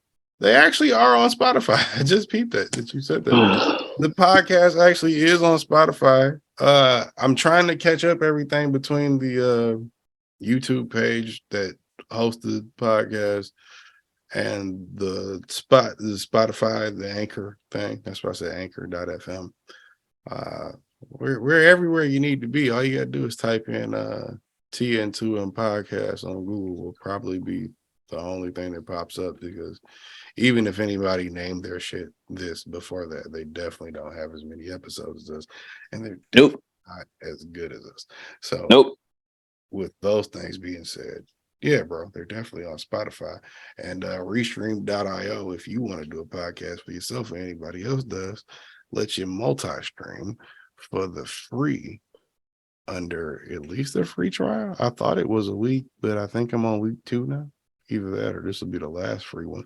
Regardless, after that, it's like $50 a month. And y'all should send the bag, Restream, because you're dealing with some niggas that's not just nickel bagging. We got ounces, and we put them ounces with other ounces. And you know what happens after that if you know. Word to Push. And we back. Well, we not back. I'm going to go take a piss now because he's back. Shout out to 63rd and Florida. Just go. Shout out to everybody listening across the globe. Like, share, subscribe. Shout out to everybody from all the foreign lands, listening in different languages, different accents and shit. We know we record probably mad early in the morning for y'all, or maybe afternoon. But yeah, shout out to everybody that's listening this weekend. You know what I'm saying? It's mad love. We say some ignorant shit sometimes from time to time on here, but we artists and shit. You know what I'm saying? We artists, we bring, you know what I'm saying, all love, all comedies, all thoughts about hip hop. You feel me? Like Nipsey Hussle is one of my heroes. He's on my Mount Rushmore. You feel me? Jay's up there. I done known the homie for over a decade that we do this podcast every single week and just keep trying to deliver dope shit to y'all. You know what I'm saying? Like we really do appreciate it.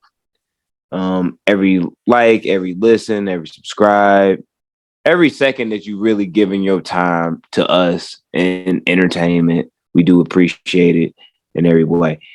Once again, my co-host does rap. He makes music. Shout out to Flower Bud too. But listen to Resurrection Therapy, goddamn it. You know what I mean? Like stream that up. You feel me? Out everywhere. Everywhere. Do they got phones for fish? They should. And if they got phones for fish, them fish need to download Spotify on their app store and fucking go get Resurrection Therapy. I wonder if that like it's like harmful to like fish like animals. You can just like throw in like an iPhone like into a fish bowl and shit so it can like stream your music like all day. Maybe and your fish could be getting the jams. I'd imagine that their ears have less vibes than their bodies. So even though if the music might be so fire it kills their ears, their body will still pick up on the vibes. You feel me? But you could still be like Klaus from like American Dad and shit, and you'd be like a dope ass goldfish. No, you might be. How you become Klaus?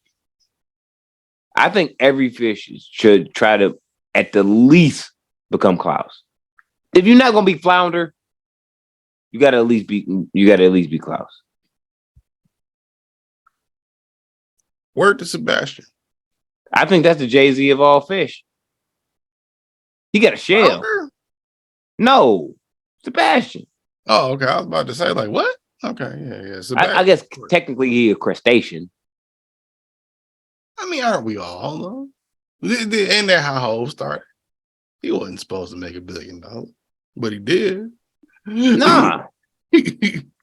Sebastian made a whole movie. He wasn't even supposed to be a part of that shit. He was just trying to be under that shit. He was supposed to be lunch. Bruh. I bought the nigga as a cup. He was supposed to be lunch. I love lobster. Halfway because of Sebastian. If I didn't feel bad about eating his homies, I wouldn't. But they taste too damn good. But I'd never eat Sebastian. You a terrible motherfucker. I've never had flounder in my life. I fuck with flounder. You ever had orange roughy? Nah. Is it as adorable as flounder? It's almost the same shit. That was my point. So never mind. That's fucked up. Orange roughy. It tastes amazing, just like flounder. That's fucked up, nigga. That's fucked up. I was like, is this how the EPA people feel? Like, I feel like you committed a crime. Like that's fucked up. I didn't say shark fins, motherfucker. I said flounder. That's fucked up, though. Nigga, how do you feel about shrimp? Do you know what they do to shrimp? They really fucking them up. It's terrible, but they're delicious. I had some coconut shrimp like a couple weeks ago. That shit was fire. So you might feel away, but you understand. I know. Yeah. It's like, damn, that's fucked up, son. Kind of like I ain't never ate flounder though. Kind of like I ain't gonna do that. I ain't gonna do that to the homie. Kind of like that White Lives Matter t-shirt. Niggas own that now. So niggas do not own that now. Yeah, niggas, they're like a pair of radio hosts or podcast hosts. Like they own the copyright to White Lives Matter. So actually Kanye cannot use that and make sure it's about that without getting paid. I know you're not talking about us because we don't own that shit. Not us, but some other motherfuckers do. I'm sure they do, but I'm saying like that as actual facts. Like they own the copyright on White Lives Matter. Oh, you not joking? Like you serious? No, I'm dead serious. Dead ass. a group of podcasters owns the copyright, like the trademark to it. Yeah. To So- White Lives Matter. So if Kanye wanted to print up T-shirts and put that out somewhere, they would get all the profit for I it. don't want to hear no more. I don't want to hear no more. On purpose. So just so he couldn't do it. I'm sure it is. I just don't want to hear anymore. I'm sure it's on purpose. I just don't want to hear it. I'm tired of hearing my heroes be stupid or my ex-heroes be stupid. You know how they used to say that back in the day. Sometimes when you meet your heroes. Don't meet your heroes? Don't meet your heroes because you learn who they really are and they might be an asshole. J. Cole been right this whole week. God damn it. 3 weeks. Look, check me out though. I have met a few of my fucking heroes. A few of them. Excluding Jay-Z and Eminem. I have met a few of my heroes. And all of them comes on. No, none of them niggas was assholes. Oh, None. The only nigga I've paid money to see that I looked up to and liked a lot, that I wish I got my money back for at this point, is Steve Harvey in 2009, and that's only because he got too drunk. I know why. I just said it. That's only because he got too drunk. He got too drunk that show. He was acting an asshole. This was pre-Family Feud money. He was just a dickhead. He was just drunk being an asshole. It was like, I'm not gonna say he is a dickhead, but he was just drunk and being an asshole. It was him, Cat Williams. There was a lot of tension, but it was a lot of energy because it was like because Cat came with that heat. Cat came with that heat. Steve may or may not have been feeling like the old nigga. You know what I mean? He did. I'm not talking about Steve. No, I'm just saying I expected a certain type of thing from Steve, and I didn't get that. The only other entertainer that I looked up to at one point and didn't get my money's worth or wish I could get my money back is Kanye West on that fucking Yeezus tour. I went. Oh, you don't give him your money. I went to that Yeezus concert with myself, a white woman that I had been fucking on the low, and her boyfriend. Her boyfriend and her left me in the stands by myself to go make out and fuck upstairs. It was open space. It was Yeezus. He was already acting weird. I'm at the show by myself. I had a hell of a time. I said, damn it, I never seen Kanye in person. I didn't see his fucking face one time because he had this stupid fucking rhinestone mask on. That's your man's. You know what? Yeah, it was. But you know what? You went to a Kanye concert. You nasty. But you know what? Jessica paid for it. It was cool. I still ain't paid her back to this day. Shout out to all my niggas that got bitches to pay for the whack ass concert. Shout out to all y'all niggas.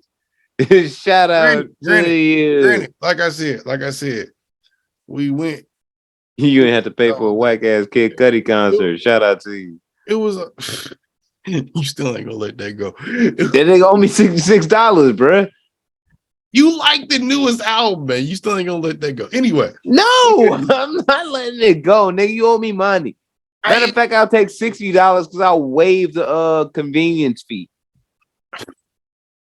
I expected more than I got from the Kanye show. When I say that, I mean it had nothing to do with the people I came with. The only person I had a problem with that I came with was, ironically, old girl's boyfriend.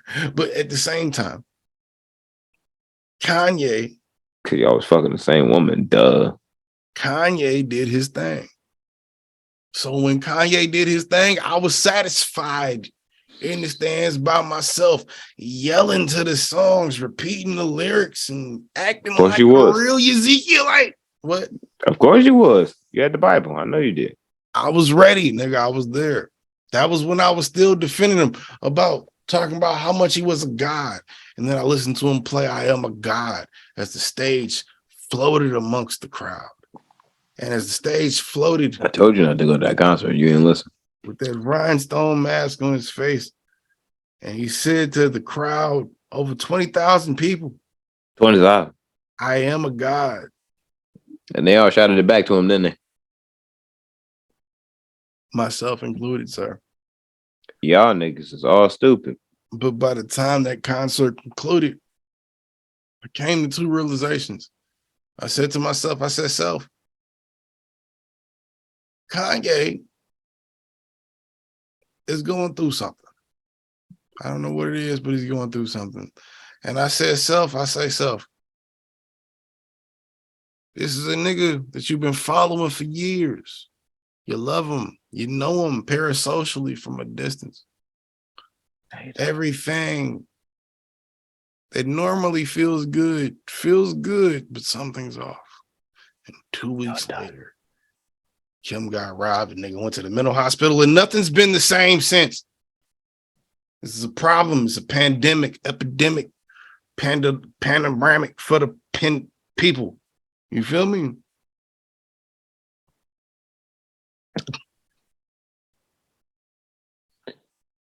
You expect too much. Do I expect too much, or do I just know hip hop and know that the crazy cousin at the barbecue is just that? Just like Dame said, you know the nigga a little sick. Dame said, you know the nigga a little sick. Why we acting like this nigga not sick? No, because Dame tried to tell us 8 months ago that nigga was fine.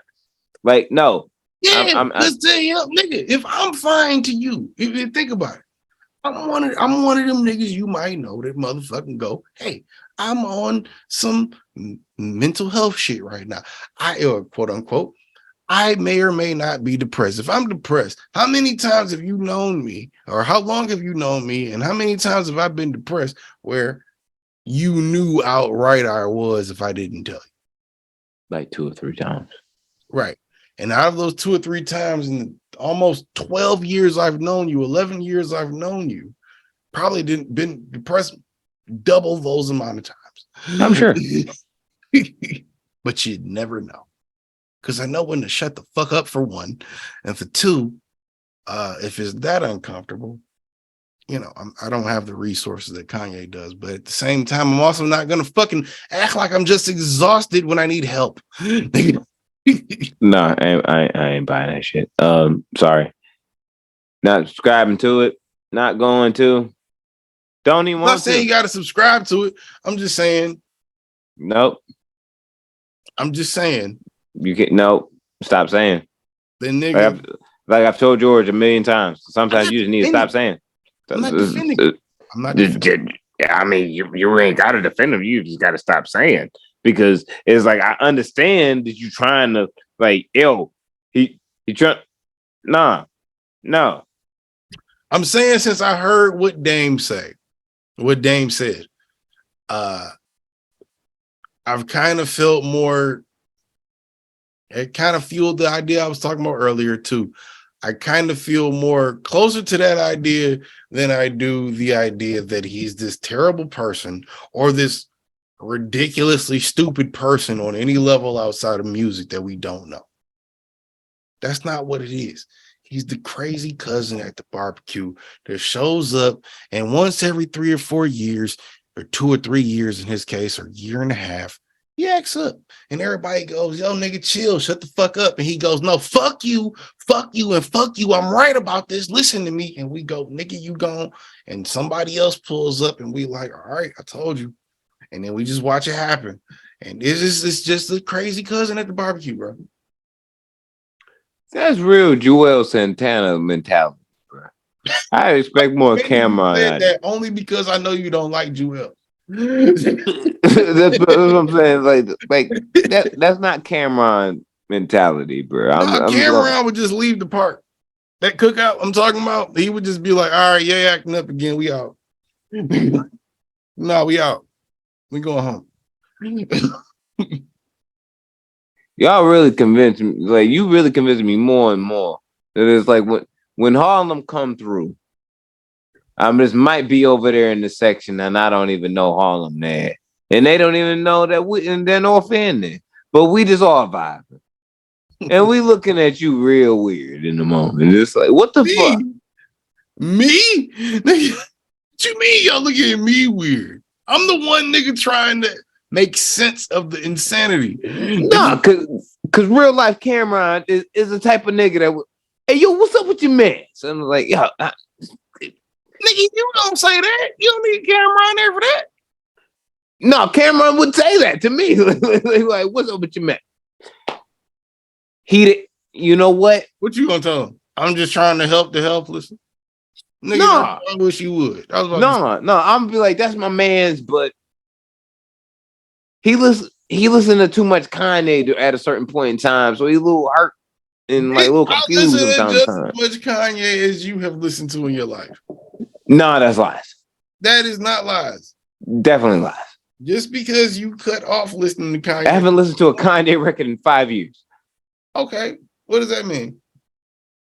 That don't mean you haven't listened to anything produced by him, for one, and for two, even if you haven't listened to a bar. Nah, I know them. I know them fucking drums and them beats, nigga. I avoid that shit if I can. I bet you can still recite some bars. Of course I can. Oh, okay. Just because a Christian used to be a Christian doesn't mean he can't recite the Bible, and he's like just because he's a Muslim now. I mean, the devil can recite the Bible, but to what point is it true, and what point are you lying and being the devil? You know what I mean? I'm a Rockova's witness, nigga. Get the fuck out of here. Get the fuck out of here. I like that. If you want me to describe as anything, like all right. I like that. Like, okay. Challenge my parts if you want to. But like, yeah, that's where I stand. Somehow we got back to Kanye off Drake and them, but nigga. No, I was trying to get to the last "Let That Bitch Breathe," and it was for you so we can get the fuck out of here because I'm starving. Oh, well, let's get to it. Last, I guess I can't talk about my own shit. So you can't talk about your own shit. I'm talking right now. The first time it's my own shit. I'm kind of excited to hear your point. So your public point. I've heard your private point, your public point. So I'm just gonna let everybody know for the album that I just dropped. Cause I'm taking full credit for this album because I guilt tripped you into finally fucking releasing. Okay, I gotta say something about that, bitch. No, I'm fucking with you. One, bitch. I said on the outro. Hey, shout out to everybody that influenced this album.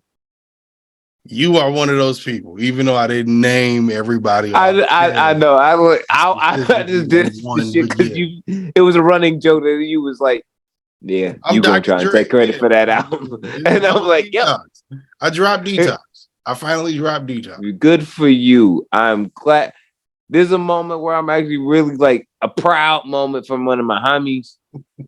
This nigga ain't released an album since since fucking Eminem was 3 years sober.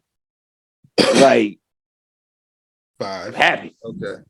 I'm happy for my man. I'm happy for my man. By the time I dropped it, so it was 5. But what?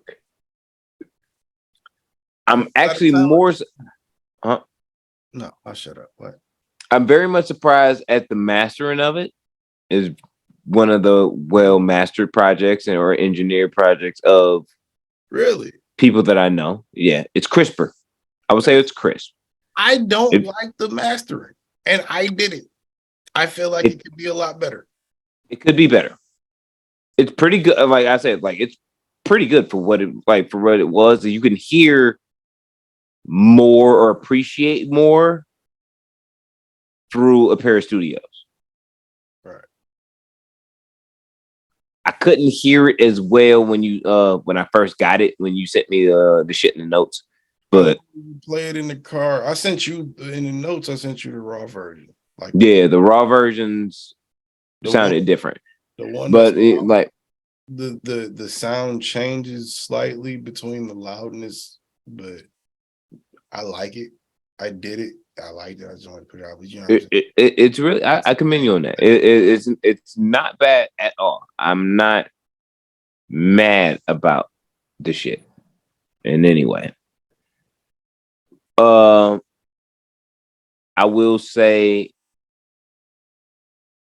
overall, I'll give my bad critique first.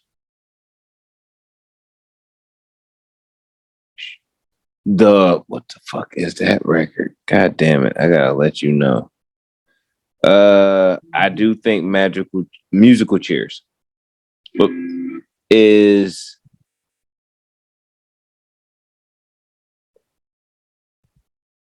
not well done. I would say it maybe shouldn't have been first. Like the flow is really good. And like I like the song for construction. I do. I will stand on this, and I'm gonna die on this hill. AOS's verse was trash, and it. I don't believe that. I would not have put it, just so I can say this out loud into the people. I would not have put that verse on my project if I did not like it. I'm sure Boogie. Regardless of what anybody else that listens to that song says, I love my verse and I like his verse. I wouldn't have left it on there if I didn't like it. And I'm sure Boogie said the same thing when he put Soulja Boy on his album. I'm sure he did. That's a rough comparison, but okay. I mean, I haven't even heard that song, but the fact you said those two names, but okay. You've heard me say the best things about that album, like that album's great. If that verse wasn't there, just that. Just that. Said that. But I was really surprised by how much boom bap was kind of like on it, or boom bap tone beats. Like I like that. Like from you, I was actually kind of shocking because you come from that Joe Budden era. Yeah. How are you? That is kind of what Joe did. Okay, we'll clarify what you mean when you say that too, because I don't want people to get the wrong idea when you say Joe Budden cloth era thing. I would say mild Joe Budden beat. Joe Budden, Joey Badass beats. Mild Joey Badass beats are like, because you didn't go like fucking Q-Tip on the shit. Like, I enjoy that. What would be Q-Tip in the difference? That's a big conversation, honey. Marauders versus. I can have a long conversation about boom bap. Because I'm glad it's funny you noticed that. I'm glad you noticed that. I think other people may have noticed that too. Like I think I didn't consciously work on that. I just think You know what? Best way to describe the beat choice. If De La Soul chose slightly harder beats, like if they had a harder flow of like what they said, and like if there was a little bit more grunge to the to their lyric base or to their content, and it was still De La Soul, that's what it would be, because it's like in that kind of pocket. And I didn't really expect that from you. I'm like, whoa, all right, this nigga grown for real. You know what I mean? This nigga grown. Look at this nigga. Let me ask it's really, really good. Like, let me ask I've heard half the album because you tried to do some Jordan Lucas shit and like release half the album as singles and shit, and then release a whole album. That did you notice how I took the song off though? Did you notice that? For what was supposed to be that idea, because I did do that, or I didn't know that was a Jordan Lucas thing, but like I did do that. Did you know Jordan Lucas released like half of ADHD in like a year and a half before it came out? Like by the time it came out and I saw the track list, I'm like, Nick, I've heard half of your album. I put out half of this before, like a year and a half prior to. So with that being said, did you get, outside of getting the vibe of that, was it different? Was it stronger? Was it better? Was it did you feel like you got to know me more if you didn't know me how you know me? I feel like there was a lot of heart and there was a lot of soul in it, because there was emotion in the project. Just to appease me. No, I'm being honest. I'm being honest.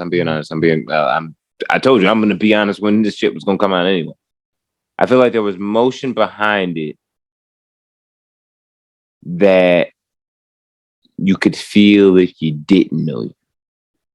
if you listen to the music, like if you listen to what you saying. Like just like when I told you about that Atlanta episode, like I believe you could be the one that could make a fucking scavenger hunt out of bars if you really listened to it. All right. Like you get that. I know you. You know what I'm saying? That's why I said if you don't know me, do you? So yeah, like you can definitely feel it. But I feel like there was an extra, I'm gonna say bias, but there was that extra just goosebump that came about it because I know you and I know what you've been through with some things that me and you have talked about. You know what I mean? A And lot like of that experience. content we have talked about. Yeah, you know what I'm saying? Like, and shout out to Smiley to God, man. Rest in peace. Like Always. when, because I turned the song off. Oh, well, I went to the next song and I didn't hear the Smiley part when from the rough drafts that you sent me. Okay. Because it was like as soon as it was like fading out, all right, go to the next one. And when I heard it, like I was at work and it just kind of like hit me. And I was like, yo, like what he said was so completely true. Man. And it felt like he was right there. Like right there. And I thought that shit was dope as fuck. You know what I'm saying? Honor Smiley, the guy and shit. I stood outside in the fucking cold with your ass and it's like his family and shit to honor. You know what I'm saying? Like, Yeah. like that shit, you know, rest in peace of the guy. But I thought that shit was like really dope. I'm proud, and I'm proud of you. Like, I'm definitely proud. I'm going to say that there is room for improvement. There's always room to be. Like, I don't feel like you're the greatest version of you. No, not. And matter of fact, no. until until I'm dying or you dying, nigga, I'm gonna tell you, you ain't the best version of you yet. So I'm gonna keep pushing you, nigga. like just because you did something to make me proud, nigga. You got turning concepts for the next John next week. Like I don't know what the fuck you don't get comfortable, nigga. Nah. Hey, and for those of you excited, I do have to say this. Shout out to y'all that have not to cut you off, but shout out to y'all that have listened to it and been going to stream it, nigga. I had 4 monthly listeners. 4 monthly listeners when the album dropped. Today I have 60. So that is hellified growth for a nigga that hadn't put out any music in a year and a project in 7, even though nobody knew that. It's real good music, man. You should be proud of yourself. I am. I threw myself off the wagon just to just to appreciate it and take a bow for myself because I deserve it. Yeah, and so do the people and the effort it took to get here. Yeah, it takes a lot to release a project, put your soul on wax and shit, and you know what I'm saying, let the world hear it. Like that takes a lot, and that artistry is to be admired and appreciated when it is dope, and when it's not dope, I'm gonna tell you when it's ass. But I ain't gonna mislead you. That's bad. That's bad, homie. That's a fact. Hey, shout out to you, 63rd. Yeah, I see you. But I didn't tell this to you when we was on the phone off air. But nigga, you have no idea how much I appreciate you, how much I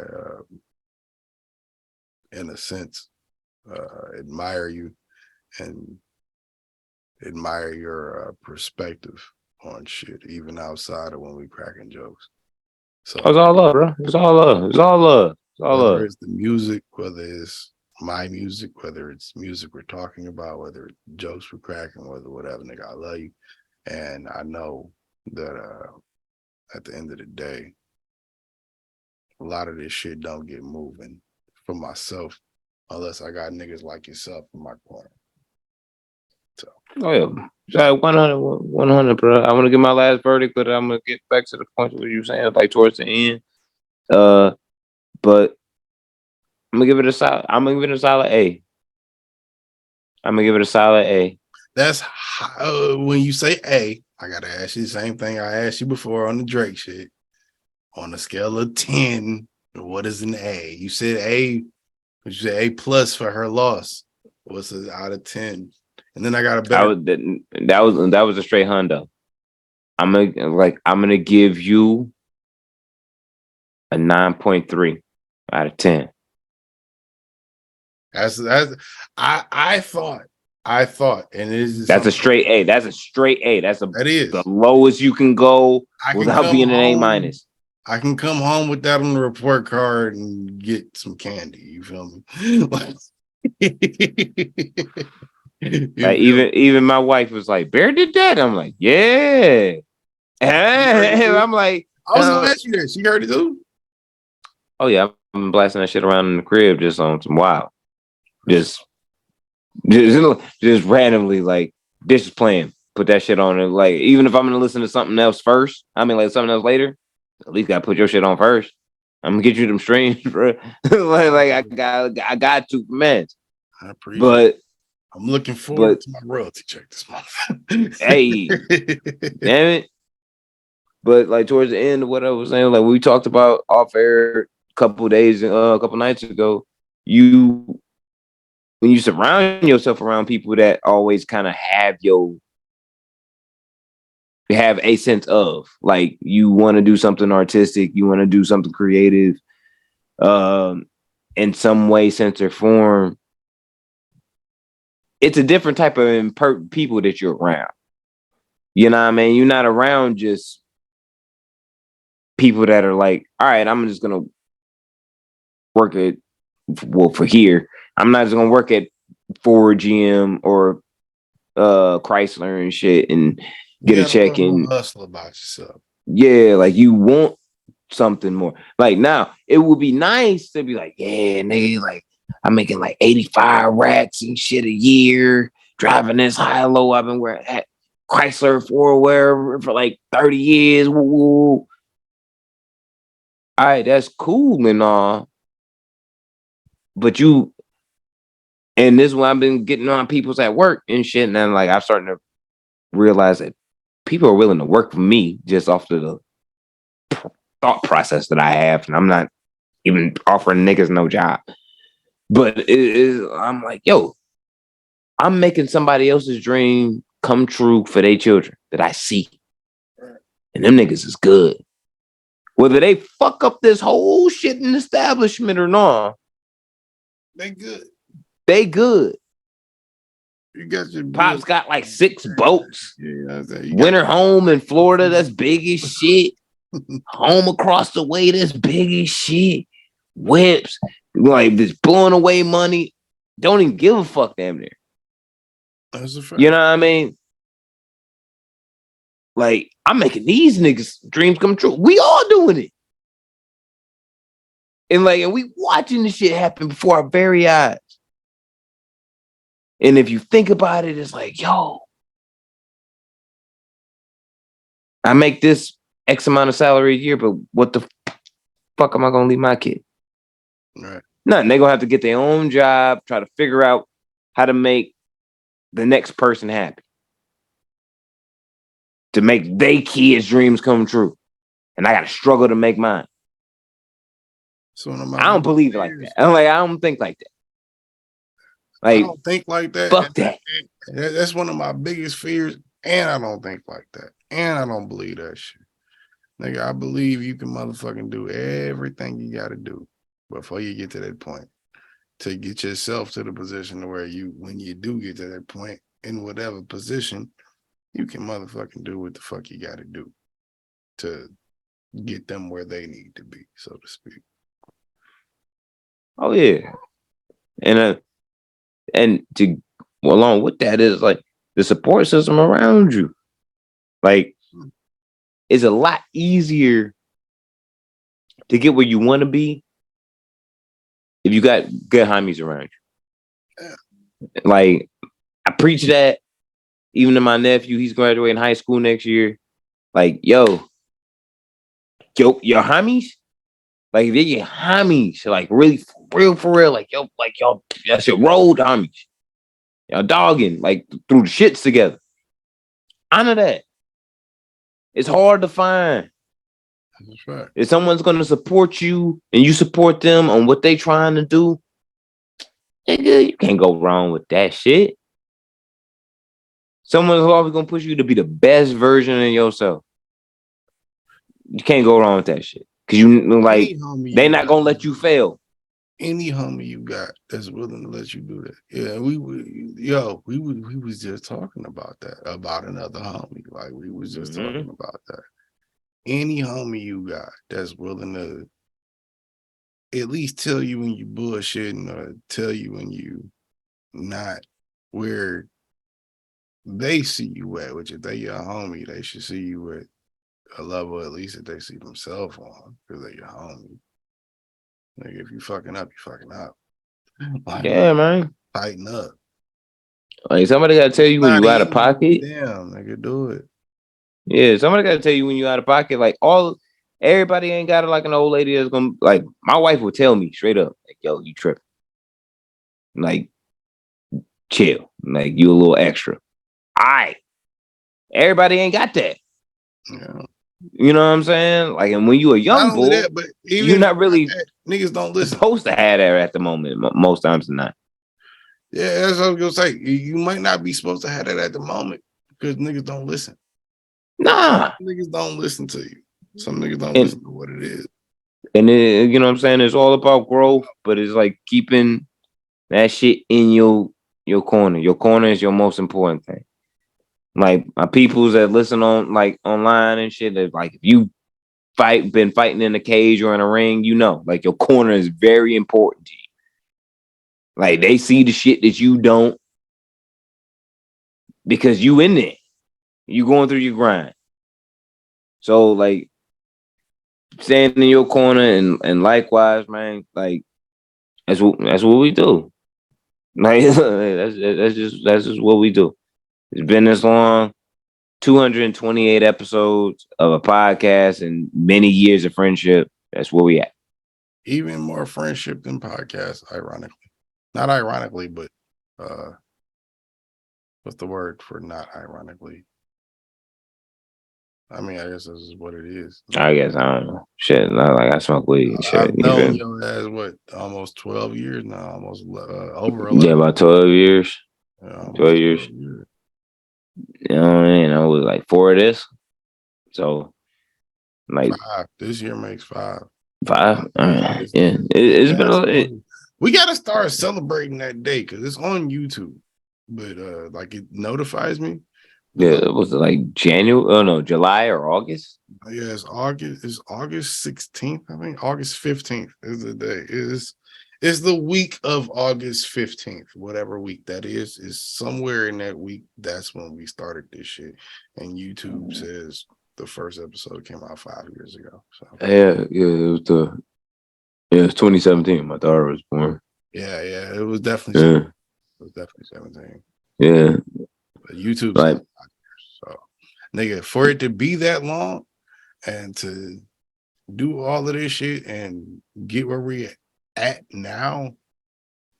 And when I say at now, I mean, like, just in terms of people still finding out about it, still learning and listening, to still have a small listener base, but a consistent one.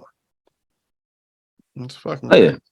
That's what we always got to show love. We got to show love to all our peoples and shit. You know what I mean? Like, we feel a gap for a lot of shit that's not said or said in a different way. Like, we like the anti ESPN when everyone is left is listening about sports where you're gonna hear the same shit. Not only like that, you at least you gonna hear a little bit something different, maybe something of the same, but from a different perspective, a little bit more raw. Like maybe something on the lines of what you was hearing.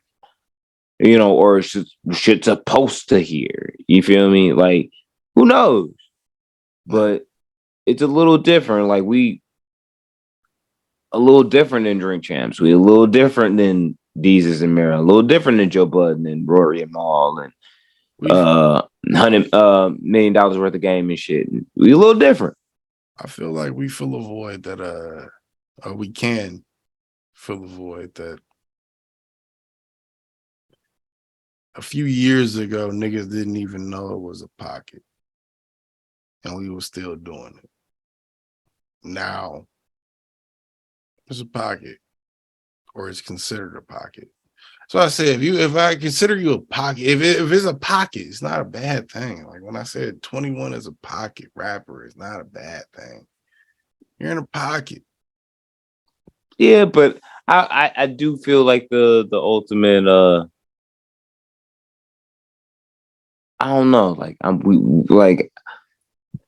fuck, I hate to quote LeBron on this. Like sometimes I feel like I was like, yo, we a little different.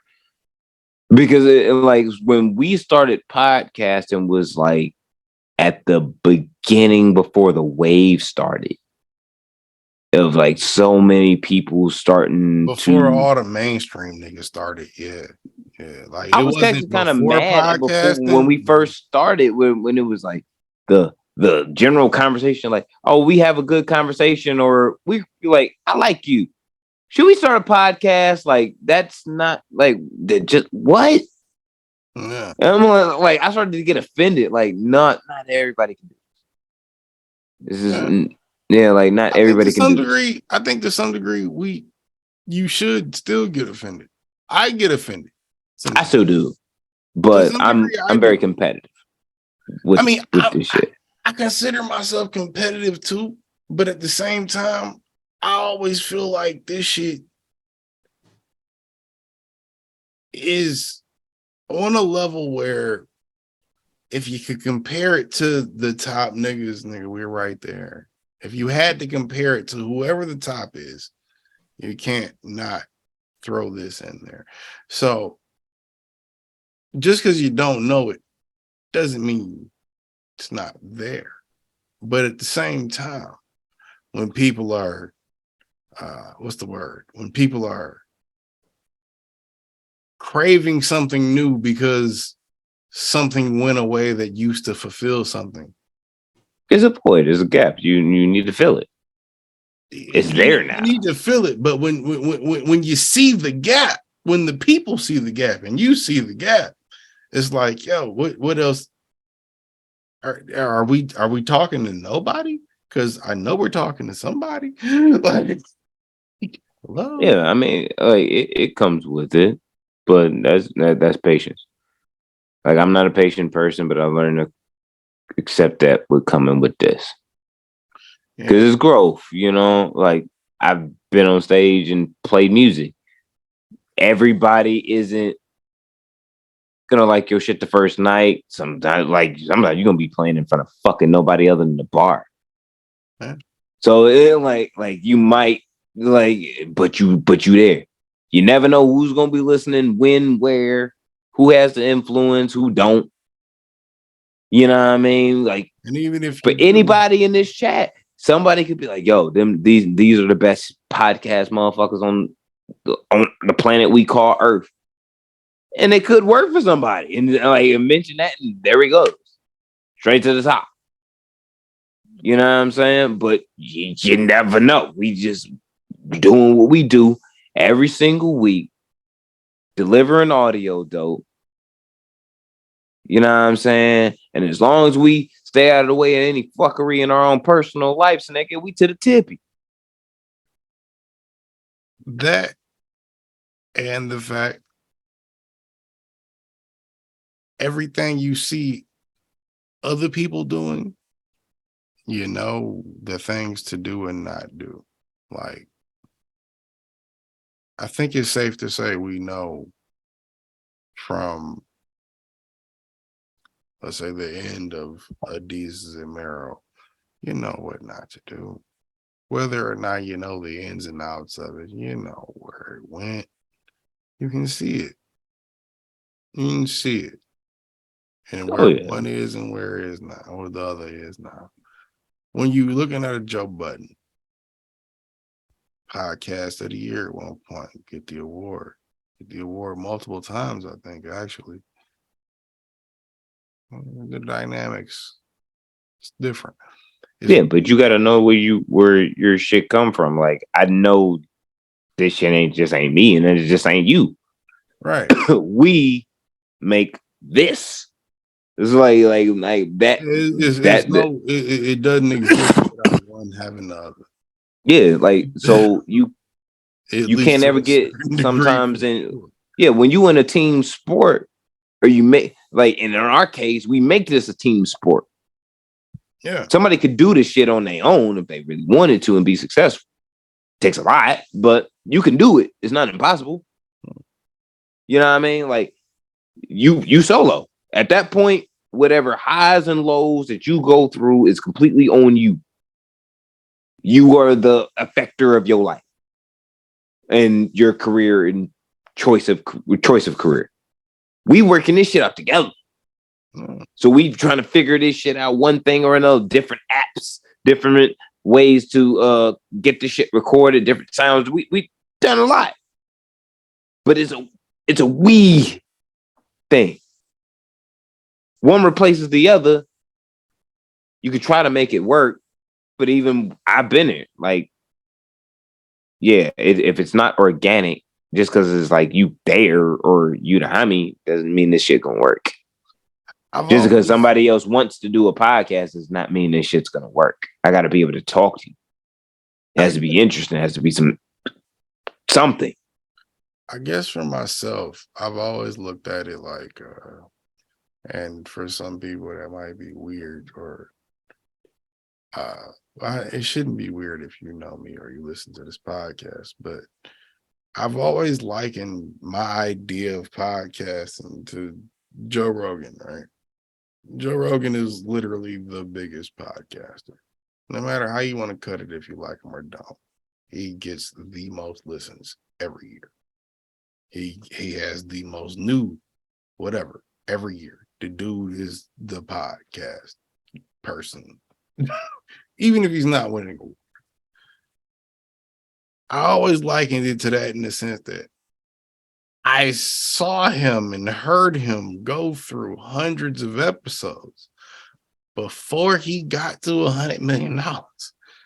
Joe Rogan is on like episode 3,000 and something, 4,000 and something. At this point, and for a few years now, he's been cranking out 4 a week, 2, 3, 4, 5-hour podcasts multiple times a week. That's how you crank your numbers up, doing them once a week or doing them multiple times a week. But when you're doing them once a week, when you've played and tested with different things like we have, nigga, at a certain point, you can't. Come on, man. This is just as good as any top tier album that you could hear, but it's a podcast. Oh yeah, 100%. And if you're looking for the top tier shit, I mean, hey, brick right here, like not even free bricks, but it's bricks. And no cut. Like, don't play with my motherfucking name. Like, period. Like, nah. I'm not Birdman, nigga. Don't play with my name. You better chill. I like that little Birdman verse he did on there. I like that. Yeah, that was a Birdman verse there. I was like, oh no shit. But that made me look at who he was what the album came out through though. But yeah. It's OVO, but it's through Universal. Yeah. So yeah. But I mean, Birdman is family. No Vin Diesel. Stop talking about Vin Diesel, bro. That's my Vin Diesel, thing, bro. Family, no Vin Diesel, dog. I love my family. You my family. Name my family. You not gonna Paul Walker me, my bro. family. You're not gonna Paul walk with me, Why you bro. gotta be Paul? Why does there have to be a Paul? Nigga, I didn't say nothing about that. All I'm saying is when I say my Because family, you know I like to drive fast cars really, really fast, nigga. okay, yeah, but nigga, you also yeah. And I have like unreasonable love for the Nissan Skyline GTR. Like don't do that. Don't do that. That's a Nissan. I would be surprised if you hopped in a Porsche and was like, yeah, other person, you take control of that and do that. Oh, fuck no. Like, isn't that what happened? No. If I'm not mistaken, it never happened. Either way, family nigga, no Vin Diesel. You trying to make it dark? Like I'm not trying. No, I'm just like but regardless, like no, like if I hop in a Carrera GT, guess what, nigga? I'm the one driving it. Like, and that's it. But No, like that's all I'm just saying. Like, also, that's it. When you used to Carrera GTs and that's like normal everyday shit, it's just a normal car for you. Sometimes you let the homie ride, and the homie. Sometimes you and the homie don't exist no more after you let the homie ride. Like sometimes, like no. Like if I had the idea, it would be something in my soul. Like, nah, son. See, maybe you should drive. If we had not that the homie drunk, not that the homie high, but that's the homie, and you know he can't parallel park. Nah, son. Like I'm driving. Enough. Yeah, that's dangerous enough. Yeah, I'm sorry. I can't trust you if you can't parallel park. Sorry, can't trust you. Stop following the bitch on Instagram 2 weeks ago because I found out that she was like 24 and just got her driver's license. And I was like, all right, you shameful. What's wrong with that? You ain't fucking her. You can't drive. No, you can. You just got it late. No, like you are inexperienced. You can't drive. Okay. So you failed your driver's exam the first time. You cannot drive. Okay, y'all. Am I tripping? Is it me or is it him? So? You cannot drive. It's a thing for me. Like, I have to be able to trust my woman to be able to drive. I don't know why, but it's like, be able to drive. How many times are you in the car? Not that you have to have a license, but not be a shitty driver. How many times are you in the car with her, really? Woo. I'm saying theoretically. How many times are you in the car with your girl, really? Well, theoretically for you.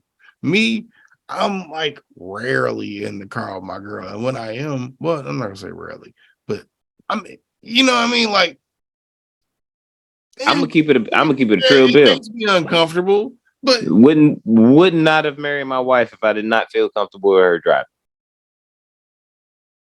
Because my theory of it is like, if I get fucked up and I'm lit and you not lit and we leave a certain place, a bar, a club, house, whatever, and we leave, I don't have, like, I can pass out in the seat accordingly and not have to worry about, if I close my eyes, this bitch might run into a tree. And not about the, and it's just off the rip of, you are not a good driver. See, I don't never give nobody that much trust. Like it's nobody. That ain't it's love. Nobody. That ain't love. No bullshit. No bullshit. Ain't love. It's called PTSD, nigga. I feel you. Do not trust any nigga. My mother, like when I was a kid, I had no problem falling asleep in the car with my mom. Right, I had no problem falling asleep while she was driving. As an adult, if I'm in the car with her and I'm falling asleep, because I know certain quirks about certain things. Not even just about her, just with certain people, just with people in general. People drive different. You can't be in the car with somebody and then be talking about something. Huh? No, nigga. No. Do you have your tail lights right? Are your mirrors working? Are your headlights working? Can you drive? Can you drive steady? If I do, for some reason, fall asleep in this motherfucker because I'm tired, can we get home? And if you don't know where home is, can you follow directions? Do you know what a GPS is? A lot of niggas can't follow directions. GPS, Look, what's that? A lot of niggas is wild, bro. I feel you. I completely feel you. I completely feel you. I think I have a PTSD myself, and that's the reason why my woman has to be able to drive. Is the 2011 New Year's Day? Me, my girlfriend, and a couple of homies were coming back from a New Year's Eve party, and the night of partying. She wasn't fucked up. She was just driving. Okay. It was warmer than normal that day. I'm talking about like 64 degrees in January 1st type shit. Okay. Snow was melting. It was slightly raining. Michigan. I know this after I wake up. But I had a very wild night of alcoholism, belligerently drunk gambling, and assholism. That's always fun. Yeah. Won $750 off these white kids. They didn't want to play poker with me. They didn't want that smoke. This podcast saves me and other black men from things like that. So shout out to us. But that's what ended up happening. And when we get into the car, I'm like, yo, I'm fucked up. Everybody and their moms know I'm fucked up.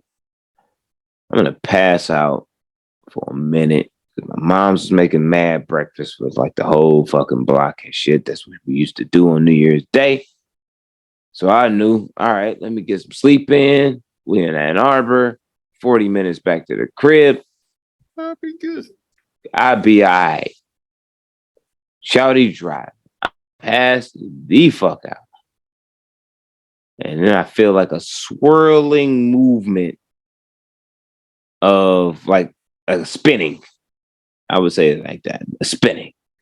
I'm like, oh shit, I might be thinking I'm about to vomit and shit. I feel a little queasy. And then I start to hear and then like, my eyes open. And as soon as my eyes open, boom. I'm like, what the fuck? Get up. Bitch done hydroplaned and shit. We done spun out into the goddamn meeting. Needless to say, that was the last time Shawty ever drove when I was in the car. Yeah, no shit. Because when I'm like, what the fuck is happening? Like I said, slightly raining, nigga. Not mega raining, slightly raining. We right there on 94, right by motherfucking Wayne State University. Yeah. Terrible. And since then, it's like, yo, if my wife got to be Letty from fucking Fast and the Furious. Talk about family. No Vin Diesel, but yeah. No Vin Diesel. But I feel you. And my wife has been like my wife is Letty from fucking Fast and the Furious. No Vin Diesel. So I'm like, at least I know. Shit, I'll leave the spot, nigga, and I'm fucked up. And I wake up like I know for a fact if I black the hell out, I'm wake up in the bed the next day. I'm gonna be all right, nigga. See, That's all that matters. I be having chicks that I can. You said what? You said what? I didn't say anything. Oh, I said I be having chicks like I could trust them driving, but like just can't Can't get comfortable enough to like fall asleep because it's like, yo, you see that? Like I be like, whatever part of my brain it is, it's like stay up. Even when I'm sober, it's like when I'm fucked up and another motherfucker driving, I don't know how they drive. I'm like, yo, okay, no, chill. Or even if I know how you drive, it's like, yo, chill. Like, Yeah, it's like my woman got to know how to drive, son. Like that's a safety requirement. Like for real, for real. Like a chick that know how to drive everything, I got a boner. Like especially she got boobers. So it especially if she got boobers. I'm just saying, bro. You know, you got a B cup. That's not boobers. You got boobies. Like That's true. It's not the same thing. It's not. You know, Nah. that's one thing. Latinos and niggas, we like meat. Like I'm sorry, we like meat. Like give me a love handle to hold on to there. That's a fact. Not like 6 love handles, but like give me one. Like at least one. Hey, brown, white, or black, we gonna clap it from the back. You did. This nigga deal with like 7 love handles or more. Like he don't even care. He's savage. Nah, my limit is like 4. That's lies. I'm good between like 1 and 4. You got more. That's lies. You remember the one that you told me about and shit? You was a big one. That's what I'm saying. You a lie. That was a one-off though. That don't count. I'm talking. That ain't the first time you did that. You knew you knew what you was getting yourself into. No, I didn't. You did. The time I didn't. You were responsible then. Yeah, I am. Yeah. You act like you got an argument. Like that's wild. Like that's wild. But I respect it. Episode 228, Millennials Podcast, off Space Media. Appreciate everybody tuning in all around the globe and shit. Stream that Resurrection Therapy. Do it right now. Got niggas from the UK. We got niggas from France, America, motherfucking Canada, motherfucking Mexicana, the French place, everywhere, nigga. Yeah. Shout out to those people on the moon too that's listening and shit. We know you there. Someone out there, they probably got yeah. We know you. We know you there, bro. Probably got we know it's not cheese up there, but y'all hiring some cheese. All right, you know that moon cheese. I don't know where it's at, and it's not the whole thing, but there's a part of the moon that is cheese, and I want to eat some one day. You know why? Because, bitch, I want to put some moon cheese on some shark fin. I said it, I'll say it. It might be more inflammatory than what Kanye said, but I'll say it and I mean it because shark fin soup, I've heard, is delicious. Imagine it sprinkled with moon cheese, nigga. And truffle. Just to top it off. A little bit of truffle butter. A little bit of truffle. You know how much that is? That's richer than Bezos, nigga. It has to get a gold garnish too. Word like Elon. One gold garnish leaf, like right there. Word to Elon. Yeah, I'm gonna have to take my restaurant on the road and just like make it super fancy, like a trap restaurant on the road. What about a luxury? What they call them? What about a luxury pop up? All you gotta do is just have niggas like if you willing to wait in line. All you gotta do is hit 3 major cities. You hit 3 major cities. You motherfucking do that. Bye. And then by the time you get somewhere else, niggas ain't heard about it on social media. So you do a pop-up in another place. You had niggas around the back waiting for lamb chops, bro. Lamb chops. We gotta hit Texas. They eat. But we gotta get mad guns to go to Texas though. We talking about food. That's one of the majors. We talking about Houston. We talking about Tennessee. We talking about Florida. We talking about. Yeah. But you need. I was like, you need to be strapped up. Go to Texas and shit. Rest in peace, takeoff. I think we good in Texas. Nobody good in Texas. Rest in peace, takeoff. Bullshit. All the mommies is there. Well, I take that back. The main mommies is there. We good. I'm Latino. Like I'm the people that get shot and ran over by like on purpose in Texas. One of the main mommies is some kind of Latino. You don't even. That's not even a thing. Episode 200. It's not 228. Non-millennial millennials podcast. We out. Peru. Mommies and Chads aren't a thing. We out. Chads aren't. Mommies are. Word to the mommies. They both aren't a thing. Stop it. Mommies are real. Stop it. I am a mommy. You're a mommy. Don't you do no. Watch your fucking mouth. We're all mommies. Watch your mouth. You know what a mommy. Watch your mouth. No, it's been all love this podcast. You ain't gonna fuck this up. Like it's like no.